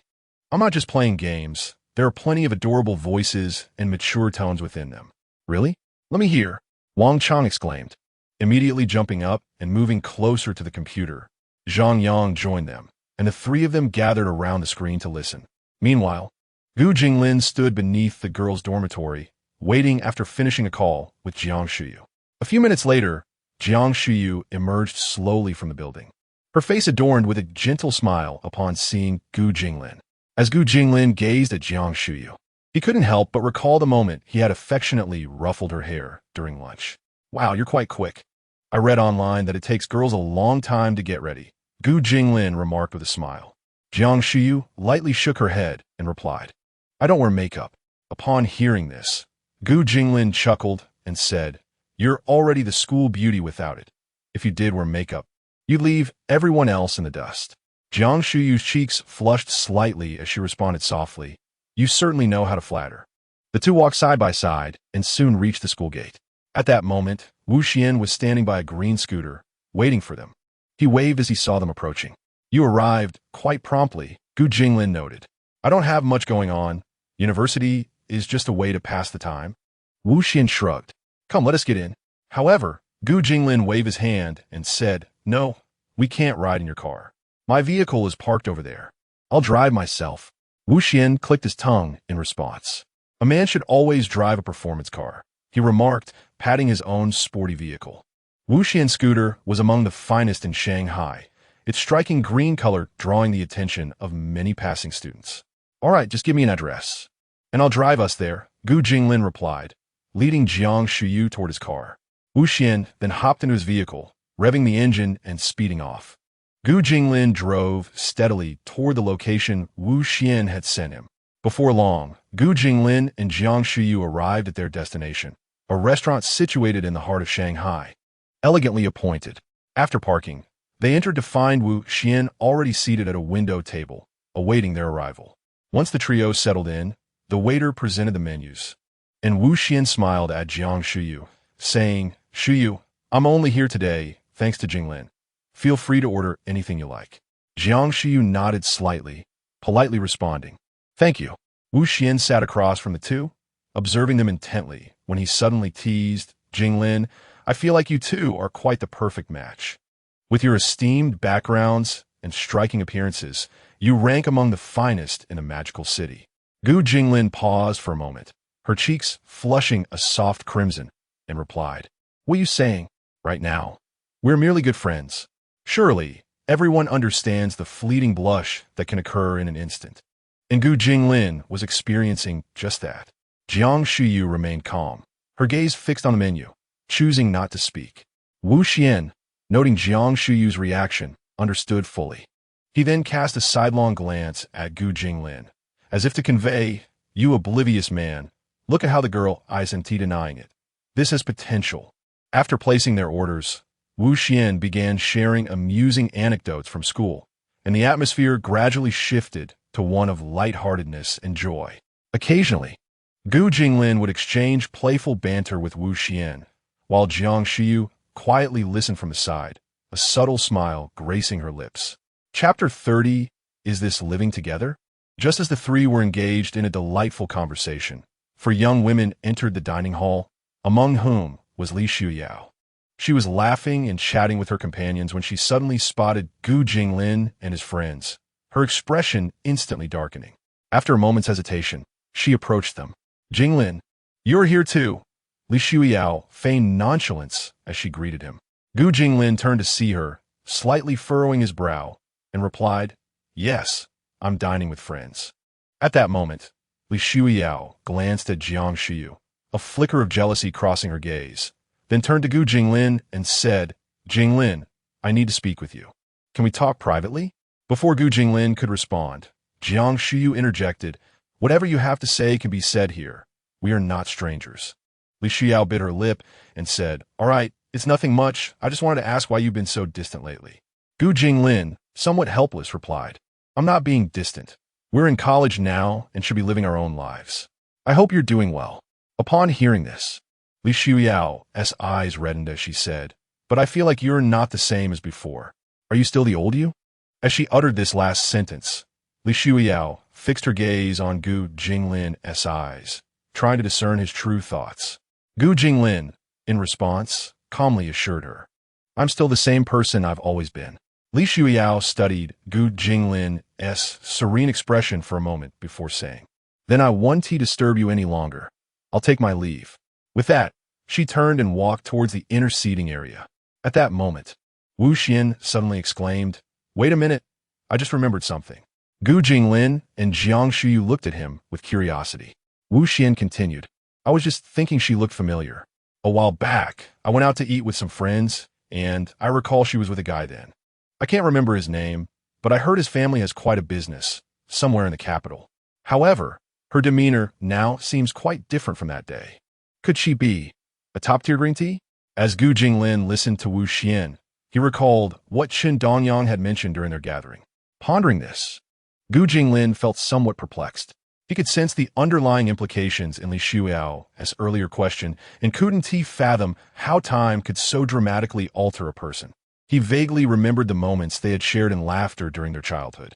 "Oh well, it's her own business. We shouldn't concern ourselves with it," Gu Jinglin remarked. Wu Xian nodded in agreement, saying, "True, but she certainly has a lot going on. Let us not worry about her and continue enjoying our meal and conversation." The three then redirected their attention back to the dining table, resuming their jovial exchange. However, on the other hand, Li Shuyao was far from tranquil. Sitting in her seat, her eyes would occasionally dart towards Jiang Shuyu, her heart brimming with envy. A few of her friends sensed her distress and inquired, "Shuyao, what is the matter? You seem rather downcast." One girl asked. Li Shuyao bit her lip and replied, "It's nothing, Just spotted someone I'd rather not see. Her friends followed her gaze and beheld Gu Jinglin and Jiang Shuyu. One girl exclaimed in surprise, "Wow, that boy is rather handsome." And the girl beside him is stunning too. Are they a couple? Upon hearing this, Li Shuyao scoffed and muttered, "What good is being handsome? He is still an orphan without parents." Meanwhile, after finishing their meal, Gu Jinglin, Jiang Shuyu, and Wu Xian prepared to leave the restaurant, showing no intention of greeting Li Shuyao. Upon exiting, Wu Xian remarked, "Ah, it's already dark, and this place is a bit far from school. It's south, conveniently close to the villa where I live. How about we head over there tonight?" With that, he discreetly winked at Gu Jinglin while Jiang Shuyu was not paying attention. Gu Jinglin understood Wu Xian's intentions but replied, "Aren't we driving? We'll be at school in no time." Wu Xian shook his head, covering his face in disbelief. Unexpectedly, Jiang Shuyu softly suggested, "It is getting late. How about we go to Wu Xian's place?" Wu Xian, taken aback, lifted his head and glanced at Gu Jinglin, hurrying to whisper, "Jinglin, seize the opportunity. She is being proactive. Are you not man enough? I've never had such a fortunate chance." Listening to Jiang Shuyu's words, Gu Jinglin felt a twinge of surprise at her agreement. Since she had no objections, what was there for a grown man to fear? With this thought, Gu Jinglin replied, "All right, send me the address." Wu Xian promptly shared the location, and soon Gu Jinglin drove Jiang Shuyu towards the northern villa district. As the night breeze gently caressed them, Gu Jinglin navigated the car with a mix of complex emotions and a hint of anticipation. Jiang Shuyu sat in the passenger seat, quietly gazing out the window, lost in her thoughts. Before long, they arrived at the villa district Wu Xian had mentioned, an elegant environment exuding tranquility and luxury. Wu Xian, having driven swiftly, arrived slightly ahead of them and was waiting at the entrance, a knowing smile adorning his face upon their arrival. After Gu Jinglin parked, he surveyed the surroundings and remarked, "This place is quite nice. The environment is lovely and serene." Wu Xian smiled in response. "I only come here occasionally. Welcome to my humble abode." Subsequently, Gu Jinglin and Jiang Shuyu followed Wu Xian into the villa, where the decor was both exquisite and grand. Wu Xian led them to the living room and poured them a glass of water. At that moment, Wu Xian's phone suddenly rang. After answering, he said, "All right, I'll be there shortly." After hanging up the phone, he glanced apologetically at the two and said, "Jinglin, Shuyu, I sincerely apologize. My mother just called. I must return home for a while. Please, make yourselves at home." While speaking, he donned his attire, preparing to step outside. Observing this, Gu Jinglin stood up, a look of confusion crossing his face. At that moment, Wu Xian winked at Gu Jinglin before turning to exit. Once outside, Wu Xian gazed at the villa and remarked, "Jinglin, my friend, I can only assist you up to this point." With that, he proceeded towards his vehicle. Inside the villa's living room, only Gu Jinglin and Jiang Shuyu remained, and the atmosphere grew subtly tense once more. Gu Jinglin nervously rubbed his hands, at a loss for words. Jiang Shuyu observed his demeanor and found it rather endearing, breaking into a gentle smile. "Are you feeling anxious?" she inquired softly. Gu Jinglin scratched his head, feeling a bit embarrassed as he replied, "A little, I suppose. After all, today's circumstances are rather unexpected." Jiang Shuyu nodded slightly, her eyes shimmering with intrigue. "I didn't anticipate coming here either, but it feels rather delightful." Chapter 31. The enigmatic nature of fate. Gu Jinglin gazed into Jiang Shuyu's eyes, where a spark of light flickered, easing the tension that had gripped his heart. Drawing a deep breath, he spoke slowly, "It is indeed quite surprising. Yet being here with you feels rather delightful." A subtle smile graced Jiang Shuyu's lips, enchanting in its simplicity. "What shall we do next?" she inquired. After a moment of contemplation, Gu Jinglin suggested, "How about we explore this villa? The decor here possesses a distinctive charm." Jiang Shuyu readily acquiesced, and the two rose to wander through the villa. The chandelier in the living room cast a soft glow, illuminating the exquisite furnishings and enhancing their elegance. As they approached a bookshelf brimming with volumes, Gu Jinglin casually picked one up and flipped through its pages, commenting, "Wu Xian certainly has taste." With so many books in his home, Jiang Shuyu nodded slightly and also selected a book, perusing it gently. Just as Gu Jinglin was engrossed in the pages, A small packet resembling a disposable wet wipe tumbled out. Glancing down, he remarked, "What on earth is Wu Xian doing, stashing wet wipes among the books?" He bent down to retrieve the small packet. Upon inspecting it, he noticed some writing and muttered, "What is this? Ultra thin." At that moment, Jiang Shuyu turned her gaze toward him, inquiring, "What is ultra thin?" Gu Jinglin hastily clenched the packet in his hand and, with astonishing speed, tucked it into his pocket. "Ah, just some ultra thin wet wipes? No worries, haha," he replied with a nervous chuckle. Jiang Shuyu merely acknowledged him with an "oh" and returned to her reading. Seeing her nonchalant demeanor, Gu Jinglin couldn't help but breathe a sigh of relief, silently cursing Wu Xian for his antics. "Why on earth did you put that in a book? Is it meant for easy access?" Meanwhile, on a high bridge in the bustling metropolis, Wu Xian suddenly sneezed, rubbing his nose as he mused. "Who's thinking of me? It must be Jinglin expressing his gratitude. No need to thank me, brother." He chuckled to himself. Back in the villa, Gu Jinglin had lost interest in the book. Spotting an open balcony, he turned to Jiang Shuyu and suggested, "Shuyu, shall we sit out on the balcony for a while?" She set her book aside and nodded in agreement. As they stepped out onto the balcony, the night sky sparkled with stars, and a gentle breeze caressed their faces, lifting their spirits. Seated on the balcony chairs, Gu Jinglin and Jiang Shuyu reclined, quietly absorbing the enchanting nightscape. "The night sky is truly beautiful," Jiang Shuyu murmured softly. Hearing her, Gu Jinglin turned to face her. Noticing that she was gazing upward, her eyes crescent-shaped and glimmering with a brilliance akin to a treasure trove of stars. Her lips curved into a delicate smile, revealing a row of pristine teeth. Her expression resembled a blooming flower, capable of dispelling all worries and weariness from those who beheld her, immersing them in a picturesque beauty. Gu Jinglin was momentarily taken aback, and he involuntarily uttered, "Indeed, it's truly beautiful." Upon hearing Gu Jinglin's response, Jiang Shuyu slightly turned her head towards him, only to find him gazing at her in a daze. Instantly, her cheeks flushed with a delicate hue, and she playfully nudged Gu Jinglin, teasingly asking, "What are you staring at?" Realizing his distraction, Gu Jinglin awkwardly scratched his head and replied, I wasn't looking at anything in particular. I just thought you were exceptionally beautiful just now." Jiang Shuyu, upon hearing his words, calmly lifted her gaze to the starry sky, her lips curving into a shy smile. They sat in silence for a while longer, when suddenly Jiang Shuyu asked Gu Jinglin, "Is Li Shuiyao a very good friend of yours?" Gu Jinglin was slightly taken aback, not expecting Jiang Shuyu to inquire about Li Shuiyao. "Well, sort of. You should know that I wasn't in the Magic City before. I only recently found my parents. I used to think that I had no family in this world. Li Shuiyao and I have been playmates since childhood." Jiang Shuyu nodded in a somewhat bewildered manner.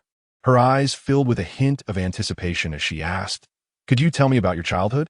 Gu Jinglin chuckled softly, nodded, and then leaned back in his chair. Gazing at the stars as he began, "I used to live in Nanning County, and, as a child, I lived with an elderly man. Life was quite impoverished. There were times when I couldn't even afford school fees. Li Shuiyao was my neighbor. Her father was a teacher at a local high school and often helped me.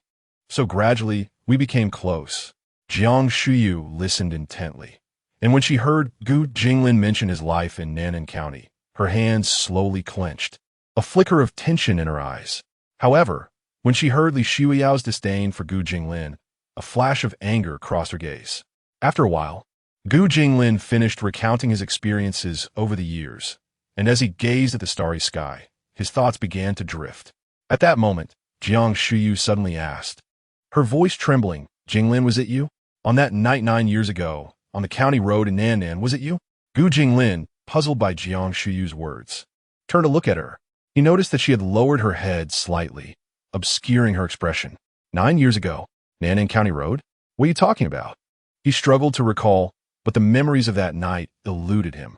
Seeing his confused demeanor, Jiang Shuyu lifted her gaze, her eyes shimmering with tears, and urgently explained.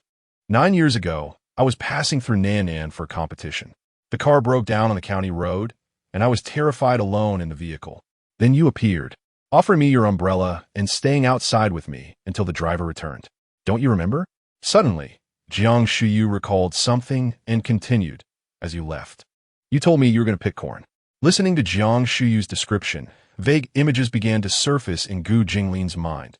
A rainy night, a weeping little girl. His eyes widened in disbelief as he looked at Jiang Shuyu. Ah, that crying child was you. He recalled, with a faint memory, that on that day he had intended to gather some corn from the fields for a meal.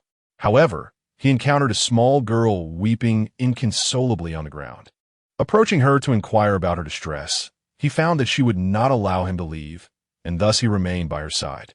Jiang Shuyu, her tears giving way to laughter, was filled with joy and emotion as she exclaimed, "It truly is you. Ever since that night, I knew it had to be you. I returned to search for you, but never anticipated we would meet again in such a manner." She then rushed forward to embrace Gu Jinglin, marking their second embrace, this time infused with joy and gratitude. Chapter 32, an awkward scene. Gu Jinglin found himself somewhat at a loss after Jiang Shuyu's unexpected embrace. His hands hovered in the air for a moment before they gently settled on Jiang Shuyu's back, offering a soft pat. To his astonishment, they had met so early. Gu Jinglin sighed in reflection. At that moment, Jiang Shuyu's heart surged like tumultuous waves. She held Gu Jinglin tightly, savoring his warmth. As if only in this embrace could she confirm that this was not a mere dream. Memories of countless nights flooded her mind, those recollections of a warm, unfamiliar boy whose presence illuminated the darkest corners of her soul like brilliant starlight. Now, the wheels of fate had turned once more, reuniting them in such a marvelous manner. And she felt like the luckiest person in the world. Burying her head in Gu Jinglin's shoulder, tears brimmed in her eyes. Indeed, I have searched for you for so long. They remained embraced for a considerable time until Jiang Shuyu's emotions gradually settled. She released Gu Jinglin, her face still adorned with a blissful smile. Who would have thought that the timid, weeping little girl back then has grown up so much? Gu Jinglin teased. Jiang Shuyu chuckled softly in response, her gaze filled with tenderness and affection. Who would have thought that the little boy from back then has grown up as well? They exchanged a knowing smile. At that moment, Gu Jinglin felt a discomfort in his seated position and stood to stretch his back. As he did, a small wet wipe slipped from his pocket and fell to the ground. Jiang Shuyu, noticing it, picked it up with a hint of curiosity. Upon seeing the writing on it, she instinctively murmured ultra-thin. Instantly, Jiang Shuyu's cheeks flushed like ripe apples, her head bowing slightly as her enchanting eyes widened. Fixated on the wet wipe in her hand, while her other hand unconsciously fidgeted with the hem of her clothing. Gu Jinglin, turning to see her expression, was puzzled. But when he spotted the wet wipe in her hand, his mind went blank. No, how did this slip out? Realizing the situation, he quickly grasped Jiang Shuyu's hand. Pulling her up, their faces now merely a finger's breadth apart. Jiang Shuyu gasped softly, her heart racing at the proximity of Gu Jinglin's face. A wave of shyness washed over her as she thought, Jinglin, he wouldn't be thinking of, but isn't this a bit too soon? Should I agree? Unbeknownst to Gu Jinglin, who was oblivious to Jiang Shuyu's thoughts, he seized the opportunity, while she was momentarily dazed, to discreetly take the wet wipe from her grasp. Shuyu, it's getting late. We should sleep, he said softly. Upon hearing Gu Jinglin's words, Jiang Shuyu assumed he was implying something else. She lowered her head and murmured, all right, good night. See you tomorrow. Gu Jinglin patted her shoulder before swiftly making his way back toward the villa. As Jiang Shuyu watched him depart, a moment of surprise flickered across her face, and she lifted her gaze to follow Gu Jinglin's retreating figure, wondering, is he not going to? Subsequently, she reached out to gently touch her cheek and murmured to herself, Jiang Shuyu, what are you thinking? Jinglin has no such intentions.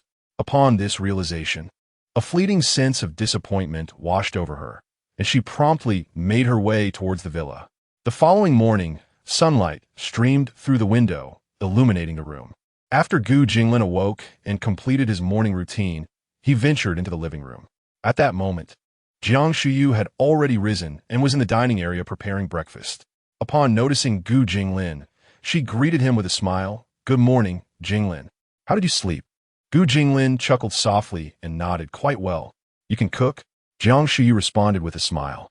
I learned a bit from the housekeeper out of boredom when I was at home. Come, breakfast is ready. As she spoke, she arranged the prepared meal on the dining table. The two exchanged glances and began to enjoy their breakfast. Suddenly, the front door of the villa swung open, and Wu Xian walked in. Noticing the two at breakfast, he approached with a grin. I was worried you two might still be asleep. He then sat beside Gu Jinglin and started eating a bun. Gu Jinglin observed Wu Xian and couldn't help but recall the awkward incident from the previous night. He leaned closer to Wu Xian and whispered, "Why did you put that thing in the book?" Wu Xian was taken aback. "What thing? What book?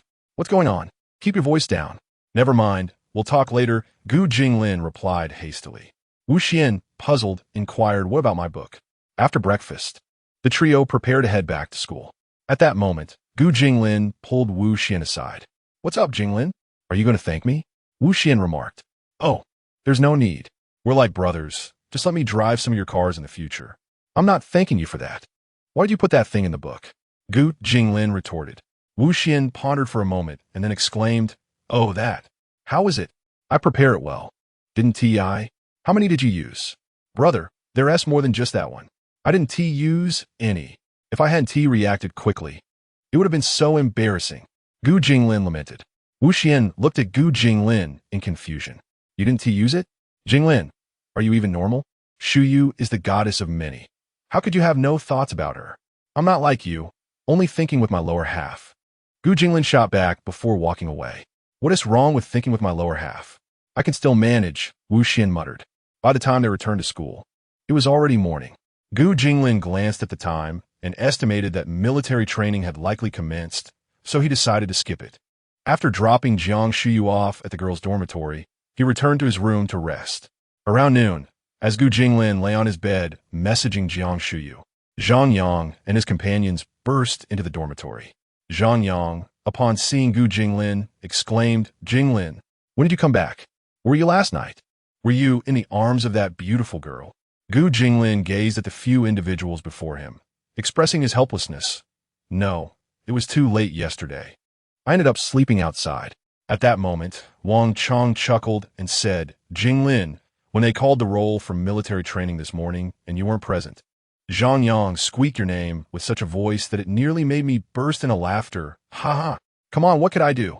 Besides, isn't my magnetic voice rather appealing?" Zhang Yang retorted. "Quite enchanting. Indeed," Lu Hao remarked softly with a light laugh. Listening to the antics of his roommates warmed Gu Jinglin's heart. "Thanks, Zhang Yang. If you all wish to skip military training, it is actually feasible." "Huh? How would that work?" "Missing one session is manageable, but if we consistently skip, it will surely raise suspicion, and we might face penalties," Zhang Yang replied. Upon hearing this, Gu Jinglin remained silent, merely retrieving his phone and dialing a number. Chapter 33. My roommate is a top-tier rich second-generation. Gu Jinglin activated the speakerphone, and the call was swiftly connected. A voice, steady yet tinged with a hint of delight, emerged. "Hello, Gu Xiao. How have you been at school these past few days?" "Quite well, thank you, Mr. Deng. I have a small favor to ask of you," Gu Jinglin replied. Zhang Yang and the others perked up, eager to discern what Gu Jinglin's request might entail. Upon hearing this, Mr. Deng promptly responded, "Please, Gu Xiao, feel free to speak. It would be my honor to assist you with anything you require. It's nothing too serious, really. The military training has been rather arduous. Is it possible for me and my roommates to be excused from participating?" Gu Jinglin inquired with a smile. "That is certainly no problem, Gu Xiao. Military training is optional for you. I will inform the principal immediately," Mr. Deng assured him. "Thank you for your help," Gu Jinglin replied. "Not at all. If there is nothing else, I'll reach out to your principal right away." After concluding the call, Gu Jinglin hung up. At that moment, Zhang Yang and the others were left in a state of bewilderment. Zhang Yang stood up, gazing at Gu Jinglin, and asked Jinglin, "What was that all about? Who did you just call?" Gu Jinglin chuckled as he looked at his friends. "I called one of the school's board members. I asked him to inform the principal that we are exempt from military training." Wang Chong and Lu Hao stood up, their eyes wide with astonishment as they regarded Gu Jinglin. The three exchanged glances, each reflecting confusion and disbelief. Zhang Yang stammered, "What is going on? Jinglin, how do you know our school's board member?" Observing their perplexed expressions, Gu Jinglin briefly explained the situation. Once he finished, an eerie silence enveloped the dormitory. After a prolonged pause, Zhang Yang exclaimed, "No way. Wait. Gu Jinglin, is the Gu group your family as company?" Wang Chong wore an expression of utter disbelief. The realization of Gu Jinglin being a top-tier rich second generation began to sink in. Lu Hao, while maintaining a calm demeanor, felt a tempest of emotions brewing within him. Still reeling from the shock, Zhang Yang paced back and forth, repeatedly muttering, "This is unbelievable. No one would believe this if I told them. I'm sharing a dorm with the heir of the Gu group." Wang Chong's eyes widened as he struggled to process this astonishing revelation. He stuttered, "So, does this mean we can enjoy the finer things in life alongside you?" Gu Jinglin, amused by their reactions, smiled gently and said, "You needn't exaggerate. I am still the same person, and we remain good roommates." At that moment, Zhang Yang dashed to Gu Jinglin's side and exclaimed, "Jinglin, you've been quite secretive. I've heard that rich second generations have numerous cars. Where's yours?" "Let's see. I do have a few, but I only drive one sedan, parked right outside the school." Gu Jinglin scratched his head sheepishly. Upon hearing this, Zhang Yang perked out quick. "Let us go see it. Come on." With that, he tugged Gu Jinglin towards the exit. Reluctantly, Gu Jinglin followed along. When several individuals arrived at the school gate, Zhang Yang began to look around excitedly. "Jinglin, which one is your car?" he inquired with palpable enthusiasm. Gu Jinglin retrieved the car keys from his pocket and pressed the unlock button. Not far from them, a black Maybach with its hazard lights flashing came to life. Zhang Yang was momentarily stunned, slowly approaching the vehicle. "Is this a Maybach?" he exclaimed in disbelief. "Wow, Jinglin, this car must be worth over $1 million, right?" Wang Chong added, equally astonished. At that moment, Gu Jinglin asked, "Shall we take it for a spin?" Zhang Yang nodded eagerly in response. Soon, they all settled into the car, with Zhang Yang in the driver's seat, feeling somewhat overwhelmed by the luxurious interior. He cautiously started the engine. "Jinglin, I truly don't know what to say. This is my first time driving a Maybach." Zhang Yang exclaimed excitedly. Wang Chong, gazing around at the opulent interior, remarked, "Indeed, this car is the pinnacle for ordinary folks like us." Lu Hao remained silent, quietly surveying the inside of the car. Gu Jinglin looked at his companions and asked, "Do you like it?" "Of course we do. This car is unbeatable. The handling is unparalleled," Zhang Yang replied, and the other two nodded in agreement. "If you like it, I'll gift you each one," he added. As soon as the words left his mouth, the car came to a sudden halt, prompting the group to bow at a 90-degree angle in shock. Zhang Yang stared at Gu Jinglin in disbelief. "You're giving us one each?" "Jinglin, stop joking. Such an expensive car can't just be given away," Wang Chong said, visibly anxious. "It really is quite extravagant," Lu Hao murmured softly. Gu Jinglin waved his hand dismissively. "It's just a car. I'm giving you each one. In our spare time, we can drive out and have some fun."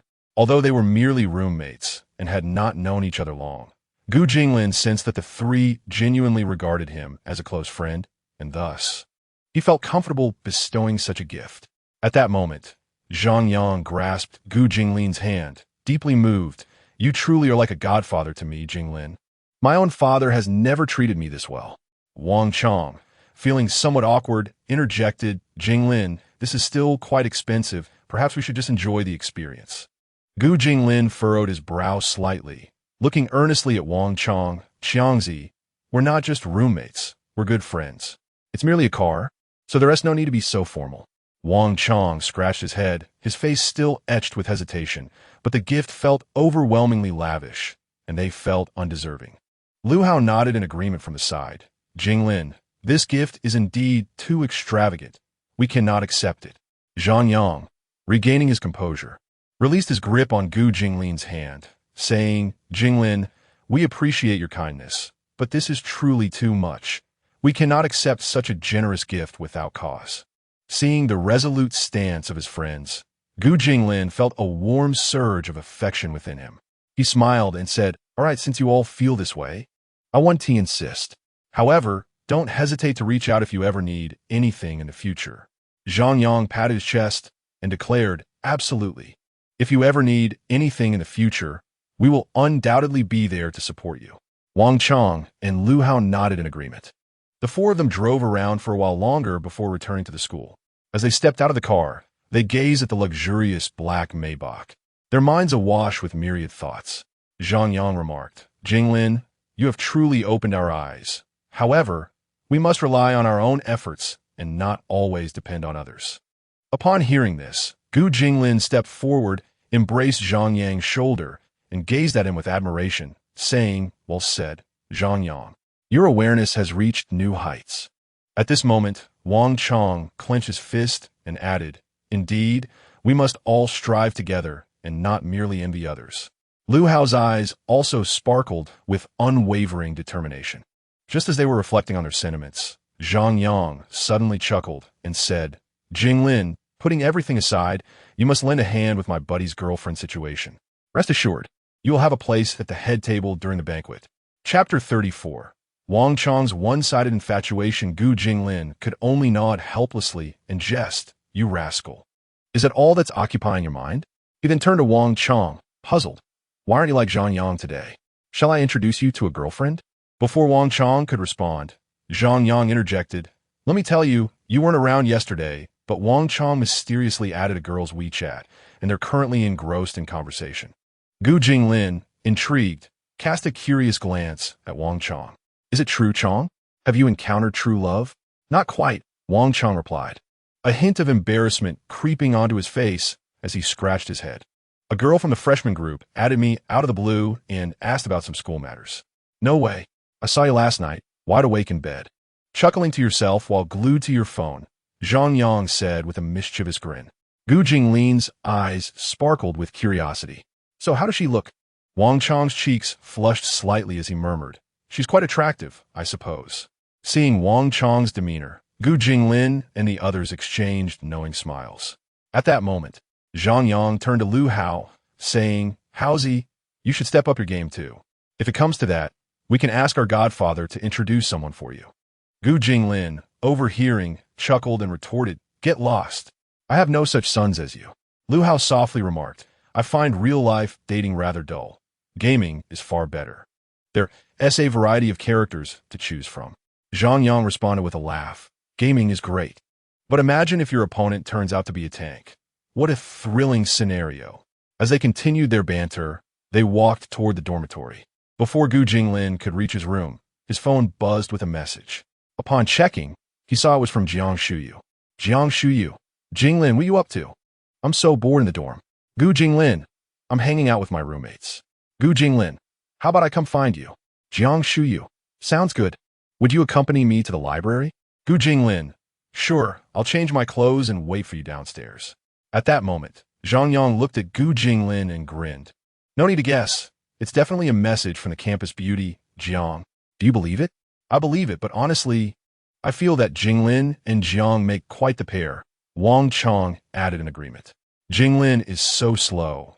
Anyone can see that Jiang treats him differently than others." "If it were me, I'd charge right in," Zhang Yang asserted.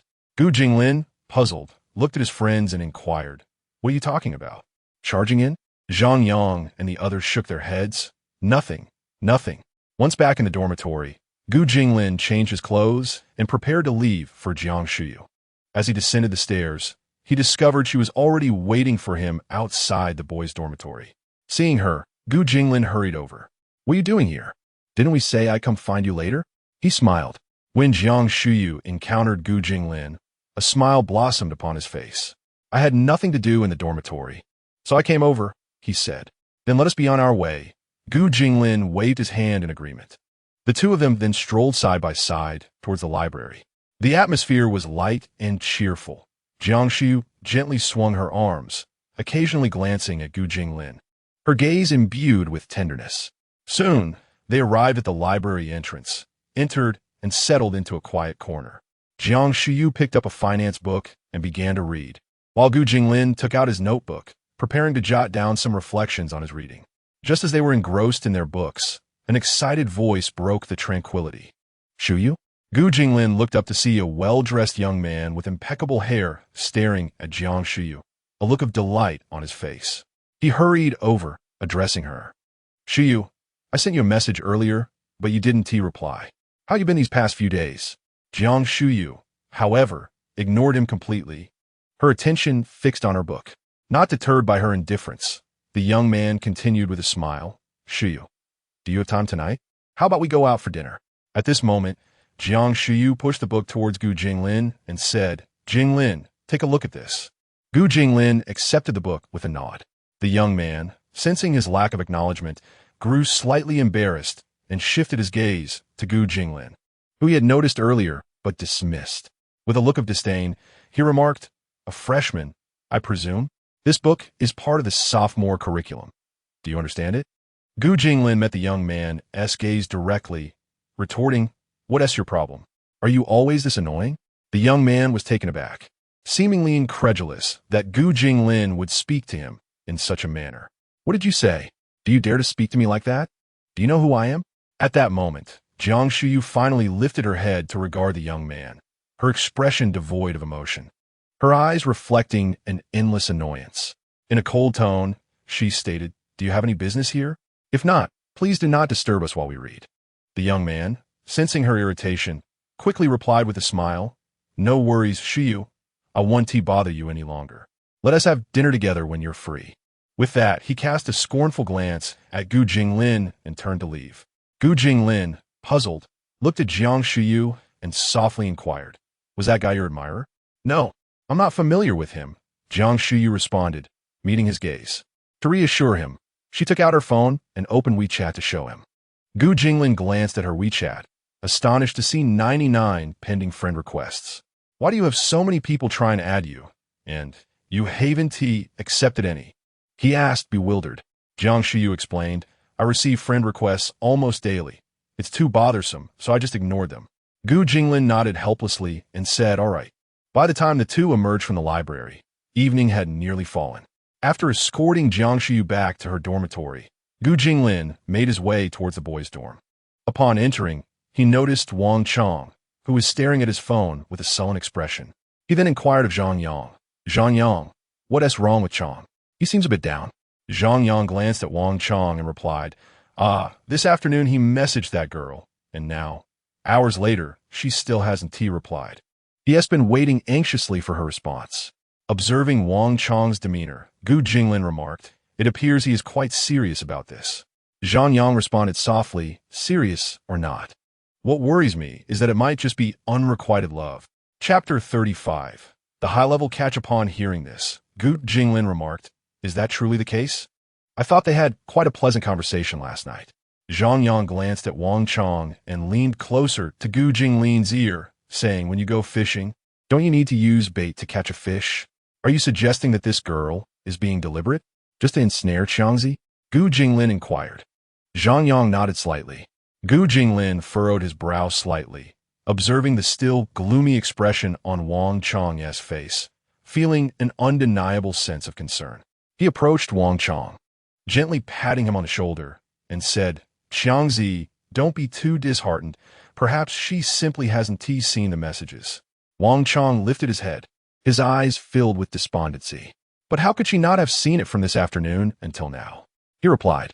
Zhang Yang joined in, encouraging Qiangzi. Don't be so pessimistic. She might reply by tomorrow. Furthermore, even if she doesn't respond, we shouldn't hang our hopes on a single tree. Wang Chong sighed. I know, but I can't help but overthink. Why dwell on it? Look at Haozi. He doesn't think about anything and merely plays games alone, Gu Jinglin remarked, gesturing towards Lu Hao, who was engrossed in his computer. Wang Chong chuckled helplessly. I wish I could be like Haozi and find joy in gaming. At that moment, Wang Chong's phone chimed. He quickly opened it, and, upon confirming that it was a message from that girl, he smiled at his companions. She replied. She said she was in the library all afternoon and hadn't checked her phone. Gu Jinglin and Zhang Yang exchanged resigned glances and shook their heads. Afterward, Gu Jinglin freshened up and went to bed. He took out his phone and checked WeChat, discovering that Chen Dongyang had sent him 2 messages. Chen Dongyang, hey, Lao Gu, are you free this weekend? Chen Dongyang, let us go out for a meal. I'm nearly bored to death at school. Gu Jinglin, sure, I'll call you then. Chen Dongyang, damn, it's tough to get a reply from you, Lao Gu. It took you ages. Gu Jinglin, I just got back from outside. How is everything at school? Just as Gu Jinglin was conversing with Chen Dongyang, Wang Chong approached the side of Gu Jinglin's bed, hesitantly saying, Jinglin, could you lend me some money? Gu Jinglin paused, looking curiously at Wang Chong. Sure, how much do you need? I can transfer it to your WeChat. Have you run out of living expenses? Not exactly. I have enough for living expenses. It's just, that girl mentioned wanting to buy a bag. And I want to give it to her. Don't worry, I'll pay you back when my living expenses arrive next month, Wang Chong stated with determination. Upon hearing this, Gu Jinglin stopped his movements. What? You're borrowing money from me to buy that girl a bag? Wang Chong nodded slightly. Zhang Yang chimed in from the bed. Xiangzi, what are you thinking? You just met her yesterday, and now you want to buy her a bag? Wang Chong shook his head and said, she mentioned that she has been fond of a particular bag for quite some time, but she lacks sufficient funds and can only save up for it. I was contemplating whether I should gift it to her. Upon hearing this, Gu Jinglin and Zhang Yang instantly understood the situation. They realized he had encountered a masterful practitioner of the art of attraction, subtly prompting him to purchase items for her without explicitly stating it. Xiangzi, it's not that I am unwilling to lend you money, but have you considered that she might be saying this just to coax you into buying her a bag? Gu Jinglin remarked with a touch of exasperation. Wang Chong, however, replied resolutely, that's impossible. She hasn't explicitly asked me to buy it. And besides, we have such a good rapport, I would willingly buy her a bag. Zhang Yang sighed in resignation, covering his face. You see, this is the finesse of a high-level practitioner. She can make you feel entirely willing. Gu Jinglin realized that no matter what he said, Wang Chong was not receptive. After pondering for a moment, he suggested, haven't you two met yet? Why not propose a meeting tomorrow for lunch? Wang Chong hesitated. Is that acceptable? Isn't a bit too soon? Zhang Yang timid in. What is the rush? You'll meet eventually. All right, then I'll ask her, Wang Chong replied, picking up his phone to message the girl. After a while, he returned with a hint of disappointment, saying she thinks it's a bit too fast. Gu Jinglin chuckled and said, then tell her you bought the bag and plan to present it to her tomorrow. Upon hearing this, Wang Chong skeptically sent her the message. Almost instantly, he received a reply. She agreed, stating she would be free for lunch the next day. I'm so happy, Wang Chong exclaimed. He then turned to Gu Jinglin and asked, so which bag? Gu Jinglin confidently replied, leave it to me. I'll take care of it. Think a lot, Jinglin, Wang Chong said before heading to bed. Zhang Yang shook his head at Wang Chong's naivety. Still a novice, lacking experience. The group continued their conversation for a while before turning off the lights and settling down to sleep. However, in the middle of the night, Gu Jinglin felt the bed gently rocking, the motion gradually intensifying until it finally settled into stillness. He was puzzled but dismissed it, attributing it to the bed's age. The following morning, sunlight streamed through the window while the four remained asleep. As noon approached, they slowly began to awaken. Zhang Yang stretched lazily and said, what a delight. Waking up naturally is the best. Wang Chong yawned and smiled. I owe it all to Jinglin. However, once military training starts, we'll have to rise early. Gu Jinglin rubbed his eyes and checked his phone, noticing several new messages. Jiang Shuyu. Good morning, Jinglin. Jiang Shuyu. Are you still asleep? Jiang Shuyu. I'm going out for lunch with my roommate today. What are your plans? As Gu Jinglin glanced at his phone. Yet isn't this far preferable to the current predicament? At least the Deng Corporation would remain within your family's grasp, while I would merely be an investor in the background. Upon hearing this, Deng Iran hesitated. Yet, if this were to be the case, I understand your concerns. Rest assured, I shall not interfere with the operations of the Deng family. The primary authority remains firmly in your hands. I can assure you that there will never come a day when your father is ousted. He will always be the chairman of the Deng family, Gu Jinglin stated. The sun is already high in the sky. Jiang Shuyu. A cute bear emoji snoozing on the ground. Gu Jinglin. Got it. I'm getting up. After sending the message, Gu Jinglin sat up and prepared to freshen up. Wang Chong. Send that girl the location shortly. I'll bring the bag to you later, Gu Jinglin said while washing up. Wang Chong, upon hearing this, responded cheerfully, sure, Jinglin, thanks. After completing his morning routine, Gu Jinglin sent Wang Chong the restaurant's location and also asked Uncle Chung to buy the bag for him. Wang Chong looked at the location and remarked, Jinglin, this is a five-star restaurant. The prices. Gu Jinglin waved his hand dismissively. Don't worry, it's owned by my family. Just go and order whatever you like. Chapter 36. The Willing Wang Chong Well. Jinglin, you were the one who bought the bag for me first. As mere consent from him was insufficient given his absence of an official position there. Rest assured, funding will not pose an issue. If you agree to sign the contract today, I can have the finance department transfer the funds immediately, Gu Jinglin assured her with a smile. At this moment, Assistant Su chimed in, Miss Deng, please be at ease. Mr. Gu is the future heir of our Gu group. His words carry the weight of our president's intent. Upon hearing Assistant Su's reassurance, Deng Iran nodded with relief. That is wonderful. Thank you, Mr. Gu. I hope you do not take my concerns amiss. Standing up, Wang Chong changed several outfits and styled his hair before heading out. Before he left, Gu Jinglin reminded him to go on his own and take the bag with him. After Wang Chong departed, Gu Jinglin looked at Zhang Yang and Lu Hao and asked, Are you coming along? Sure, Zhang Yang responded. Lu Hao, however, declined, saying he preferred to stay and play video games. Thus, Gu Jinglin and Zhang Yang left the dormitory together. They waited at the school gate for a while, and before long, Uncle Chung arrived in a car. After stepping out, Uncle Chung took out a Louis Vuitton box and approached Gu Jinglin respectfully, stating, Young master, here is the bag you requested. Gu Jinglin accepted the box with a smile, saying, Thank you for your efforts, Uncle Chung. It is my duty, young master. If there is nothing else, I will take my leave, Uncle Chung replied, nodding. Gu Jinglin nodded appreciatively and then got into the car with Zhang Yang. They drove towards the heart of the bustling city. As they cruised along the vibrant streets, Zhang Yang remarked, Jinglin, do you think Chong will be able to see the truth about that girl this time? Gu Jinglin furrowed his brow slightly and shook his head, saying, It's hard to say. Chong is too deeply entangled right now. However, I do hope this experience will help him gain some insight. Before long, Gu Jinglin arrived at the prestigious KT five-star restaurant located in the city center. After disembarking, the restaurant manager approached them directly. The manager respectfully greeted Gu Jinglin, saying, Young Master Gu, welcome. Everything has been prepared as per your instructions. Please follow me. Gu Jinglin nodded slightly, and under the manager's guidance, he and Zhang Yang made their way to the private room.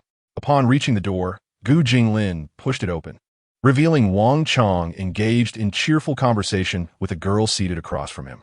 The girl wore an elegant dress, her long hair cascading over her shoulders. Adorned with a hint of subtle makeup, she appeared quite lovely. Upon noticing Gu Jinglin and Zhang Yang enter, Wang Chong quickly stood up and introduced the girl, saying, Xiaowan, these are my roommates, Gu Jinglin and Zhang Yang. They happened to pass by and brought me the bag. The girl named Xiaowan turned to look at Gu Jinglin and Zhang Yang, and when her gaze fell upon Gu Jinglin's handsome features, a flicker of astonishment crossed her eyes. She then smiled and nodded at the two. Gu Jinglin and Zhang Yang returned the gesture with warm smiles, saying, Hello. Gu Jinglin then handed the bag he was holding to Wang Chong. Wang Chong accepted it, nodding with a face full of smiles, his eyes reflecting both anticipation and a hint of nervousness. At that moment, Gu Jinglin and Zhang Yang also sat beside Wang Chong, with the bag in hand. Wang Chong beamed to the girl and said, Xiaowan, didn't you tell me yesterday that you liked this bag? I'm giving it to you. As he spoke, he handed the bag to the girl. When Xiaowan saw the bag she had been longing for, a look of delight graced her face. Wow, thank you, Wang Chong. Wang Chong chuckled and scratched his head, replying, It's nothing. No need to thank me. At that moment, a knock resonated at the door, and the restaurant manager entered. Gu Xiao, do you require any additional dishes? The manager inquired, directing his gaze at Gu Jinglin. Gu Jinglin replied, No, you may attend to your other duties. The manager nodded and exited. Throughout the meal, Wang Chong continuously sought topics to engage in conversation with the girl, who responded sporadically.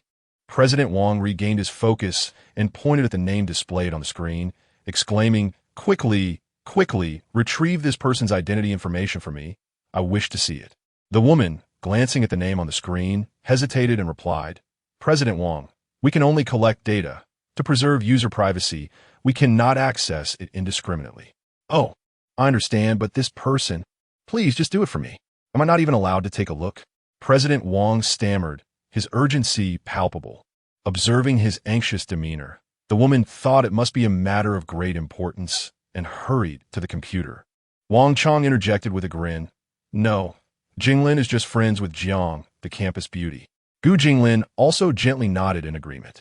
Upon hearing this, Xiaowan cast a meaningful glance at Gu Jinglin, exclaiming, "Oh." She then asked, "I noticed how the restaurant manager addressed you. Do you frequent this place often?" "No, I don't come here often, but Wang Chong occasionally dines here," Gu Jinglin replied while glancing at Wang Chong and winking at him. Xiaowan looked at Wang Chong, who, feeling her gaze, forced a smile and said, "Yes, I do come here from time to time." At that moment, Zhang Yang leaned closer to Gu Jinglin and whispered, "Jinglin, I find this girl intriguing. Look at her expression. It feels like she has everything under control. Plus, she has been glancing your way quite intentionally." Gu Jinglin furrowed his brow slightly and remarked, "Let us observe for now. Just look at Chang's expression. His eyes are glued to her." After exchanging a few more light-hearted words, Gu Jinglin remained silent throughout, as he was not the center of attention today. After finishing their meal, Wang Chong and the girl exited the restaurant, with Gu Jinglin and Zhang Yang trailing behind. Wang Chong wore a blissful smile, while the girl maintained an air of calmness. At this moment, Wang Chong said to Xiaowan, "Xiaowan, I need to use the restroom. I'll be right back." Xiaowan nodded in acknowledgement. Gu Jinglin and Zhang Yang decided to head back to school. Suddenly, Xiaowan approached Gu Jinglin. With a smile, she asked Gu classmate, "Would it be possible for us to connect on WeChat?" Gu Jinglin was momentarily taken aback, thinking to himself, is she really this bold? Asking a boy for his roommate's WeChat? He hesitated, reasoning that it would be unwise for Wang Chong to find out. Perhaps not. It might not be appropriate. Gu Jinglin waved his hand dismissively. Xiaowan calmly responded, "It's nothing serious, just a WeChat addition." Wang Chong wouldn't be upset. "Still, let us pass on that. We should be going now, goodbye." With that, Gu Jinglin took Zhang Yang's hand and hurriedly departed. Once they settled into the car, Zhang Yang exclaimed in astonishment, "I can't believe it. I've never encountered anyone so bold as to directly ask for your WeChat. Isn't she worried about how Xiangzi will react?" Gu Jinglin responded, "If she dares to act in such a manner, she must possess a certain confidence. Besides, you should know Xiangzi well enough. Even if he were to become upset, she could likely smooth things over with just a few casual words." Zhang Yang remarked, "I find it difficult to understand such a girl, let alone Xiangzi. I must persuade him when we return." Gu Jinglin nodded in agreement, saying, "What worries me is that she might be hard to counsel. Her few words could outweigh our lengthy discussions. Let's head back and see what Xiangzi thinks," Gu Jinglin concluded, starting the car and driving toward the school. Chapter 37. Attending the dinner upon their return to the dormitory, Lu Hao sat engrossed in a game on his laptop. Gu Jinglin observed him and said, "How's when will you take a break? Can you keep playing like this?" Lu Hao merely nodded in response, remaining silent. At that moment, Zhang Yang turned to Gu Jinglin and inquired, "Jinglin, how should we inform Chong when he returns?" Gu Jinglin shook his head, replying, "I'm not sure. We'll see how it goes." Just then, Gu Jinglin's phone rang. He glanced at the screen before answering. "Hello? Dad, what is up?" Gu Cheng's steady voice resonated from the other end.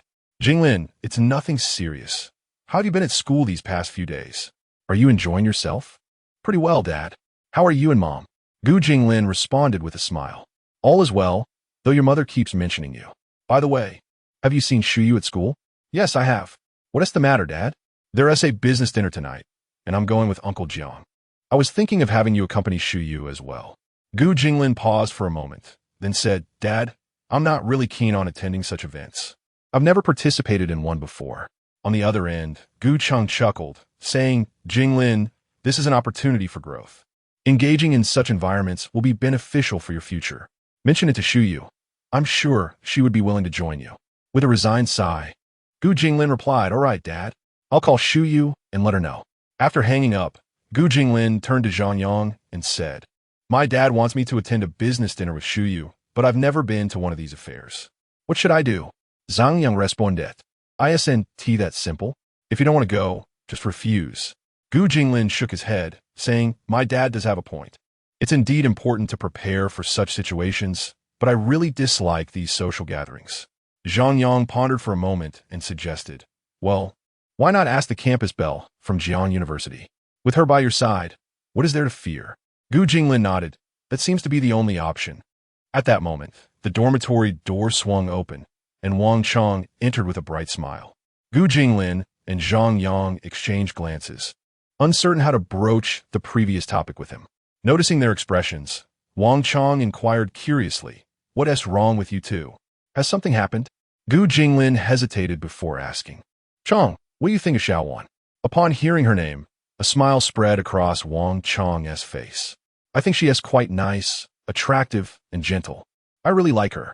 At this point, Zhang Yang approached and patted Wang Chong on the shoulder, saying, "Chong, sometimes you can't just judge by appearances.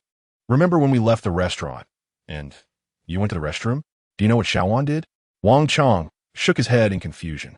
Zhang Yang continued, "After you left, Xiaowan asked Jinglin for his WeChat. Do you understand now, Chong?" Wang Chong was momentarily taken aback. He turned to Gu Jinglin and inquired, "Is that really possible, Jinglin? Is it true?" Gu Jinglin, with a resigned nod, confirmed the news. Wang Chong hurriedly pulled out his phone to send a message to Xiaowan. Observing Wang Chong's anxious demeanor, Gu Jinglin chose to refrain from further commentary, leaving it to Qiangzi to handle the situation. Subsequently, Gu Jinglin took out his phone, preparing to inform Jiang Shuyu about the evening banquet. "Gu Jinglin, Shuyu, are you there?" "Jiang Shuyu, yes. Have you finished your meal?" As Gu Jinglin glanced at the message, he noted her prompt replies, wondering if she had been eagerly awaiting his communication. "Gu Jinglin, I've finished dining. My dad just called and mentioned that we should attend a banquet tonight, and Jiang uncle will be there too. Will you join us?" "Jiang Shuyu, if you're going, I'll accompany you." "Gu Jinglin, then I'll wait for you downstairs at the dormitory this evening." "Jiang Shuyu, all right, see you soon." Setting his phone down, Gu Jinglin turned to Wang Chong, who was still anxiously awaiting a reply from Xiaowan, and subtly shook his head. At that moment, Lu Hao concluded his game, stretched lazily, and noticing the peculiar atmosphere in the dormitory, asked, "What is going on? What happened?" Zhang Yang briefly recounted the events to Lu Hao, who furrowed his brow and advised, "Qiangzi, don't be too anxious. Wait for the girl's response." Wang Chong fixated on his phone, as if it were his sole beacon of hope. After a while, Xiaowan's message finally arrived. Wang Chong's expression darkened instantly. He handed his phone to Gu Jinglin and Zhang Yang, revealing Xiaowan's nonchalant reply. "I just want a contact number. Don't be so stingy." Gu Jinglin patted Wang Chong on the shoulder, reassuring him, "Qiangzi, don't be too disheartened. Such girls aren't worth your concern." Wang Chong gritted his teeth, lamenting, "I truly was blind. I thought she was a good girl." Zhang Yang offered consolation. "It's all right. We'll find someone better. Let Jinglin introduce you to a friend of the campus beauty from Jian University. She'll be 100 times more attractive than this girl." Understanding that Wang Chong needed time to reflect, Gu Jinglin bid farewell to the group and headed toward the girls' dormitory. Upon arriving at the entrance of the girls' dormitory, it wasn't long before Jiang Shuyu emerged, adorned in an elegant long dress that seemed to flow like moonlight, gently enveloping her graceful figure. Her lustrous, raven black hair cascaded down her shoulders like a waterfall, rendering her exceptionally enchanting. Upon spotting Gu Jinglin, Jiang Shiyu's face broke into a sweet smile as she approached him briskly. "Jinglin, you haven't been waiting long, have you?" she asked with a smile. Gu Jinglin returned her smile, replying, "Not at all. I've just arrived. You look beautiful today." Jiang Shuyu's lips curled into a barely perceptible smile at his compliment. "Was I not beautiful before?" "Not at all.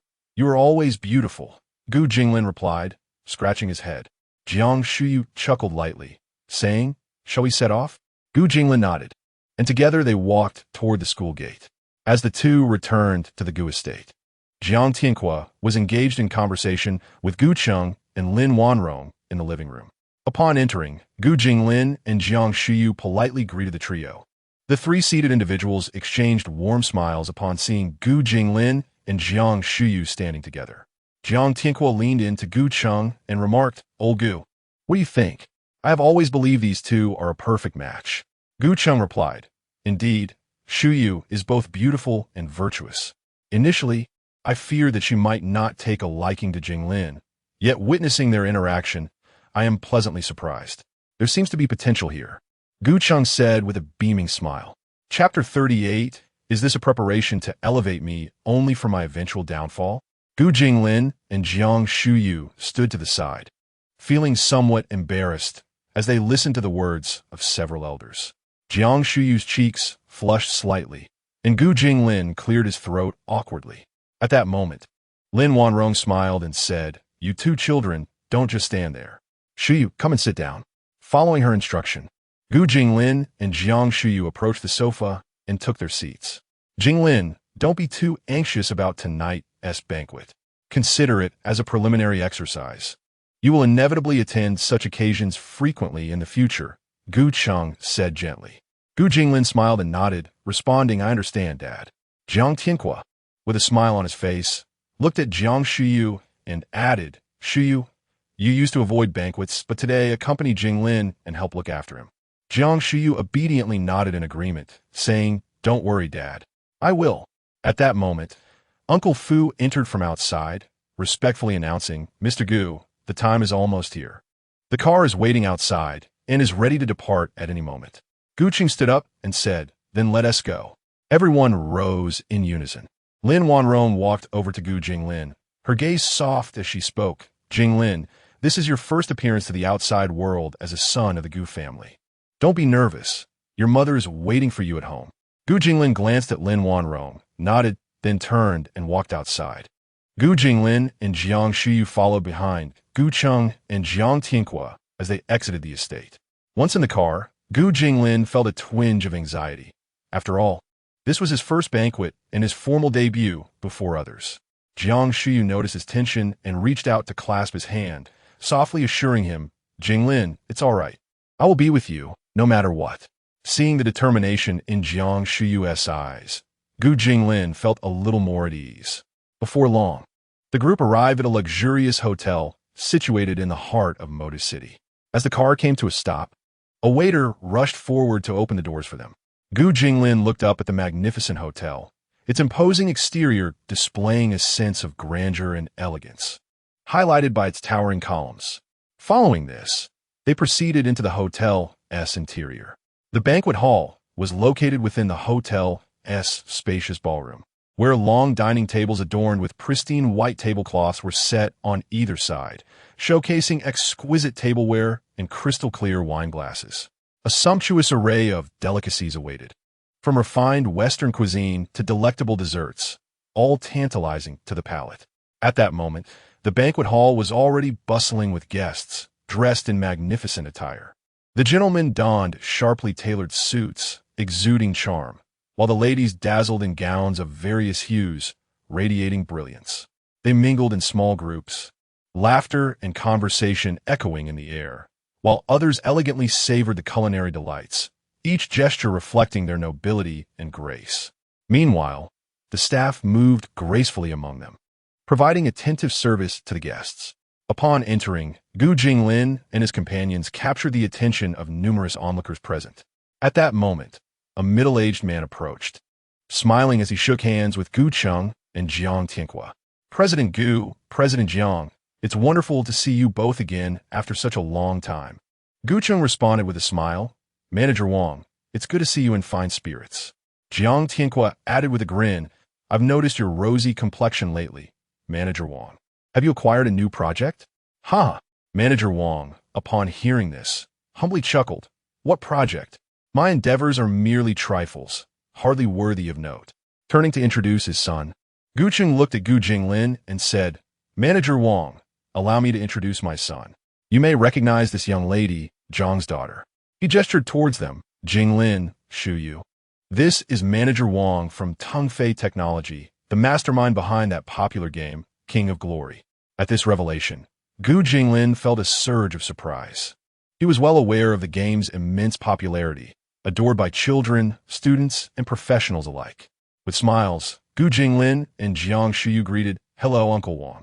However, Manager Wang was momentarily taken aback by Gu Cheng's words, his eyes fixed on Gu Jinglin, his expression one of disbelief. "Is this the young master?" Gu Cheng nodded. It was only then that Manager Wang regained his composure, exclaiming, "President Gu, You certainly keep your cards close to your chest. You've never introduced the young master before. Are you secretly grooming an heir? Gu Qing burst into hearty laughter. Haha, Manager Wang, you jest. Observing Gu Qing's demeanor, Manager Wang quickly discerned where to flatter. He had been holding onto a project, but lacked the necessary funds to bring it to fruition. With a smile, he addressed Gu Jinglin and Jiang Shuyu, saying, Haha, you both truly are a match made in heaven, a paragon of talent and beauty. Young master, with your exceptional qualities, your future achievements may well rival those of President Gu. Gu Jinglin, taken aback by the compliment, replied with a smile, Thank you, Uncle Wang. I am still young and have much to learn. Despite his modest words, he felt perplexed by the incessant praise, wondering why this gentleman was so complimentary towards him. Had he really earned such accolades just for starting university? Perhaps it was mere flattery. Gu Cheng, however, remained unfazed, patting Manager Wang on the shoulder and saying, Do not speak so highly of him. He is still young, and the future is uncertain. Yet, the smile on Gu Cheng's face never wavered. Jiang Tianque chimed in, Manager Wang, if Jinglin ever encounters any difficulties, I hope you'll lend him your guidance. Manager Wang nodded with a smile. Certainly, certainly.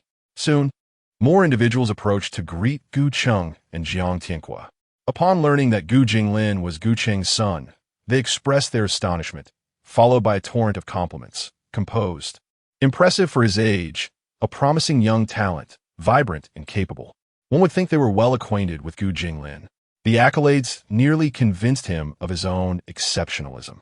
Gu Jinglin whispered to Jiang Shuyu, Shuyu, one might think that today's gathering is not a dinner party, but rather a poetry meeting. Upon hearing this, Jiang Shuyu chuckled softly, covering her mouth. You know, such pleasantries are best left unspoken. Don't let your confidence run amok. Gu Jinglin nodded in agreement, assuring her, Rest assured, Shuyu, I understand. As the number of attendees swelled, the banquet commenced in earnest. Guests were invited to the hotel's garden to sign in, inscribing their names on a board before capturing the moment with photographs. Gu Jinglin and Jiang Shuyu joined Gu Cheng and Jiang Tianque outside. Before them, a multitude of staff-wielding cameras filled the space opposite the sign-in board, while 4 cameras hovered in the air above, capturing the scene. The guests positioned themselves on either side, encircling the board in a central formation. Observing the spectacle, Gu Jinglin felt a nervous gulp escape his throat. At that moment, a melodious female voice resonated through the speakers. Good evening, esteemed guests. Let us begin by offering a warm round of applause to the current president of the Gu Group, chairman of the IT International Trade Company, president of the Magic City Entrepreneurs Association, and one of the top 10 outstanding entrepreneurs of the Summer Kingdom, Gu Cheng. The applause erupted into a thunderous cacophony within the venue. Chapter 39. The two under the spotlight at this moment. Gu Cheng wore a smile as he gracefully approached the wall panel, seizing a pen to sign his name with a flourish. The flashbulbs erupted incessantly, capturing this moment in time. After the photographs were taken, Gu Cheng waved his hand and walked with a smile toward the banquet hall. Gu Jinglin gazed at his father, who stood composed and calm under the dazzling lights, as if all brilliance converged upon him. Suddenly, his expression grew resolute, and his heart swelled with excitement. Jiang Tianque glanced at Gu Jinglin and, placing a reassuring hand on his shoulder, remarked, Jinglin, the journey has only just begun.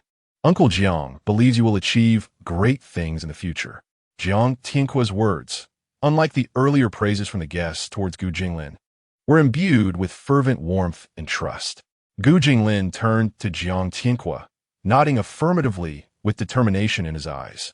At that moment, a woman's voice echoed from the speakers. Next, we invite the chairman of Tiansheng Group, the distinguished entrepreneur of Modu, Jiang Tianque. Jiang Tianque, upon hearing his name, turned and walked forward with steady strides, signing his name with a smile before offering a slight nod to the crowd, then proceeded to the banquet hall. Soon after, the announcement of Gu Jinglin's name resonated through the speakers. Taking a deep breath, Gu Jinglin noticed Jiang Shuyu smiling at him, and after a subtle nod in her direction, he turned towards the wall panel. As Gu Jinglin walked towards the wall panel, nearly all cameras instantly focused on him, while the surrounding photographers captured his every step. He walked forward with a smile, gazing at the cameras. The flashes that erupted were akin to countless stars bursting forth, dazzling to the point of making it difficult to keep his eyes open. At this juncture, the guests around him began to murmur in excitement upon spotting Gu Jinglin, with some even pulling out their phones to snap photos. "Look, isn't that Gu Zong's son?" remarked a man in a suit. "I heard years ago that Gu Zong had a son, but he hasn't made a public appearance until now. Was he abroad all this time?" inquired another man. "Hey, look, they say this young man is Gu Zong's son and the sole heir of the Gu group," chimed in a young woman in an evening gown. "My goodness, is that true? The Gu family is influential not just in Modu, but throughout Xiagu. And he is so young. If he takes over the Gu group, he would indeed be like the domineering CEO from a novel," another girl exclaimed, her eyes sparkling with admiration. "Not just that, even if he doesn't take over, he can already be considered the true crown prince of Modu. How wonderful it would be to be with him, especially since he is so handsome," mused a girl in an evening gown, her gaze fixed on Gu Jinglin in a daydream. At that moment, a discordant voice cut through the atmosphere. "Humph. He's merely a rich kid, nothing more than a second-generation heir living in the shadow of his ancestors." The crowd turned their heads, frowning at the speaker, a young man whose gaze was filled with resentment as he stared at Gu Jinglin.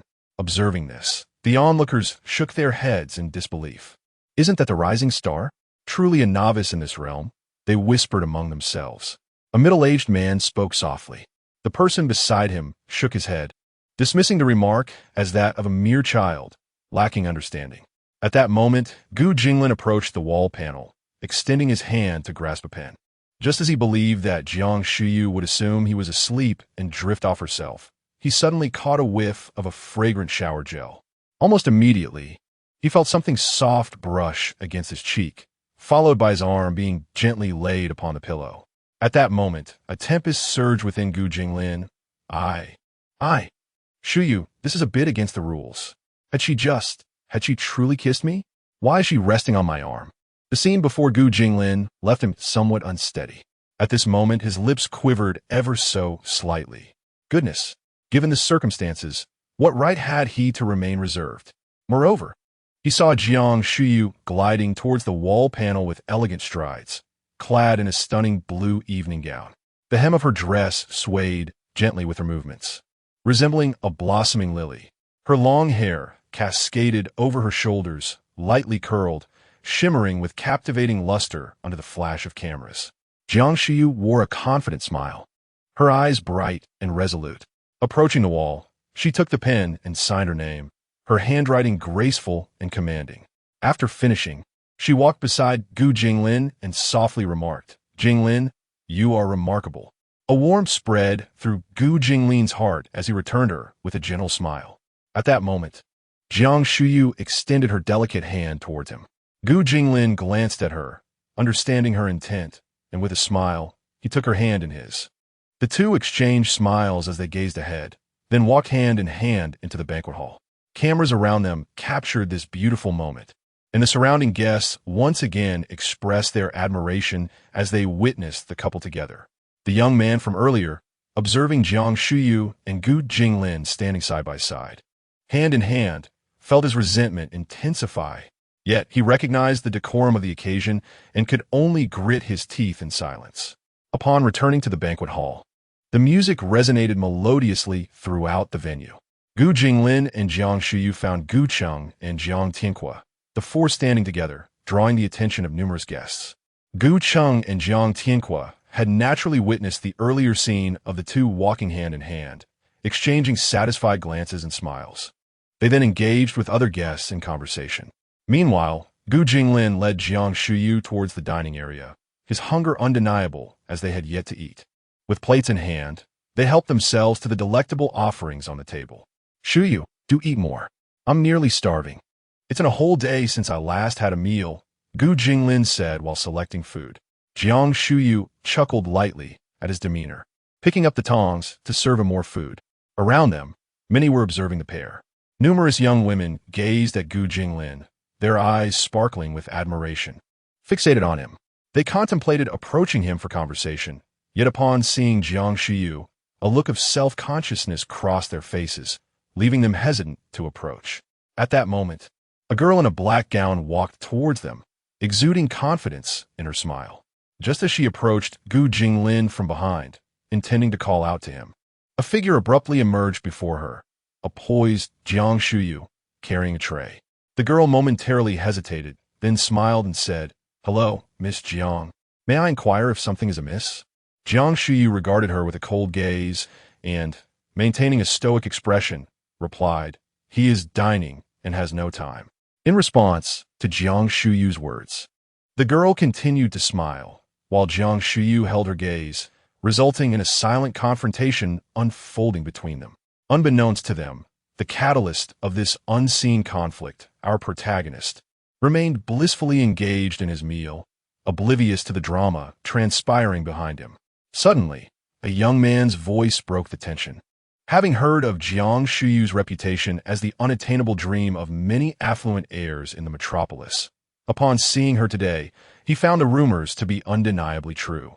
Jiang Shuyu cast a fleeting glance at the young man, choosing to disregard him, who happened to be the very individual that had previously shot a resentful look at Gu Jinglin. Chapter 40. The mysterious confidence of Wu Fan upon seeing Jiang Shuyu merely cast a fleeting glance in his direction without uttering a word. The man's face flushed with embarrassment.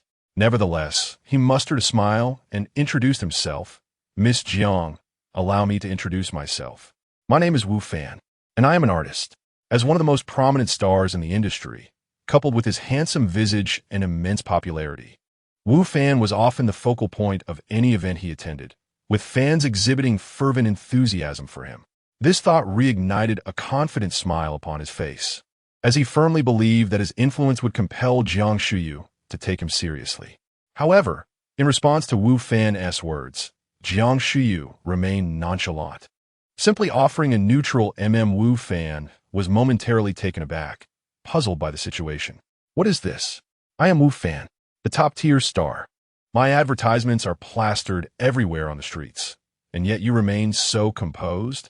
At that moment, a woman in a black evening gown, standing opposite Jiang Shuyu, stifled a laugh and remarked, "Miss Jiang, there is no need to be so aloof."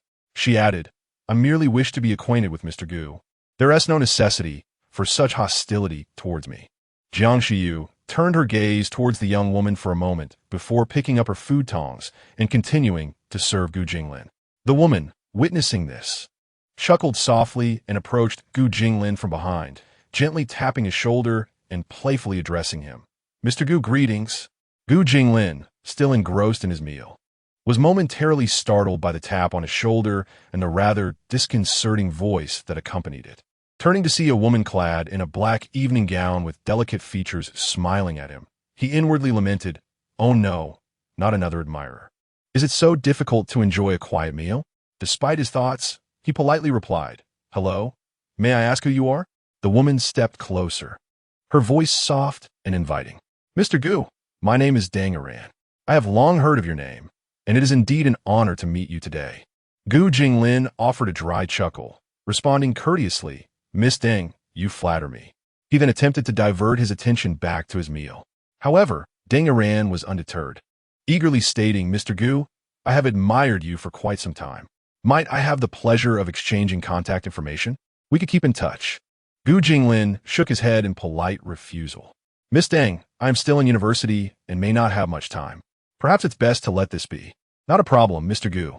Whenever you find the time, I am available," Deng Iran quickly replied. Gu Jinglin furrowed his brow slightly. At this juncture, Jiang Shuyu set down her tongs and, with a frigid gaze, addressed Deng Iran. "Miss Deng, since Jinglin has already declined your request, I kindly ask that you refrain from disturbing him during his meal." Upon hearing those words, Deng Iran's expression soured. She questioned herself. Although she may not possess the beauty of Jiang Shuyu, she certainly considered herself a striking woman. Was Gu Jinglin's rejection not rather abrupt? Just as Deng Iran was poised to speak, a voice pierced the air, reaching the ears of the three individuals. What is there to be proud of? It's merely the result of having a bit of money at home." Gu Jinglin and the others turned to the source of the voice, where they found Wu Fan wearing a mysteriously confident smile directed at Gu Jinglin. Gu Jinglin raised an eyebrow at Wu Fan, inwardly pondering the audacity of this brash youth. "Were you speaking to me?" Gu Jinglin asked, his brow furrowed. Deng Yiran looked at Wu Fan with exasperation, thinking to herself, "Isn't Wu Fan being utterly foolish? I truly wonder how your emotional intelligence has allowed you to linger in this circle for so long." Wu Fan, still smiling, addressed Gu Jinglin. "Hello, Gu Jinglin. I am Wu Fan." Gu Jinglin narrowed his eyes, a hint of displeasure creeping into his expression. "I know your name is Wu Fan, but what did your earlier comment imply?" Wu Fan, seemingly oblivious to Gu Jinglin's change in demeanor, replied with unabashed arrogance. "It was nothing particularly profound. I merely believe you are not all that impressive, just a person with a bit of wealth." Jiang Shuyu's face hardened upon hearing this, and she rebuked him sharply. "Wu Fan, do not overstep your bounds. We had no intention of engaging with you, so do not push your luck." Wu Fan, still smiling, responded to Jiang Shuyu. "Miss Jiang, please do not misunderstand. I meant no offense, merely stating the facts." As Wu Fan gazed at Jiang Shuyu, his eyes sparkled with eagerness, mingled with a hint of possessiveness. Jiang Shuyu, feeling his gaze, furrowed her brows in disgust. She detested being looked at in such a manner by men. At that moment, Gu Jinglin set down the plate in his hand and approached Wu Fan with deliberate steps. He locked eyes with Wu Fan and sneered, "Your path is becoming increasingly narrow." Wu Fan, taken aback and confused, was about to inquire further when the sound of clicking high heels echoed from a distance. A woman arrived at Wu Fan's side, smiling as she addressed Gu Jinglin. "Hello, young Master Gu. I am Fan Fan's manager. I sincerely apologize. Fan Fan seldom attends such business banquets and may not be familiar with the etiquette. If he has offended you, I apologize on his behalf." Wu Fan turned to the woman, frowning. "Sister Chung, what are you? Silence. Do you see what you have done?" Sister Chung interrupted sharply.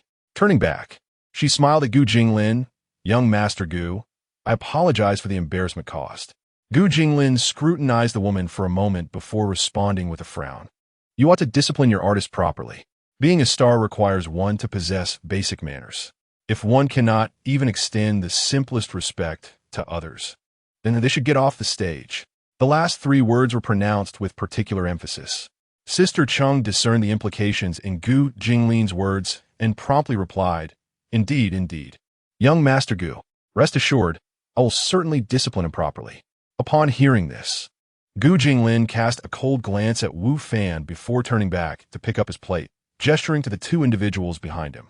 Observing this, Sister Chung smiled and said, "Thank you, young Master Gu. We shall take our leave now." With that, she took Wu Fan by the hand and headed towards the exit. Meanwhile, Gu Jinglin picked up the tongs and served food for Jiang Shuyu, then playfully poked her cheek with his hand. "Do not be upset. It is not worth your ire to be angry over such a person." Feeling the gentle prod on her cheek, Jiang Shuyu's face flushed slightly, and with a soft acknowledgement, she lifted her plate, savoring her meal in small bites. As the two departed, Chapter 41, a sudden assault of a forceful kiss. Deng Yiran's lips parted slightly, her eyes sparkling with admiration and infatuation as she gazed at Gu Jinglin. She reminisced about the earlier moment, murmuring to herself, so handsome. At that instant, her heart raced uncontrollably. Gu Jinglin's steadfast gaze and austere demeanor seemed etched upon her heart. Unable to restrain herself, she took a small step forward, yearning to approach him, yet hesitating, fearing her actions might be too abrupt. Torn between her emotions, her hands clasped together in front of her, her downcast eyes glimmering with a complex light. Meanwhile, Gu Jinglin remained oblivious to Deng Yiran's unusual demeanor, his focus entirely on food. Regarding the incident with Wu Fan, he paid it no mind, dismissing Wu Fan as a mere clown who could not recognize his own place. His reluctance to confront him stemmed solely from his manager's incessant apologies. It would have been rude to disregard her efforts. However, should a similar situation arise again, Gu Jinglin would not hesitate to see Wu Fan's popularity plummet. Outside the banquet hall, Wu Fan was being pulled by his manager, Chang Jie, towards the car. Suddenly, he forcefully yanked his hand away from hers, glaring at her with piercing eyes. "Chang Jie, why are you dragging me? I hadn't finished my words yet. Why didn't you let me speak?"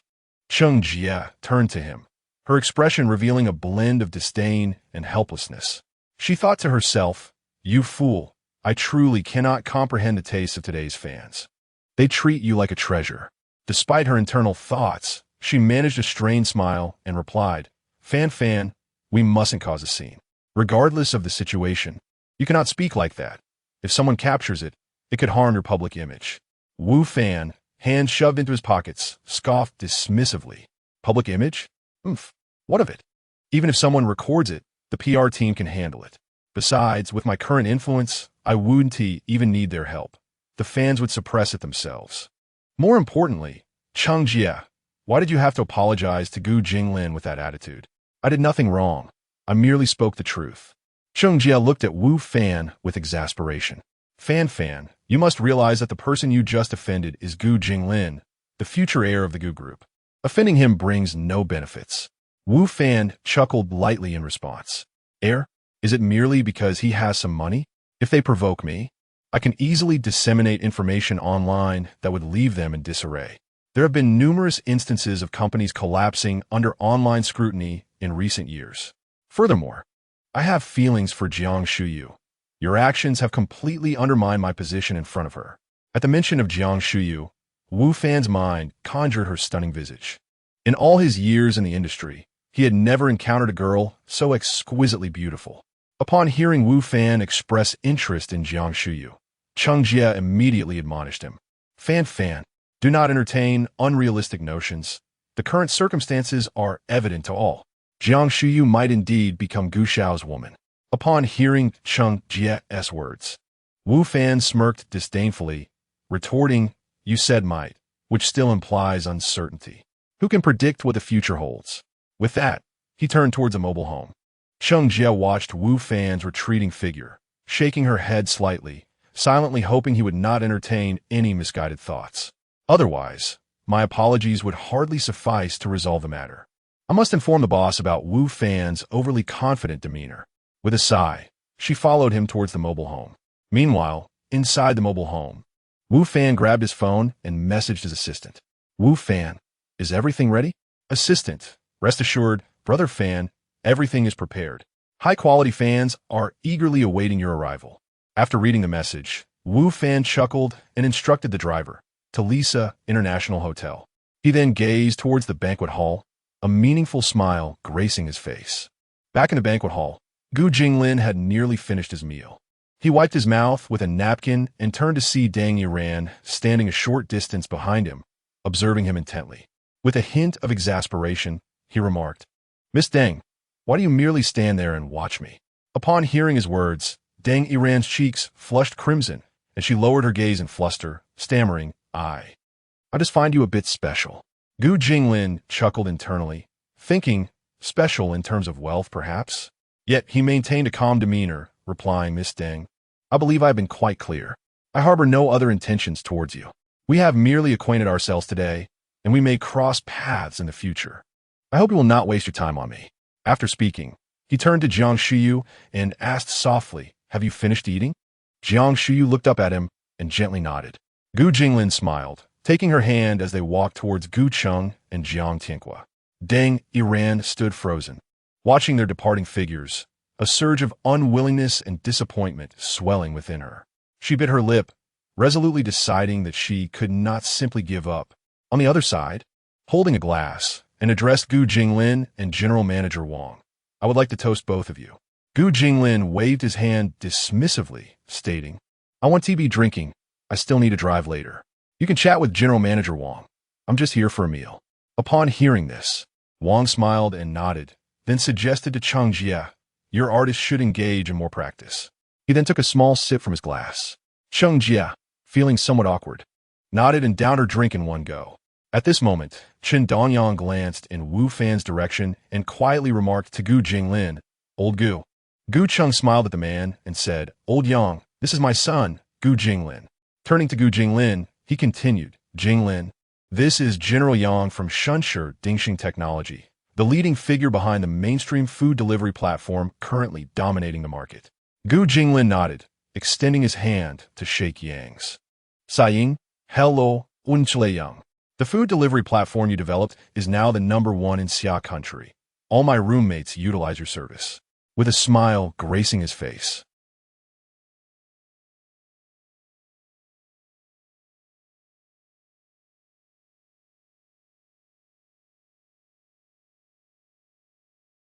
I heard from your father that you're studying computer science at Tsinghua or Peking University. Gu Jinglin nodded with a smile. Indeed, times are changing. We are undoubtedly entering the age of the internet. I have great faith in you, Jinglin, Mr. Yang remarked with a grin. Gu Jinglin responded with gratitude. Thank you for your kind words, Uncle Yang. The group then exchanged a few more pleasantries. At that moment, Gu Jinglin turned to Jiang Shuyu and said, Shuyu, please wait for me a moment. I need to use the restroom. Jiang Shuyu nodded in acknowledgement, and Gu Jinglin followed the waiter towards the restroom. After a brief interval, Gu Jinglin emerged, his head bowed as he dried his hands. Suddenly, he sensed a figure flash before him, prompting him to raise his gaze in confusion. To his astonishment, a slender silhouette abruptly pinned him against the wall, and before he could react, he found the newcomer leaning in, their lips aimed directly at his. Gu Jinglin's eyes widened in disbelief, sparkling with astonishment. Chapter 42. Deng Iran's Dilemma. Gu Jinglin instinctively raised his palm to shield his mouth, evading the sudden kiss that had caught him off guard. A frown creased his brow as he regarded the individual before him, his heart brimming with astonishment and ire. What are you doing? Gu Jinglin's voice was low and severe. The person in question was Deng Iran. Her cheeks flushed as her gaze held a mix of defiance and fervor. Gu Jinglin, I like you, and I do not wish to relinquish my feelings. Deng Iran's voice trembled slightly. Gu Jinglin's expression darkened further as he forcefully pushed Deng Iran away, straightening his attire. Miss Deng, I implore you to maintain your dignity. I have made myself abundantly clear. There is no possibility for us. His tone was frigid. A flicker of hurt flashed in Deng Iran's eyes. Yet she quickly regained her resolve. I understand that you may not have feelings for me at present, but we can take our time to get to know each other. I assure you, I am not inferior to Jiang Shiyu, Deng Iran asserted, biting her lip. Gu Jinglin, hearing her words, shook his head in resignation. He wished to extricate himself from this entanglement. Deng Iran, I hope you comprehend that such matters cannot be forced. I would appreciate it if you refrain from engaging in such futile pursuits. After stating this, he turned to leave. However, Deng Iran, unwilling to let Gu Jinglin depart so easily, grasped his arm. Gu Xiao, can you truly not grant me a single chance? I would do anything you ask. Her voice laced with a hint of desperation. Gu Jinglin halted, turning to face her, noting the tears welling in her eyes. At that moment, he found himself perplexed. Deng Iran's demeanor transcended mere affection, intertwining with a plea as if she regarded him as a lifeline. Do you require my assistance with something? Gu Jinglin inquired, observing the flicker of panic in her gaze. Yet she quickly composed herself, responding, No, Gu Xiao, I genuinely just like you. Gu Jinglin, having perceived the fleeting anxiety in her eyes, understood her unspoken intentions. If there is nothing else, then I shall take my leave. With that, he extricated his arm from her grasp and turned away. Deng Iran watched Gu Jinglin's resolute departure, tears cascading down her cheeks. Her voice quivered as she implored, Gu Xiao, I beg of you, I truly have no other recourse. Gu Jinglin paused, casting a glance back at the sobbing Deng Iran on the ground, remaining silent. At this juncture, Deng Iran, her voice thick with emotion, elucidated the reason for her visit. It turned out that her father was the chairman of the Deng Group in Jiang City. Due to an unfortunate entrapment by a rival in a project, the company's stock price and liquidity had plummeted, leaving their enterprise on the brink of bankruptcy. Her purpose for coming here was to seek financial assistance. The appearance of Gu Jinglin had ignited a flicker of hope within her. If he could extend his help, her family's business could undoubtedly navigate this crisis and even ascend to greater heights. After listening to her explanation, Gu Jinglin shook his head. Wealth may indeed be mine, yet I am not foolish. Do you expect me to pity you and offer my financial assistance without reason? Do you take me for a simpleton with money to spare? With this thought, he chuckled softly and continued, Miss Deng, do we know each other so well? For what you just described, it seems that a few tens of millions would be necessary. Do you believe that your previous performance alone could persuade me to assist you? What benefit would I derive from aiding you in this matter? Hearing this, Dang Iran lifted her head, her eyes brimming with tears, and hurriedly replied, Mr. Gu, rest assured, if you help me, I will heed your every command. Whatever you ask of me, I will comply, and we shall also transfer half of the company's shares to you, making you the controlling shareholder. Gu Jinglin pondered her words. His interest lay not in Dang Iran herself, but in the equity of the Dang Corporation. After a moment of contemplation, he remarked, I may consider your proposal. I will have someone verify the specifics. With that, he turned and departed. Dang Iran remained squatting on the ground for quite some time, until her legs grew numb, before she slowly stood up. Wiping her tears away, she gazed in the direction of Gu Jinglin's retreat, her spirit reigniting with determination. Meanwhile, Gu Jinglin returned to the banquet hall, reflecting on Dang Iran's words. If he could seize control of the Dang Corporation, it would serve as an excellent launching pad for his endeavors. However, the details of the company needed verification for reliability. As he mused, Jiang Shuyu approached and inquired, Jinglin, what are you thinking about?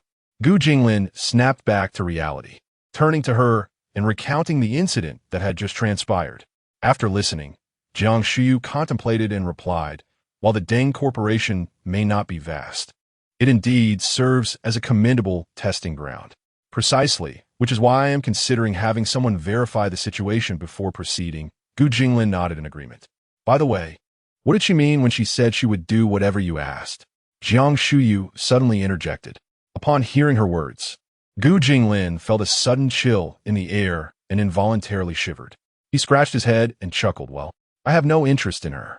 Jiang Shuyu's lips curled into a charming smile at this response. Observing her expression, Gu Jinglin felt a surge of mischief and leaned in slightly closer, teasingly whispering, Shuyu, you wouldn't be feeling jealous, would you? Jiang Shuyu's eyes widened in surprise. She had not anticipated such a question from Gu Jinglin. As he leaned in, her cheeks flushed a delicate pink. Nevertheless, she endeavored to maintain her composure, responding calmly, I am not. I was merely curious. Gu Jinglin, noticing her feigned tranquility, smiled and said, Oh, is that truly the case? Jiang Shuyu lowered her gaze with a soft affirmation and turned to walk away. Gu Jinglin chuckled and followed her. By around 9 p.m., the banquet was nearing its conclusion. As Gu Jinglin and his companions prepared to depart, a multitude of well-wishers gathered to see them off, with some even taking the initiative to escort them to the vehicle. At that moment, seated in the car, Gu Cheng turned to Gu Jinglin with a smile and remarked, Jinglin, you performed admirably today, displaying remarkable composure. It would be beneficial for you to familiarize yourself with these individuals. It will serve you well in the future. Gu Jinglin, intrigued, inquired, Father, have you heard of the Deng Group? Gu Cheng, shaking his head with a smile, gazed out the window and replied, Jinglin, pursue what you desire without hesitation. There is no need to seek my counsel. Follow your own heart, understanding his father's intent to grant him the freedom to gain experience. Gu Jinglin nodded in acknowledgement, saying, All right, Father, I comprehend what I must do. Chapter 43. Li Jian's call as the hour grew late.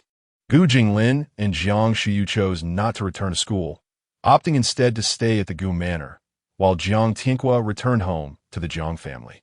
At this moment, Gu Jinglin sat upon the bed in his room, gazing out at the nocturnal landscape. He then reached for his phone and dialed Uncle Cheng. Before long, the call connected, and Uncle Cheng's respectful voice resonated from the other end. Hello, young master. Yes, Uncle Cheng. Could you please verify the current situation of the Deng Corporation in Jiang City? The more detailed, the better. Certainly, young master. With that, Gu Jinglin ended the call, his heart resolutely unmoved by Deng Iran's pleas. His desire lay solely in the acquisition of the Deng family's shares. At that moment, a message notification chimed on his phone, and he glanced at it to see it was from Li Shuiyao. Li Shuiyao, Jinglin, are you awake? Gu Jinglin, having no intention of replying, tossed the phone onto the bed and turned to head toward the bathroom. The following morning, Gu Jinglin remained in slumber until awakened by the persistent ringing of his phone. Groggily, he fumbled for the device and answered, Hello? On the other end, Li Jian's cultured voice greeted him. Hello, young Gu, it's me, Uncle Li. Are you still asleep? Realizing it was Uncle Lee, Gu Jinglin rubbed his eyes and replied, Uncle Lee, I was just about to get up. Is there something you need? Nothing too pressing, really. I called Shuiyao yesterday to inquire about you, but she seemed hesitant to share. Are you two having a disagreement? Li Ziyan Kirat. Gu Jinglin chuckled lightly. Not at all, Uncle Lee. I've just been quite busy with university and military training lately, leaving little time for us to meet. Oh, that's good to hear. It's normal to be busy in college. If you have the time, do come back to Nanyuan together. All right then. I won't keep you any longer. Should you need anything, do let me know. Li Ziyan concluded with a smile. Of course, Uncle Lee. Rest assured, Gu Jinglin responded. After ending the call, Gu Jinglin rubbed his temples in resignation, murmuring to himself, It seems I must find a moment to clarify things with Uncle Lee. This cannot continue indefinitely. With that thought, he turned over in bed, preparing to rise. Suddenly, his hand brushed against something soft, causing him to pause and turn his head stiffly. To his surprise, he found Lin Wanqian lying beside him, sound asleep. Gu Jinglin, feeling somewhat exasperated, pondered. When did she return? Why does she always seem to sleepwalk to my bed? He took a deep breath and gently shook Lin Wanqian. Aunt, wake up. Lin Wanqian stirred, rubbing her eyes. With a sigh, Gu Jinglin remarked, Aunt, how did you end up on my bed again? When did you come back? Sitting up and yawning. Lin Wanqian replied slowly, I returned in the middle of the night. Who can resist the comfort of your bed over mine? All right, Aunt, you should leave now. Shu Yu is still here, and if she sees you, it will be difficult to explain, Gu Jinglin urged hastily. Lin Wanqian chuckled and said, Oh, is it your little fiancé? How have you been? Have you missed your aunt during this time apart? As she spoke, she leaned closer to Gu Jinglin. Gu Jinglin, enveloped by the fragrant air and catching sight of Lin Wanqian's alluring figure wrapped in her nightgown, felt his cheeks flush. He instinctively leaned back and urged, Annie, please stop teasing. Let us get up now. Seeing his reaction, Lin Wanqian stifled a laugh and rose to make her way toward the door. Once she exited, Gu Jinglin let out a sigh of relief. If Shu Yu had seen that, it would have been difficult to explain. When Gu Jinglin finished dressing and descended the stairs, he found Jiang Shuyu, Lin Wanqian, and Lin Wanrong gathered at the dining table, enjoying breakfast and sharing laughter. Lin Wanrong smiled upon seeing Gu Jinglin and said, Jinglin, come join us for breakfast. Gu Jinglin nodded and sat beside Jiang Shuyu. At that moment, he turned to Lin Wanqian and inquired, Annie, where have you been? We haven't seen you for a few days. Lin Wanqian, sipping her coffee, replied, Oh, I went on a little trip nearby. Lin Wanrong chimed in with a laugh. Your aunt simply loves to travel. Even at her age, she still enjoys playing around. I've told her to find a boyfriend, but she never listens. Lin Wanqian chuckled at this. Jiang Shiyu then added with a smile, with how beautiful Auntie is, finding a boyfriend shouldn't be a problem. Lin Wanqian glanced at Gu Jinglin and remarked, See how charming Shuyu's words are? Jinglin, you should learn from her. Gu Jinglin shook his head with a smile. After breakfast, Gu Jinglin and Jiang Shuyu headed back to school. Upon returning, Gu Jinglin first escorted Jiang Shuyu to the girls' dormitory before returning to his own. When he opened the door to his dorm, he found his friends seated in their respective spots, engrossed in their phones. Zhang Yang, noticing Gu Jinglin's return, grinned and said, Look who's back. Did you go on a date with the campus belle last night? Lu Hao chuckled, adding, I reckon so. Gu Jinglin retorted playfully, Get out of here, it was just an evening banquet. At that moment, he noticed Wang Chong grinning at his phone. Curiously, he leaned over to Zhang Yang and whispered, What is up with Chong? Has he found a new girl? Zhang Yang shook his head and replied, Still the same girl. I have no idea what she said to him, but they seem to be back together. Gu Jinglin was taken aback. Really? That is surprising. He approached Wang Chong and gently patted his shoulder. Chong, you two are back together? Wang Chong looked up and smiled. Jinglin, you're back. It seems the fates are not yet done with us. Gu Jinglin merely shook his head, choosing not to comment. After all, it was their personal affair. Just then, Zhang Yang announced, Hey guys, are we heading to the cafeteria? I'm feeling a bit hungry. The others agreed, but Gu Jinglin mentioned he had already eaten. Nevertheless, Zhang Yang insisted on dragging him along. Upon witnessing this, Gu Jinglin could only follow suit. By the time they arrived at the dining hall, the crowd was relatively sparse. As the freshmen were all engaged in military training at this hour, the group then queued for their meals. And it was at this moment that Gu Jinglin realized he had left his phone charging in the dormitory. "Ah, I've forgotten my phone," he remarked to his companions. Zhang Yang replied with a smile, "No worries, just grab whatever you like. I got you covered, my friend." Gu Jinglin nodded in agreement. "All right. It seems I have no other choice." "Thanks, Zhang Yang." At that moment, Li Shuyao entered through the door. Upon spotting Gu Jinglin, her eyes flashed with anger. She shot him a disdainful glance before joining the queue for food. While she stood in line, a fleeting glance caught her eye. She saw Gu Jinglin holding a plate of food, with his roommate assisting him with the payment. Witnessing this scene, Li Shuyao furrowed her brow slightly.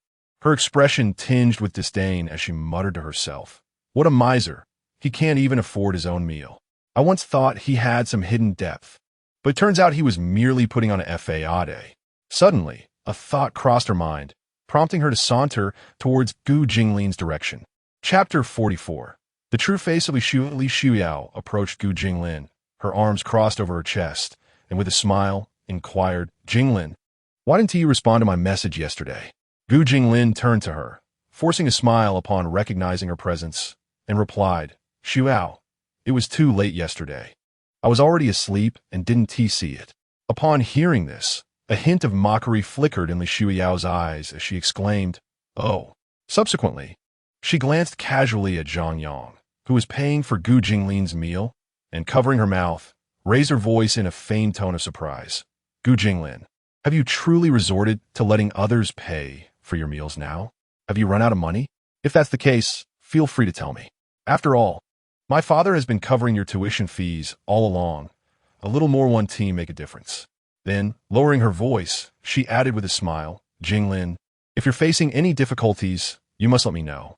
The cafeteria was relatively quiet due to the sparse crowd, making Li Shuyao's voice particularly piercing, drawing the attention of several onlookers.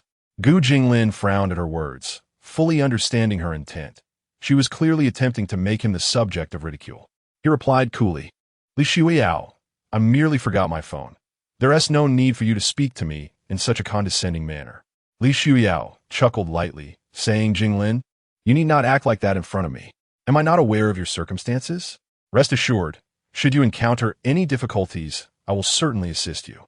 At that moment, Zhang Yang and the others, who had been standing nearby, expressed their discontent.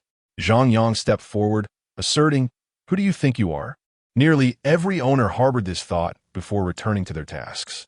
As the day faded into evening, both workers and urban management personnel continued to labor diligently.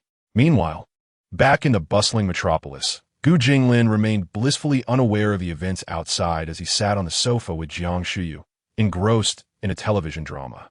Resting his head on Jiang Shuyu's shoulder, he occasionally indulged in the fruit she offered, appearing thoroughly content. "Shuyu, I need to go to Jiang City tomorrow, possibly for 2 or 3 days. Will you be returning to school?" Gu Jinglin inquired softly, his gaze fixed on the screen. "I meant no offense.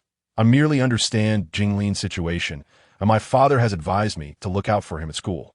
Is it wrong for me to show concern for Gu Jinglin?" At this point, Wang Chong and Lu Hao also joined in, condemning Li Shuyao for her behavior. "Is that concern? You practically want the entire cafeteria to hear your words. You're just trying to embarrass Jinglin," Wang Chong said sternly, glaring at Li Shuyao.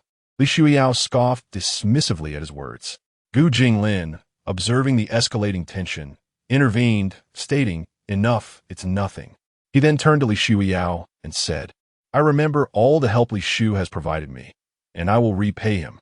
With that, Gu Jinglin turned away, preparing to find a spot to sit and eat with his companions.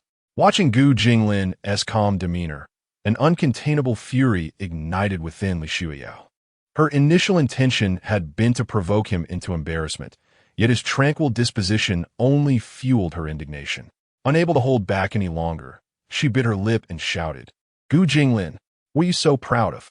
Aren't you just an orphan without parents? If it weren't for my father paying your tuition, would you even be in university? Today, as you stand in this cafeteria, you must express your gratitude to my family." Li Shuyao's words detonated like a bomb within the dining hall, and all eyes converged upon Gu Jinglin. "Li Shuyao, Do not overstep your bounds. Who are you calling an orphan? Zhang Yang turned, glaring at Li Shuiyao. Wang Chong and Lu Hao were equally incensed, exclaiming, "How can you speak so maliciously?" At that moment, Gu Jinglin restrained a few of them, turning to face Li Shuiyao with a hint of cold indifference in his gaze. In the past, Li Shuiyao had always presented a serene demeanor before him, but today was a stark departure from that. Taking a deep breath to compose himself, Gu Jinglin's voice turned frigid as he said, "Li Shuiyao, out of respect for Uncle Li, I shall overlook your words this time. But there will not be a next occasion. Although I have often been alone, I have gained admission to university through my own efforts. Uncle Li has aided me, and I shall repay him. As for you, why should I owe you anything?" With that, he picked up a bun from his tray and strode out of the cafeteria, while Zhang Yang and the others cast disdainful glances at Li Shuiyao before following suit. Li Shuiyao remained rooted to the spot, watching Gu Jinglin's retreating figure, a wave of regret washing over her. Unbeknownst to her, she had yet to grasp Gu Jinglin's true identity, and her actions had irrevocably severed any potential path forward. However, a shadow of a figure flitted through her mind, and with that thought, a slight smirk graced her lips. Why should I regret? Even if Gu Jinglin possesses some remarkable identity, it pales in comparison to him. Meanwhile, upon exiting the cafeteria, Gu Jinglin felt a measure of relief. He had long been aware of Li Shuiyao's concealed thoughts, yet she had persistently hidden them. Today, with her words laid bare, he could finally provide an explanation to Uncle Li. Zhang Yang and the others trailed behind Gu Jinglin, equally outraged by Li Shuiyao's earlier conduct. Zhang Yang approached and patted Gu Jinglin on the shoulder, saying, "Jinglin, don't pay any mind to that woman. She is simply unhinged." Wang Chong nodded in agreement, adding, "Indeed, Jinglin, it's not worth getting upset over such a person." Gu Jinglin chuckled in response. "Rest assured, it's all fine. Her remarks today have actually lightened my spirits. Jinglin, that girl probably doesn't know your true identity, does she?" Zhang Yang inquired with a smile. Gu Jinglin shook his head. "I said, how could that woman resist your identity? With such wealth and influence, if I were a woman, I would undoubtedly pursue you." Zhang Yang remarqued. Wang Chong chimed in, "Actually, Jinglin, gender shouldn't be a limiting factor." Lu Hao nodded in agreement, laughing. Gu Jinglin, looking at the group, playfully retorted, "Get lost, get lost. I'm not that peculiar. My orientation is perfectly normal." The group laughed as they made their way back to their dormitory. Upon arriving, Gu Jinglin glanced at his phone and noticed a missed call from Uncle Chung. He promptly returned the call. The phone was quickly answered. "Hello, Uncle Chung. Is there something amiss?" "Young master, it has been thoroughly verified that the current economic situation of the Deng family is quite dire. Their rivals have ensnared them, resulting in a severed financial chain. It is rumored that individuals within their ranks have already begun to sell off their shares. I have sent the specifics to your mobile phone." "Understood. I shall inquire further into who is divesting their shares." "Very well, young master." After ending the call, Gu Jinglin opened the document sent by Uncle Chung and began to read. As he perused the contents, a smile gradually appeared at the corner of his mouth. Chapter 45. Welcome party. It turns out that Jiang City is located by the sea, and the Deng Group aimed to acquire a dock along the coast. However, they fell into a trap, ultimately failing to secure the dock and incurring a hefty penalty for breach of contract. Witnessing this, Gu Jinglin began to formulate a plan. The current predicament of the Deng Group was perilously close to bankruptcy. It would be more advantageous for him to bide his time, as his aspirations extended far beyond merely half of the shares. As Gu Jinglin pondered this, Zhang Yang approached with a smile, saying, "Jinglin, I could use your assistance with something. What do you need? Just say it, and I will certainly help if it's within my capabilities," Gu Jinglin replied. Refocusing on Zhang Yang. Scratching his head, Zhang Yang continued, "You can definitely manage this. It's not a big deal. Tonight is our freshman welcome party, and I would like you to help our class perform a program." Gu Jinglin paused in surprise and chuckled. "Yang, you're not joking, are you? You want me to perform? I don't have any skills for that." Zhang Yang then grabbed Gu Jinglin's arm and urged, "Oh, come on. Anything will do. You know I'm a class president now. I missed military training a couple of days ago, and I'm worried that Teacher Lind might hold it against me. I thought I could make a good impression at the welcome party. Why pick me?" There's so many classmates who surely have talents. Gu Jinglin responded. I haven't even gotten to know all our classmates yet. I only know a few. Besides, you are the most gifted among us, Zhang Yang insisted earnestly. Why are there so many shoes and steel pipes? He queried, bewildered. The man responded nonchalantly. We sell shoes. The steel pipes are disassembled shoe racks. Lu Jinghua, clearly unconvinced by the man's explanation, was about to instruct a nearby officer to retrieve a detection device for a thorough scan when another officer rushed over. Urgency in his voice. Director Lu, Mr. Gu's son's vehicle is approaching. Secretary Zheng requests that you expedite the inspection to avoid delaying the convoy. Understood, Lu Jinghua nodded. He then turned to the man and said, You must register at the nearby police station tomorrow. Don't forget, I'll wash your socks for a week. Is that for real? You can't even manage to wash your own socks, which have been sitting on the floor for days. Gu Jinglin raised an eyebrow in skepticism. Absolutely true. I would never exaggerate. Zhang Yang assured him, his gaze unwavering. Gu Jinglin, observing Zhang Yang's earnest expression, felt a flicker of indecision. After a moment of contemplation, he relented, fine, but I must stress that I really have no impressive skills. If I mess up, don't blame me. Upon hearing Gu Jinglin's agreement, Zhang Yang's face lit up with joy. Don't worry, just be yourself. Even if it goes awry, it's merely to fill a spot. Just dance or sing a little. Gu Jinglin frowned and replied, Dance? You must be joking. I can manage a song, though. All right. No problem. I'll sign you up for singing then. Thanks for your support. Zhang Yang exclaimed, returning to his table to message Lin Yu. Gu Jinglin shook his head in resignation. Yet he began to contemplate what song to sing.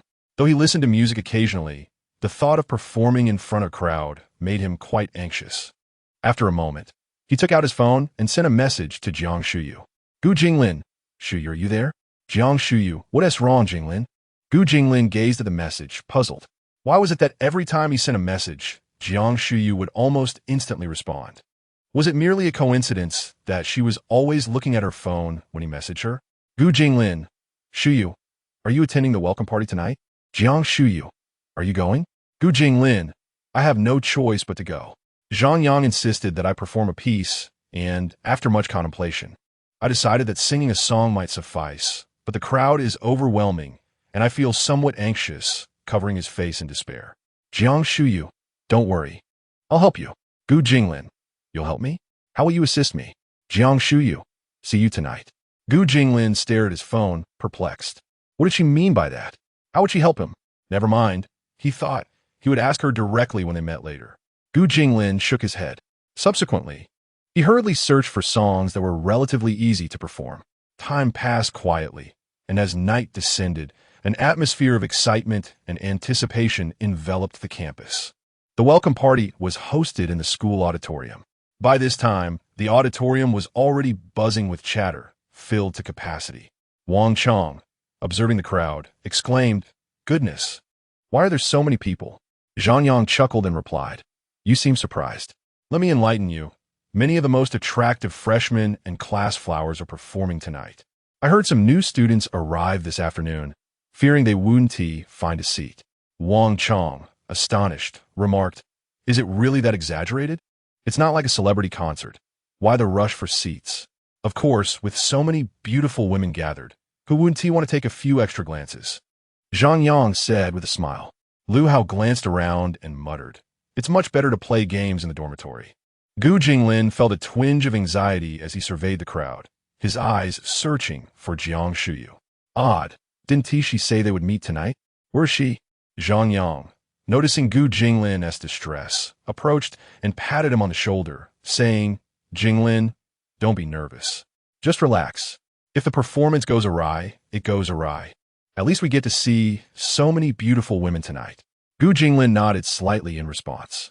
Let us head to the backstage first, so we can change our outfit. Jinglin, Zhang Yang said, pulling Gu Jinglin by the arm. Upon reaching the backstage, Zhang Yang stopped a girl wearing glasses and inquired, Hello, we are from the first class of the computer science department. Where can we change costumes? The girl looked up at Zhang Yang, then pointed behind her. It's back there. Who is performing? Zhang Yang pulled Gu Jinglin in front of the girl and smiled. It's him. The girl, Momentarily captivated by Gu Jinglin's handsome face and eyes sparkling like stars, quickly regained her composure and lowered her gaze, softly saying, "The performer should follow me. You can sit outside." Zhang Yang nodded at her words, patted Gu Jinglin's shoulder, and said, "Let us go, Jinglin." With that, they made their way outside. The girl softly spoke, "You come this way with me." Gu Jinglin nodded, taking a deep breath before following her. Upon arriving at the clothing section, he found it bustling with people. Some were selecting garments while others were applying makeup. At that moment, a melodious voice rang out, laced with a hint of surprise. "Gu, is that you? What brings you here?" Gu Jinglin turned to see Ding Shuzhu, her face radiant with a smile, approaching him briskly. "Ding, I have a performance tonight, so I came to change my outfit. What about you? What brings you here?" Gu Jinglin replied with a smile. Chapter 46. Gu Jinglin's confusion. Ding Shuzhu approached Gu Jinglin with a briskness, her smile illuminating her features as she remarked, "The student council is concerned that you, as newcomers, might lack experience in hosting, so I have come to guide you and share some procedural details." She paused, then inquired, "Will you be performing tonight? What will you showcase?"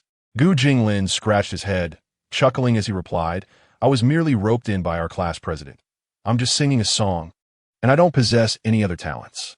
"You can sing? I eagerly anticipate your performance," Ding Shuzhu exclaimed, her hands covering her mouth in delight. "Haha, senior, please don't hold your hopes too high. I truly feel like I'm being thrust into the spotlight," Gu Jinglin admitted, a hint of bashfulness in his demeanor. At that moment, the bespectacled girl who had accompanied Gu Jinglin approached, carrying a suit. In a hushed tone, she said, "Classmate, please try this outfit. It should fit your size. If it doesn't, I can find you another." Gratefully, Gu Jinglin accepted the clothing and headed to the changing room. Moments later, he emerged, donned in the tailored suit, which accentuated his tall frame. His refined features revealed no imperfections. His deep-set eyes and high nose conveyed an alluring charm with every movement. Ding Shuzhu's eyes widened in surprise. "Gu, you look rather dashing in that suit, though it seems a tad snug, and the outfit appears somewhat worn." As soon as Ding Shuzhu finished speaking, several girls who were selecting costumes and applying makeup turned their heads, captivated by Gu Jinglin's appearance in the suit. "Is this boy from our school? He is quite handsome," one girl remarked to her companion while doing her makeup. "Of course he is from our school. He must be performing shortly. Wow, he looks fantastic in that suit. I wish I could talk to him," the friend responded. "Don't get your hopes up. That boy seems to be the one who was with Jiang Shuyu during military training. Although I was far away, I could discern his general outline." Another girl suddenly interjected. "Really? The boy with Jiang Shuyu?" "Oh no, it's true that exceptional boys are already taken," the girl lamented, pouting in disappointment. Feeling the weight of the gazes upon him, Gu Jinglin scratched his head in embarrassment. "It's not too bad, senior, but the suit is a bit small. Is there a larger size available?" He glanced over at the bespectacled girl, who seemed lost in thought. Noticing her daze, Gu Jinglin waved his hand in front of her and smiled. "Hello, is there a larger size for this outfit? It seems a bit tight." Snapping back to reality, the bespectacled girl realized her earlier lapse in composure, her cheeks flushing a rosy hue. Let me check, please wait a moment." With that, she hurried off to the back room. Watching Gu Jinglin, Ding Shuzhu couldn't help but feel a twinge of jealousy towards Jiang Shuyu. "You're already so good-looking, and now you're stealing away such an outstanding boy. Is there no consideration for others?" As these thoughts swirled in her mind, her resolve grew stronger. After a long-awaited encounter with an appealing young man, one could never easily relinquish such an opportunity. At that moment, Ding Shushua's phone chimed softly. She glanced at it and then looked up at Gu Jinglin, saying, "Gu, they're calling for me. I shall head over now, but I will cheer for you from below later."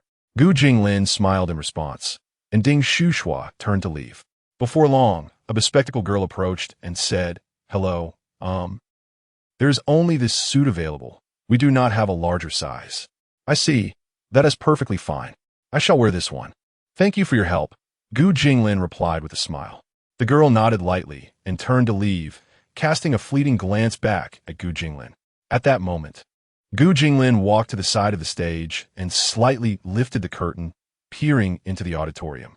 A projection screen hung on stage. displaying the development history of Qingbei and the speeches of distinguished alumni. Although somewhat cliché, it allowed the new students to grasp the excellence of Qingbei more intuitively. At this juncture, the audience below was evidently more numerous than when Gu Jinglin had first arrived. Laughter and chatter filled the air, reflecting their palpable anticipation for the upcoming performance. As Gu Jinglin surveyed the crowd, he noticed the absence of Zhang Yang, Wang Chong, and Lu Hao, which left him puzzled. Where could the three of them have gone? Just as he was searching for them, his peripheral vision unintentionally caught sight of a corner, and he slightly tilted his head, chuckling. What are those fellows doing over there? At that moment, Zhang Yang and his companions were seated on a small stool in the corner. From a distance, they appeared rather distinctive.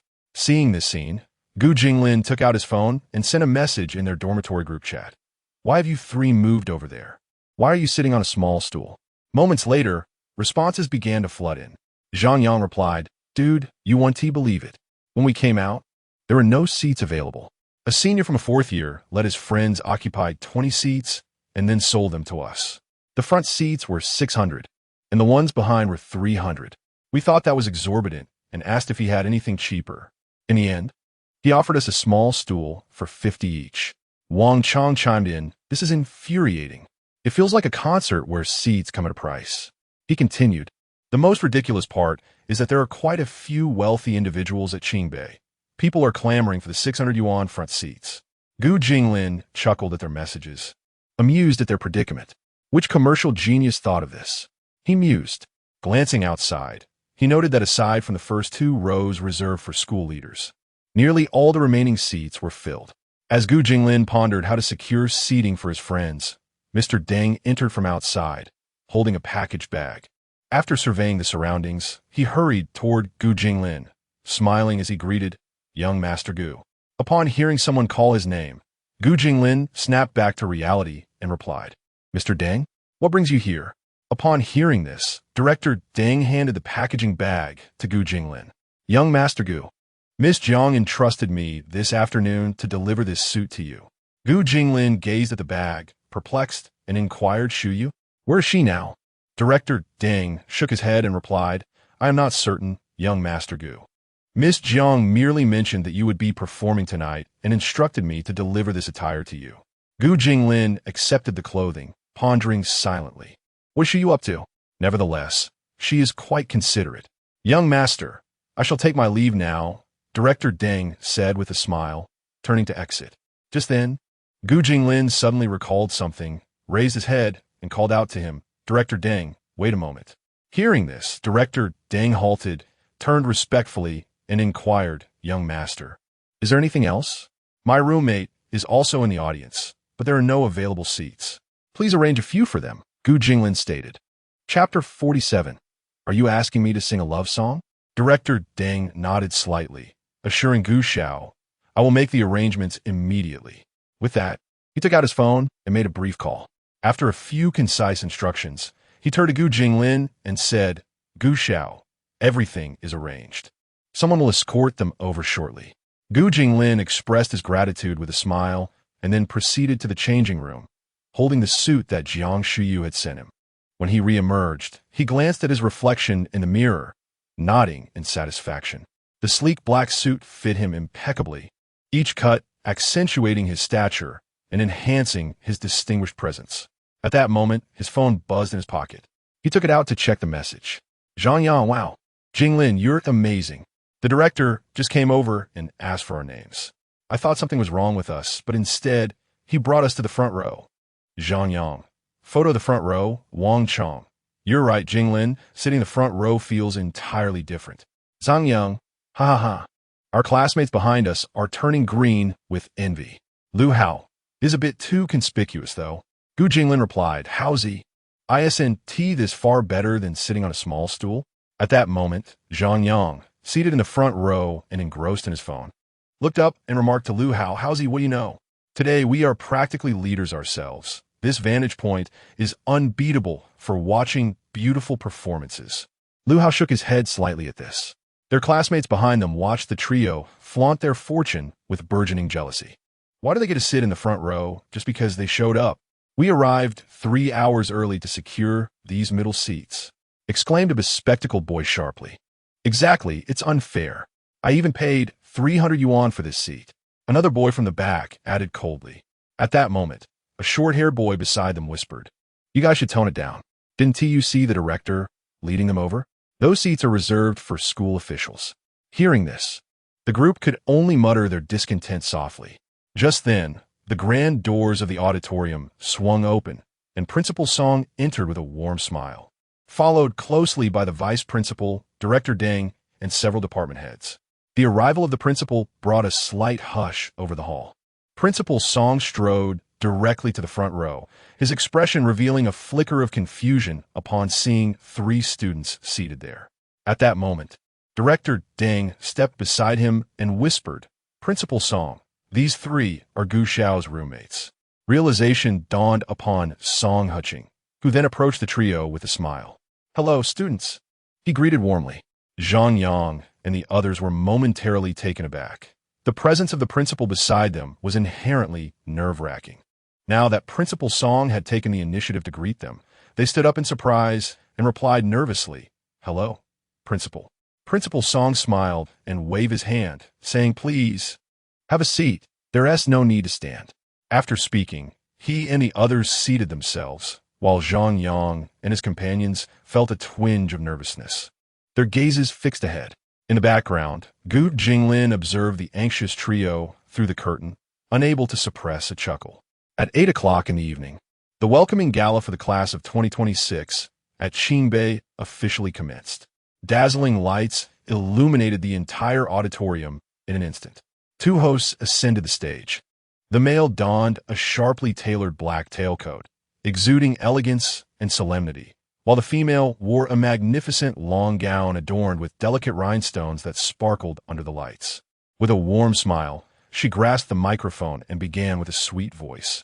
"Esteemed leaders, cherished teachers, and fellow students, good evening." Her voice resonated through the auditorium, clear and resounding. The male host then added, "Welcome to the Qingbei class of 2026 welcoming gala. I am your host, Chunliang." The female nodded slightly and continued, "I am your host, Yinya. On this night filled with hope and vitality, we gather here to embark on a splendid audiovisual feast together." As the opening remarks unfolded, the audience gradually quieted, their eyes brimming with anticipation. Yinya continued, "A new semester, a new beginning, a new journey. We welcome our vibrant new classmates who, like the rising sun, infuse Qingbei with renewed energy."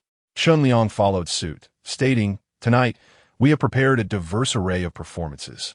From passionate song and dance to hilarious skits and even enigmatic magic tricks, we believe these will surely delight your senses." Thunderous applause and cheers erupted from the audience. Once the excitement subsided, Yinya announced, "First, let us invite Wang Meng from the Business Administration Department to perform a dance for us." As her words fell, a male voice called out from the audience, "It's Wang Monk, the belle of the Business Administration Department. She is a real showstopper." The lights then dimmed, replaced by a soft glow that illuminated the center of the stage, where Wang Monk appeared in a white dance costume. Zhang Yang, seated at the front, stared wide-eyed, murmuring, "Wow, this is worth it. This perspective is unbeatable." As the music began, a lively piece infused with classical charm. Wang Monk danced gracefully, each movement precise and elegant, captivating the audience completely. As the dance concluded, Wang Monk bowed slightly before retreating backstage. Subsequently, several more performers took the stage, and the gala reached a fervent climax. At this moment, host Yinya announced, "Next, let us welcome Gu Jinglin from the Computer Science Department to sing a bit sweet." In the background, Gu Jinglin, taking deep breaths to prepare for his entrance, was momentarily bewildered upon hearing the song title. "What on earth is a bit sweet? Did they really misannounce it? I submitted Broad Sea and Sky. I practiced all afternoon. Moreover, isn't a bit sweet a duet? Am I supposed to sing a love song alone?" The audience below was somewhat bewildered, pondering the implications of the situation. Is this Gu Jinglin a boy? Isn't this a duet? Wang Chang and Lu Hao also shared a sense of confusion. Wang Chang softly remarked, "What is going on? Didn't Jinglin practice Sea Wide Sky for an entire afternoon?" Why is he singing this now? Lu Hao chimed in, indeed, and a bit sweet is typically a duet, isn't it a bit? Odd for Jinglin to sing it solo? Meanwhile, Zhang Yang, seated nearby, remained silent but wore a knowing smile that hinted at deeper understanding. At that moment, backstage, Gu Jinglin was feeling quite vulnerable. He desperately wished to confront the host and inquire if she was illiterate, mispronouncing names, and yet still hosting. However, observing the audience, he steeled himself and resolved to proceed. With a deep breath, he pulled back the curtain and stepped onto the stage, striving to maintain a calm demeanor, murmuring to himself, "It's all right. It's just a song. I shall sing, sweet or not. Let the embarrassment come. It's the host who has misled me." Chapter 48. The sweet duet Gu Jinglin, with a touch of apprehension, gracefully stepped to the center of the stage. As he emerged, the audience below turned their gazes towards him. The spotlight illuminated him, and at that moment, Gu Jinglin appeared as if he had just stepped out of a fashion magazine, his exquisite features and profound eyes captivating all in attendance. The luxurious fabric of his tailored suit shimmered subtly under the lights, as though it were custom-made for him. For a brief moment, the audience fell silent upon seeing Gu Jinglin, until Zhang Yang let out a loud whistle and exclaimed, "Jinglin, you look absolutely stunning." Gu Jinglin cast a glance at Zhang Yang, offering a wry smile in response. The crowd, jolted back to reality by Zhang Yang's shout, erupted into a frenzy. The girls shrieked with excitement, while the boys eyed Gu Jinglin with envy. "Oh, quickly, sisters, I need all the information about this guy," one girl exclaimed, shaking her friend beside her. The friend, equally exhilarated, replied, "I don't know, but just look at his looks and charisma. It's simply extraordinary." Among the crowd, Ding Shushu fixated her gaze on Gu Jinglin, her eyes filled with admiration. Meanwhile, in the middle of the audience, Li Shuiyao and Zhao Xiao sat together. Zhao Xiao, glancing at Gu Jinglin, shook Li Shuiyao's arm and excitedly said, "Shuiyao, look, Gu Jinglin is so handsome today." Li Shuiyao, unimpresa, cast a disdainful glance at Gu Jinglin and muttered, "Humph, what is the use of being handsome if he is useless?" Some bold girls began to shout Gu Jinglin's name, trying to capture his attention. Sitting in the front row, Song Huching observed Gu Jinglin on stage, growing increasingly satisfied. He couldn't help but think that he must introduce his granddaughter to him, for their families, despite the circumstances, were somewhat of a match. Meanwhile, Gu Jinglin, hearing the shouts and cheers from the audience, felt his initial nerves tightening again. "Wait, I understand your excitement, but please hold your enthusiasm for a moment. It would be quite embarrassing if I can't sing properly after this," he thought to himself. Despite these thoughts, he managed a strained smile, bowing slightly to the audience. Then, he straightened up, inhaled deeply, and nodded towards the band. The girls who had been shrieking gradually quieted down, preparing to listen to his song. As the prelude of the music began, Gu Jinglin lifted his head, brought the microphone close to his lips, and in rhythm with the music began to sing, "Plucking an apple, waiting for you to pass by, delivering it to your hands to quench your thirst." As he started to sing, many boys in the audience displayed looks of disdain. "TCH, what is this? I thought he could actually sing well, but is this all he has?" The nearby girls instantly reacted, "What are you saying? Do you have any appreciation for talent? You can't even muster the courage to sing yourself, and yet criticize others." Just as a quarrel was about to break out, a sweet voice rang out, leaving everyone momentarily stunned. Like a refreshing cola in summer, like a warm cocoa in winter, you embody the perfect moment in the ideal role. As the sound resonated, Gu Jinglin found himself bewildered, pondering, "What is this? Are they worried I might falter in my solo and have provided accompaniment for me? Well, I must admit that is quite considerate of them. However, why does this voice sound so familiar?" Without dwelling on it further, he continued to sing, "We have already promised to spend next weekend together. Your little emotions mean the world to me." Just as Gu Jinglin's voice faded, the grand doors of the auditorium slowly creaked open, revealing a silhouette emerging from beyond. He turned his gaze, his pupils dilating in disbelief as if the scene before him were a mere illusion. "Shu you?" At that moment, the audience also turned their heads toward the entrance, and upon seeing the newcomer, their eyes widened in unison, frozen in astonishment. Standing at the threshold was Jiang Shuyu. Clad in an elegant black evening gown, her exquisite features illuminated by the spotlight, rendering her even more ethereal. Her gaze was fixed on Gu Jinglin, a sweet smile gracing her lips. Ignoring the astonished expressions of the crowd, she lifted her gown and gracefully ascended the stage, microphone in hand, seamlessly continuing with a melodious voice. I do not know why, but before my wounds have healed, you have intruded into my heart. Gu Jinglin, now somewhat dazed, had never anticipated Jiang Shuyu's sudden arrival, let alone her intention to sing a duet with him. As she approached with poised steps, he found himself momentarily at a loss. Upon reaching the stage, Jiang Shuyu raised the microphone to her lips, her gentle gaze softening as she looked at Gu Jinglin. It is you who has shown me a flower blooming in a barren desert. In a flurry of realization, Gu Jinglin raised his microphone as well, responding, it is you who inspires me to compose a love song for you every single day. Gradually, his astonishment transformed into tenderness, and his singing grew increasingly heartfelt. The two exchanged glances, their smiles illuminating the stage as they harmonized. At this moment, the audience, witnessing the enchanting interaction between the two, regained their composure, which was swiftly followed by a cacophony of cheers. Ah! Oh my goodness, it's Jiang Shuyu, Jiang Shuyu, a male voice exclaimed, flushed with excitement. This is worth it. Today is absolutely worth it. My goddess.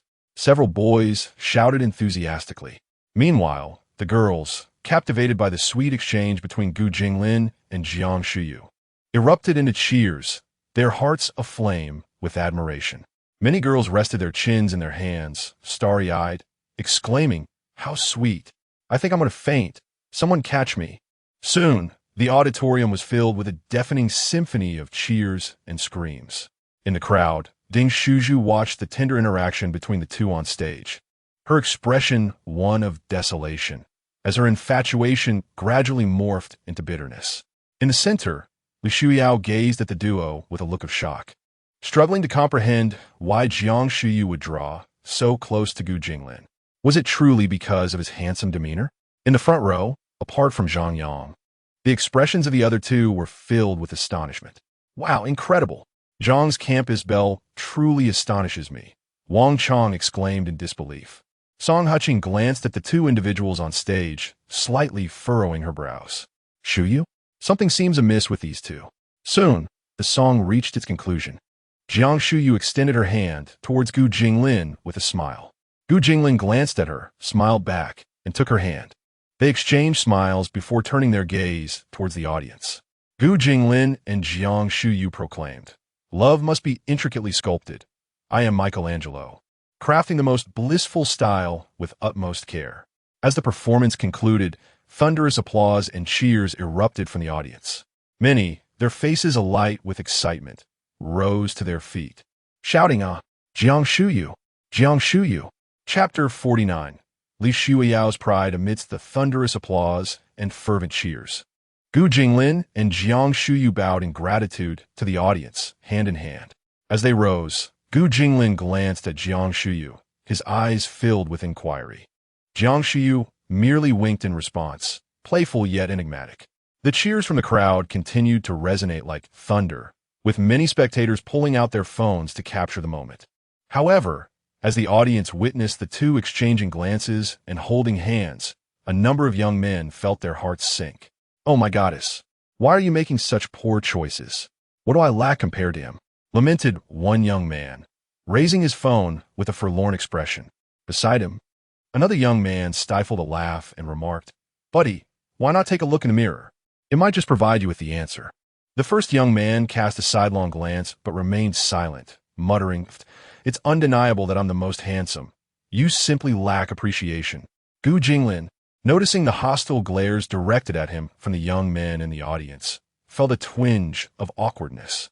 Yet, he could not help but think, despite the embarrassment, there's a certain thrill to this. The pair stood on stage for quite some time, waiting for the host to take over, but no one arrived. Observing this, Gu Jinglin cleared his throat into the microphone. Meanwhile, backstage, Yin Ye and Chen Liang, who had been momentarily mesmerized by the duo, snapped back to reality. They took a deep breath to compose themselves and swiftly made their way to the stage. With professional smiles adorning their faces, yet traces of astonishment lingering in their eyes. You spoke first. We just experienced a delightful performance. Thank you, Gu and Jiang, for your splendid presentation. Chun Liang followed suit, adding, indeed. Let us express our gratitude to these two students with a round of applause. After Gu Jinglin and Jiang Shiyu nodded in appreciation, they walked hand in hand towards the backstage, eliciting envious and jealous glances from the audience. Li Shuiyao watched the pair descend from the stage, her eyes brimming with jealousy. Jiang Shuyu, even if you're the most beautiful flower from Qingbei, what does it matter if you choose poorly? Are you blind? At that moment, as Gu Jinglin turned to Jiang Shuyu backstage, he inquired with curiosity, Shuyu, what brings you here today? I had no prior knowledge of your appearance. Jiang Shuyu met his gaze, her eyes sparkling as she replied calmly, it was merely a coincidence. It would have been challenging for you to sing this song alone. I feared you might become anxious, so I decided to assist you. Gu Jinglin scrutinized Jiang Shuyu with skepticism. Was it truly just a coincidence? Jiang Shuyu maintained her composed demeanor and nodded affirmatively. Seeing her calmness, Gu Jinglin could only respond with a mixture of belief and doubt, turning to walk ahead. Observing his somewhat foolish expression, Jiang Shuyu allowed a barely perceptible smile to grace her lips, murmuring, fool. Meanwhile, those backstage, still savoring the recent performance, rushed forward upon seeing Gu Jinglin and Jiang Shuyu enter, encircling them excitedly. Gu Jinglin, Shuyu, your duet was incredibly harmonious. Have you been secretly practicing? A girl eagerly inquired. Just as Gu Jinglin was about to respond, Jiang Shuyu smiled and interjected, no, this is our first duet. The crowd erupted in laughter, animatedly discussing the sweet scene of their performance. Gu Jinglin, feeling a bit shy, scratched his head, while Jiang Shuyu remained remarkably composed. Soon, the freshman welcome party concluded successfully. The subsequent performances did not evoke much enthusiasm from the audience, for Gu Jinglin and Jiang Shuyu had delivered an overwhelming impact, one being the most admired beauty from Qingbei University, and the other an ordinary boy whose name was scarcely recognized. Had they not witnessed this pairing with their own eyes, it would have been difficult for anyone to connect the two. After the event, Gu Jinglin and Jiang Shuyu were preparing to leave the auditorium when Zhang Yang and his companions approached them. Upon seeing Gu Jinglin, Zhang Yang stepped forward and exclaimed, Jinglin, that was incredible. Your performance tonight was truly unbeatable. Wang Chong chimed in, absolutely.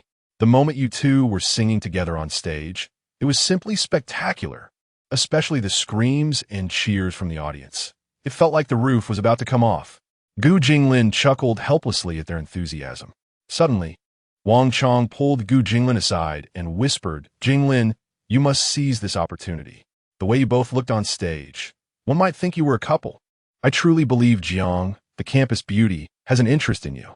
Gu Jinglin smiled at Wang Chong, thinking to himself, indeed, Jiang Shuyu is my fiancé. Meanwhile, Zhang Yang cautiously approached Jiang Shuyu and quietly said, Campus beauty Jiang, I have accomplished the task you entrusted to me, with no detail overlooked. Jiang Shuyu nodded calmly. Thank you for your hard work. No trouble at all. About my girlfriend, Zhang Yang stammered. I will introduce you, do not worry. Jiang Shuyu replied nonchalantly. Upon hearing this, Zhang Yang's face lit up with a radiant smile. Jinglin, do not blame me for selling out my brother. You must think of your happiness. After all, this is Jiang, the campus goddess. How many admire her? You ought to thank your brother for this assistance. After chatting a bit more with Wang Chong, Gu Jinglin walked over to Jiang Shuyu and Zhang Yang. Noticing Gu Jinglin's approach, Zhang Yang appeared slightly uneasy, but quickly regained his composure. What are you chatting about, looking so cheerful? Gu Jinglin asked. Zhang Yang chuckled, oh, nothing much, just discussing the performance with campus beauty Jiang. It was truly remarkable. Jiang Shuyu gazed at Gu Jinglin, a hint of barely perceptible tension flickering in her eyes. But she quickly smiled and said, indeed, tonight was unforgettable. Gu Jinglin observed Jiang Shuyu, feeling a peculiar sense of oddity he could not quite place. At that moment, Wang Chong suggested, since we are in such high spirits today, shall we go out and celebrate with a meal? Zhang Yang and Lu Hao eagerly nodded in agreement. Sounds great. Jiang Shuyu then turned her gaze toward Gu Jinglin. Upon witnessing this, Gu Jinglin nodded with a smile. Subsequently, the group made their way towards the school entrance. Along the journey, they engaged in lively conversation filled with laughter. At that moment, Gu Jinglin caught sight of a familiar figure. There stood Li Shuiyao, walking hand in hand with a boy towards a white Porsche sports car, exuding the aura of a blissful couple. Li Shuiyao also noticed Gu Jinglin. She paused slightly, and then a triumphant smile graced her face. Chapter 50. Are you just looking for trouble? Gu Jinglin cast a glance at Li Shuiyao's triumphant smile, his heart a tumult of emotions. Once they had grown up together, frolicking in the alleys, but gradually Li Shuiyao's gaze filled with disdain towards him, merely because he appeared impoverished and was an orphan. He shook his head, disregarding Li Shuiyao, and continued to engage in cheerful conversation with Zhang Yang and the others beside him. At this moment, Jiang Shuyu keenly sensed Gu Jinglin's subtle shift in demeanor and quietly approached him. She softly inquired, "What is the matter? Did you spot someone familiar?" Gu Jinglin forced a smile and replied in a hushed tone, "It's nothing, just an inconsequential person." Jiang Shuyu could only nod in confusion at his words. Meanwhile, from a distance, Li Shuiyao observed the interaction between Gu Jinglin and Jiang Shuyu, her jealousy intensifying. She envied Jiang Shuyu's beauty, her familial background, and everything she possessed. Yet this person was uncomfortably close to the orphan she held in the utmost contempt. With this thought, her competitive spirit surged, and she pulled the boy beside her to approach Gu Jinglin's group, sarcastically remarking, "Oh, isn't this the campus belle of Jiang University? Quite the performance earlier." Li Shuiyao's voice was sharp and grating, her eyes brimming with disdain and envy. Upon hearing her words, Gu Jinglin and the others turned to look at them.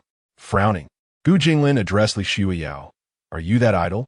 Jiang Shuyu, perceiving the provocative tone in Li Shuiyao's words, shot a cold glance in her direction.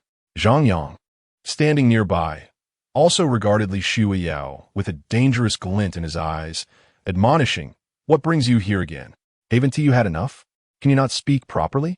Jinglin has no intention of engaging with you, yet you persist." Li Shuiyao sneered at this, replying, "Did I ask you to speak? I'll say whatever I wish. Were you to dictate?"